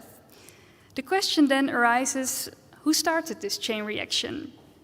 Well, we wanted to find out, so that's why we did a pilot study on transmission dynamics of RSV in households in the Netherlands. And today I will show you how exactly did we do this. I'll show you the first results, and I will also show you the contribution of household members to infant RSV infections. To start with, this study was funded by Sanofi, and I have no personal conflicts of interest to disclose. First, some background. For many years, we've suspected that young children play an important role in the transmission of RSV. What we don't exactly know is how large is this contribution, and also we don't know who is usually the first one to bring RSV into the household. Why do we want to know this? Well, we want to know this because understanding household transmission is important to inform vaccine strategies and the potential for indirect protection. So that's why we did the study, a prospective household transmission study in the Netherlands with the focus of the sources of infant RSV infections. The objectives of the study were to estimate the RSV attack rates in the different age groups and also to shed light on the household transmission patterns with the focus on infant RSV infections. Before we go to the results, I will start with how exactly did we manage this project, what did we do? For this project, we included 50 families, and families could only be included in the study if all family members agreed to participate to the study. Besides that, every family needed to have at least one child under the age of 4 years at the beginning of the RSV season, and one infant under the age of 6 months at the beginning of the RSV season. We conducted this study from October 2024 until May 2025, which is the RSV season in the Netherlands. And it's important to note that this was the season before ReSViNET was introduced in the Netherlands into the National Immunization Program. And this is where the families became the real heroes of the study, because they were asked to collect saliva twice a week and also to fill in a questionnaire on respiratory symptoms also twice a week. So this was done by the household members themselves. Well, then we had a lot of samples, a lot of questionnaires, and then it was time to find out who had RSV and also when they had RSV. Well, you can imagine we had a lot of samples, so we wanted to screen them efficiently, and for that we had a method. We used a pooled screening method, meaning that we had 10 consecutive samples of one participant, and we pooled those into one pooled sample. We then performed in-house PCR on this pooled sample, and when the pooled sample came back positive for RSV, we went back to the individual 10 samples to exactly pinpoint when this individual became positive for RSV for the first time. We then defined an RSV infection as at least one sample with a CT value below 39 or at least 2 samples with a CT value below 43. What we then could create is timelines like these. Every line represents one family member. So in this case, parents and a toddler and an infant. And every square represents one sample that was taken. And 2 samples were taken every week. So 10 samples represent 5 weeks. When the sample was positive for RSV, it's red in this figure. So what we see here is that the toddler, in this case, was the first one to get infected. So then we defined that toddler as the index case. And here you see that in the sample after, the parent and the infant both got infected, and then we said that those were potentially infected by the toddler. So we defined potential secondary household transmission as RSV infection in a household member within 14 days of the first positive sample of the index case. We were able to successfully recruit 50 families. So that means that we had 100 parents. We had one family that had 2 toddlers, so that's why we have 51 toddlers. And we also had one family with infant twins, meaning that we had 51 infants in total. We're very happy to share that all family members completed the whole study period. And we also saw high participant compliance. We collected almost 12,000 saliva samples and also almost 12,000 questionnaires. Means that we had participant compliance above 95%. Well, this was a level of compliance that we could only dream of when we started the study, so we were very happy about this. Then I'll move on to the RSV attack rates in the different age groups. An attack rate means that there was at least one RSV episode during the season in this age group. So for example, we had 100 parents, 37 of them had at least one RSV episode during the season, meaning we have an attack rate of 37%. For the toddlers, the attack rates were around 2/3, and for the infants, 3/4. We, of course, also had the symptom questionnaires, and what we saw is that the younger the person, the higher the proportion of symptomatic RSV infections, with even 100% of symptomatic RSV infections in the infant group. There are some other household studies that have been done on RSV transmission, for example, in Kenya and South Africa. And what we see there is that the proportion between the attack rates between the toddlers, infants, and parents is similar to what we found in our study. Of course, these studies are done in different populations, and the study design also differ a bit. Then, of course, the big question that we've all been waiting for. There were in total 43 household outbreaks involving the infant. And in 18 of them, we saw that the infant itself was the index case, meaning that the infant was the first one to have RSV within the household. In 1/3 of infant RSV infections, the toddler was the index case. So infants and toddlers were most often identified as the index case for infant RSV infections. We saw only one case where one of the parents was the index case.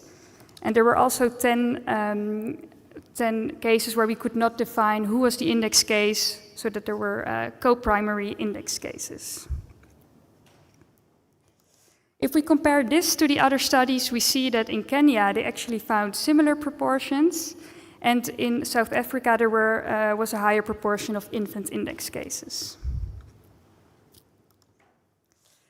We were very interested by these infant index cases, because where could they have gotten the RSV from? And then we looked into daycare, and we saw a huge difference between the infant index cases and the infant secondary cases when we looked at daycare attendance at the time of infection. So we had 18 index cases, and 17 of them were attending daycare at the time of RSV infection. And if we then looked at the secondary cases, so meaning the infants that were infected by a household member, mostly the toddlers, we saw that only a minority of them were attending daycare at the time of infection. So this does suggest a role for exposure to other young children for the infants. So what should you remember from this presentation? Infants and toddlers were most frequently identified as index cases of RSV infections in infants. The daycare attendance difference suggests a role of exposure to other children. And that's with these 2 points, we think that targeting young children may have an impact on infant RSV infections through indirect protection. I would like to thank the whole study team. Without them, this study wouldn't have been possible. But of course, most importantly, the participating households and especially the parents who were able to motivate their toddlers and infants to collect saliva for us twice weekly for an entire winter season. Thank you for your attention, and I'm happy to answer any questions.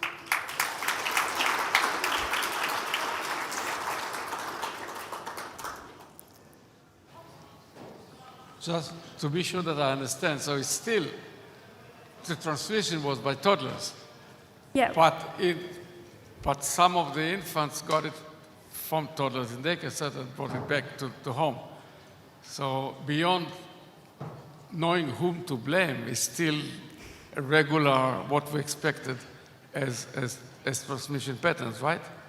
Thank you for your question. So if I understand correctly, you mean that still toddlers are accountable for 1/3 of the infections, and that's what we expected, right? What I mean is that it's not the infants who actually transmit things. The infants got it from somebody else and brought it home. So at home, maybe they were to blame with, if you in, but the parents have to blame with because they put them in the daycare center, right? The lesson here, never blame the parents.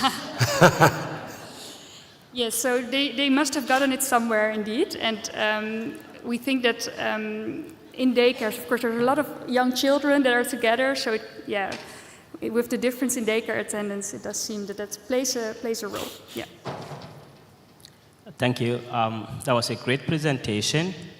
I want to find out, you had a 95% compliance rate. What was the source of the non-compliant, the 5% non-compliant? What was the source? And how did that impact your results? Thank you very much. Very, very interesting question. Indeed, we missed around 5% of samples. Mostly those were missed because of holidays. Families were allowed to go on holiday for 2 weeks during the season. So we asked them before inclusion, are you planning to go away for like more than a month? And it can be that we missed 2 weeks of samples. So it could be, of course, that then we missed an RSV infection if they got RSV during their holiday. Yeah. But we didn't miss any infections that we saw that they came back from holiday and that we saw that they're already positive. So I don't think we expect a big effect on the transmission. Rosalie, outstanding. Very nice presentation. Question for you. You have the ability to look at what immune pressure within a family can do for sequencing. So I was wondering whether you all have plans to sequence the virus and see whether it matters whether the index is the infant or the toddler, and how immune pressure in adult versus infant alters the molecular epidemiology of the virus. Thank you very much. That's a very good point. We don't have plans now to sequence, but I think I agree it would be super interesting to have the sequences of the samples as well. So I think it's a very interesting and very good point indeed. Thank you for your study. You are right. This is a major tour de force to get all this done. But I was wondering if you considered one possibility. The sensitivity of your PCR on saliva may be depending on the viral load. The younger you are, the higher your viral load. Is it possible that 2 individuals got infected at the same time, but because in infants they replicate higher, you pick it up earlier and suggesting that the infant is the source? That's one. Number 2, infants in daycare don't walk, right? So maybe you should go to the daycare and sample the caretakers, because maybe they are the source of the infection. Thank you very much. I think the saliva point, it's a very valid point. We do have a lot of experience with saliva that it shows similar sensitivity as nasopharyngeal swabs. And also when I look at our attack rates, I think It's unlikely that we missed a lot of infections, but of course it could be that we missed some with our saliva method. I do know that studies on saliva have shown that it's comparable, the saliva and the nasopharyngeal swab, but I think it's a good point. With viral load as well, you can pick it up different threshold of viral load with the saliva. Sorry, I didn't. So when you compare MP or mid-turbinate PCRs with saliva PCRs, you think it depends on the viral load, the matching is the same? Okay, Louis said yes, so I'm shut up on that. What about the daycare caretakers? What do you think about that? Because infants don't walk. No, that's true.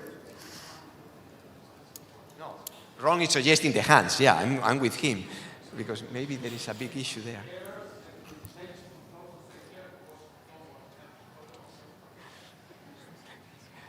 Do you think, no, I think the issue of the daycare is very critical. I mean, you showed beautiful data, so thank you for all that. This will be very, very helpful. But you don't think that maybe it's not the infant, but the caretakers? I think due to time, I might ask you to continue this discussion during the networking drinks or dinner. Thank you, Rosalie. Thank you.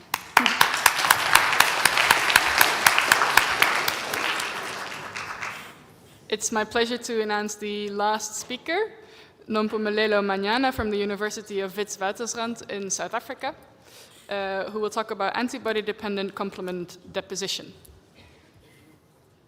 Good evening, all. Before we begin, I would like to declare there is no conflict of interest related to this work.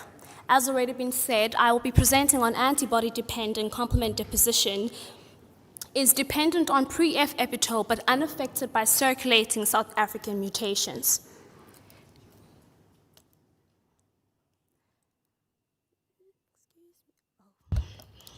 As we all know, the respiratory syncytial virus remains a significant cause for morbidity and mortality in child and infant, especially in low to middle income countries. While neutralizing antibodies against RSV are known to contribute to protection, serum neutralization alone does not fully explain immune protection against RSV. Accumulating evidence indicates that non-neutralizing Fc-mediated effector functions are associated with vaccine-elicited protection. Notably, in other viral infections such as SARS-CoV-2, neutralizing capacity has been shown to wane over time while Fc-mediated effector functions are resilient, potentially providing more durable immunity. However, the specific Fc effector profiles associated with RSV protection remain uncharacterized. The systematic mapping of these functions therefore hold considerable promise for rational immunogen design. The antibodies protect against pathogens through two distinct mechanisms. We have the Fab region, which binds and neutralizes the virus, while the Fc region recruits immune effector cells. In our study, we looked at two of these Fc functions, including antibody-dependent cellular phagocytosis and antibody-dependent complement deposition. While neutralization targets on the RSVF prefusion protein are well mapped, this is not the same for Fc functions. The epitope-specific determinants of ADCP and ADCD activity remain undefined, and the functional impact of antigenic variation has not been systematically evaluated. The aim of our study was to establish the RSV ADCP and ADCD assay and characterize the functional profile of monoclonal antibodies against RSV pre-F. Additionally, we wanted to assess how high-frequency circulating viral mutations can influence these functions, potentially leading to immune evasion. The experimental workflow involved the expression of the stabilized DS-CAV1 antigen, which is systematically organized into its 7 distinct antigenic sites. This construct was generously provided to us by the Vaccine Research Center. Additionally, our study utilized a panel of 29 RSV-specific IgG1 monoclonal antibodies, each with defined epitope specificity. This MAB panel comprised 23 antibodies induced by infection and 6 prophylactic antibodies. We established a bead-based RSV ADCP assay adapted from existing literature, where the fluorescent beads were coated with the RSV antigen and incubated with monoclonal antibodies for opsonization. T helper 1 monocytes were then used as effector cells, and phagocytic activity was quantified by flow cytometry based on the bead uptake. In parallel, we conducted a multiplex Luminex bead-based assay to analyze the IgG binding and antibody-dependent complement deposition. The initial setup of both assays is quite similar, where the RSV antigen is coupled to carboxylated beads, which are then incubated with antibodies. Following this, for IgG binding, a secondary antibody is added. For the complement deposition, the antigen-antibody immune complex is then exposed to guinea pig complement. The complement recruitment is then detected using a fluorescent anti-C3b antibody. Both these antibodies are then quantified by measuring the mean fluorescent intensity using the IntelliFlex platform. So this graph illustrates the initial binding characteristics against the wild-type RSV pre-F. The figure shows IgG binding EC50 values across the antigenic sites 0 through 6. Each dot represents an individual monoclonal antibody with open circles indicating the prophylactic MABs and the filled circles representing the infection-induced MABs. The horizontal lines denote the median binding response per site. Although we can see site variations in binding capacity, the binding responses were broadly comparable across the sites of this MAB panel. We then measured the phagocytic responses across the antigenic sites, and we can clearly see that the ADCP activity appears comparable across most of these sites, with median responses clustering within the same range.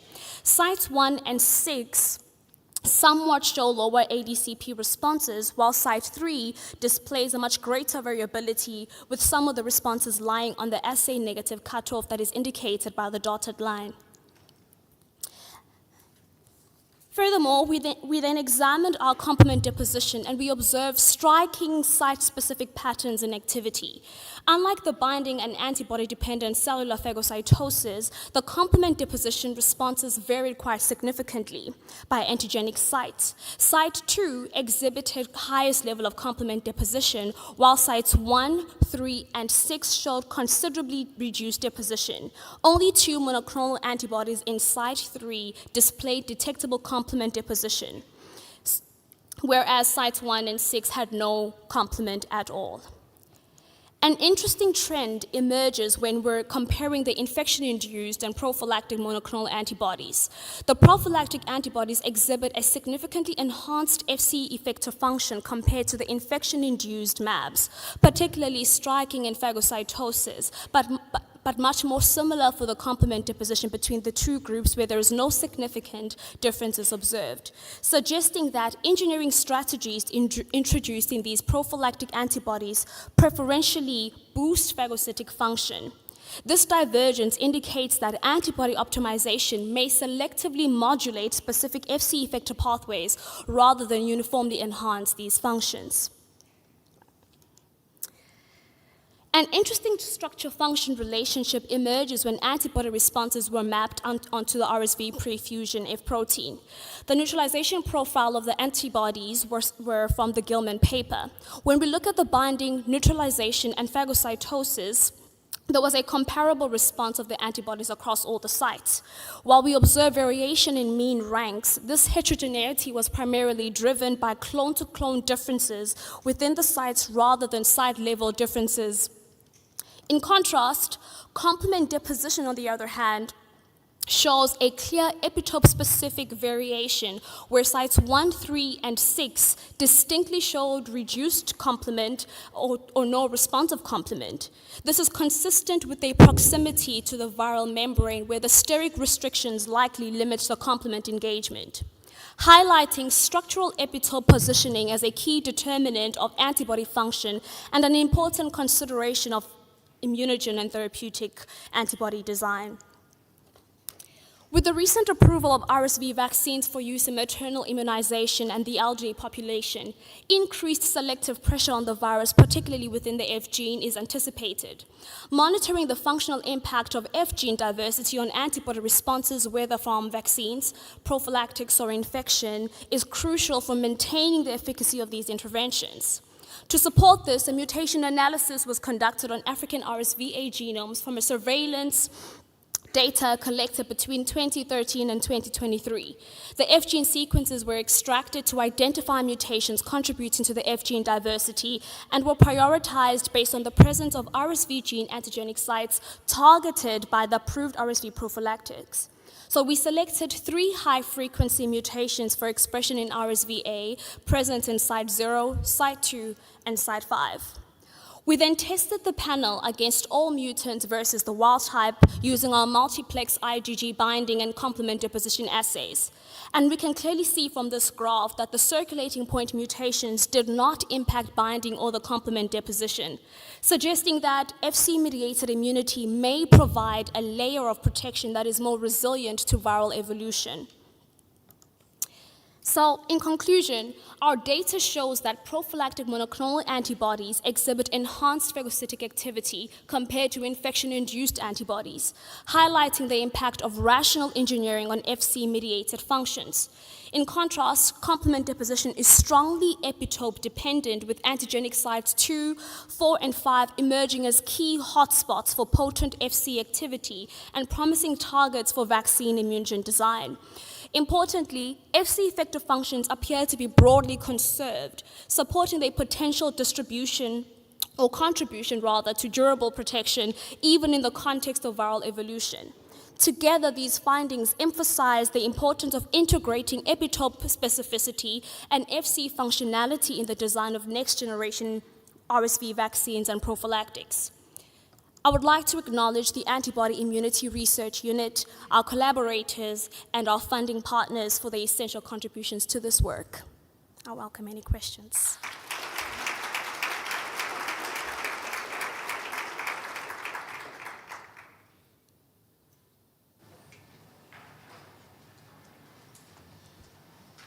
Hi, Keena Swanson. Very nice presentation. When you showed the comparison of the infection-induced antibody activity relative to the, there you go. So specifically for the ADCD, so I think it makes sense based on how the F protein is presented on the surface of the virions, right? That if most of those are binding at the base, you might expect less with the infection-induced compared to the prophylactic. So, but within that population, so there were 23, it looks like, samples that you had. Was there anything that stood out between those that did have activity and those that did not? So I think I kind of show it here in this graph, where so on this graph we have a complement deposition, and the 3 mAbs that are at the bottom there are the mAbs that are infection-induced, and they had no complement activity. Whereas the 1 is actually the therapeutic mAb that we see that is not filled in that site. I guess maybe my question is more from the individuals that the sera were collected from. Or are these monoclonals from the infection-induced? These are monoclonals from the These are monoclonal antibodies. Right, so were these all of the same age range of individuals, or were there some younger and some older? It was 3 individuals, so it was a previous publication from the Gilman paper where 3 individuals, there was an isolation of antibodies from them, and then we selected this panel from that isolated list of antibodies. 3 healthy adults. Okay, thank you.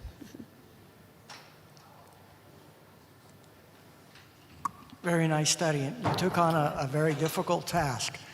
But one of the things that you didn't describe is the effector function. When you have ADCD, are you seeing it as a friend or as a foe? Because you are having complement deposition. And so the effector function, you'll have hopefully improved killing. Right. Have you demonstrated that? In this instance, we pretty much just look at the C1q binding, which kind of gives us insight that there could be complement deposition, so not exactly, no. And then at a population level, Right. have you seen whether there's any correlation between protection versus disease according to the amount of activity for complement deposition? So far, no. I actually did run some serum samples from adults who were previously infected with RSV and from the general population in South Africa, and I have not seen that yet. So I think it does require a good cohort to be able to kind of see how that looks like on the general population. Thank you. Last short question. Hi, I have a couple of questions, two if I may. The first question is, what are the isotypes of the antibodies that you use? IgG1.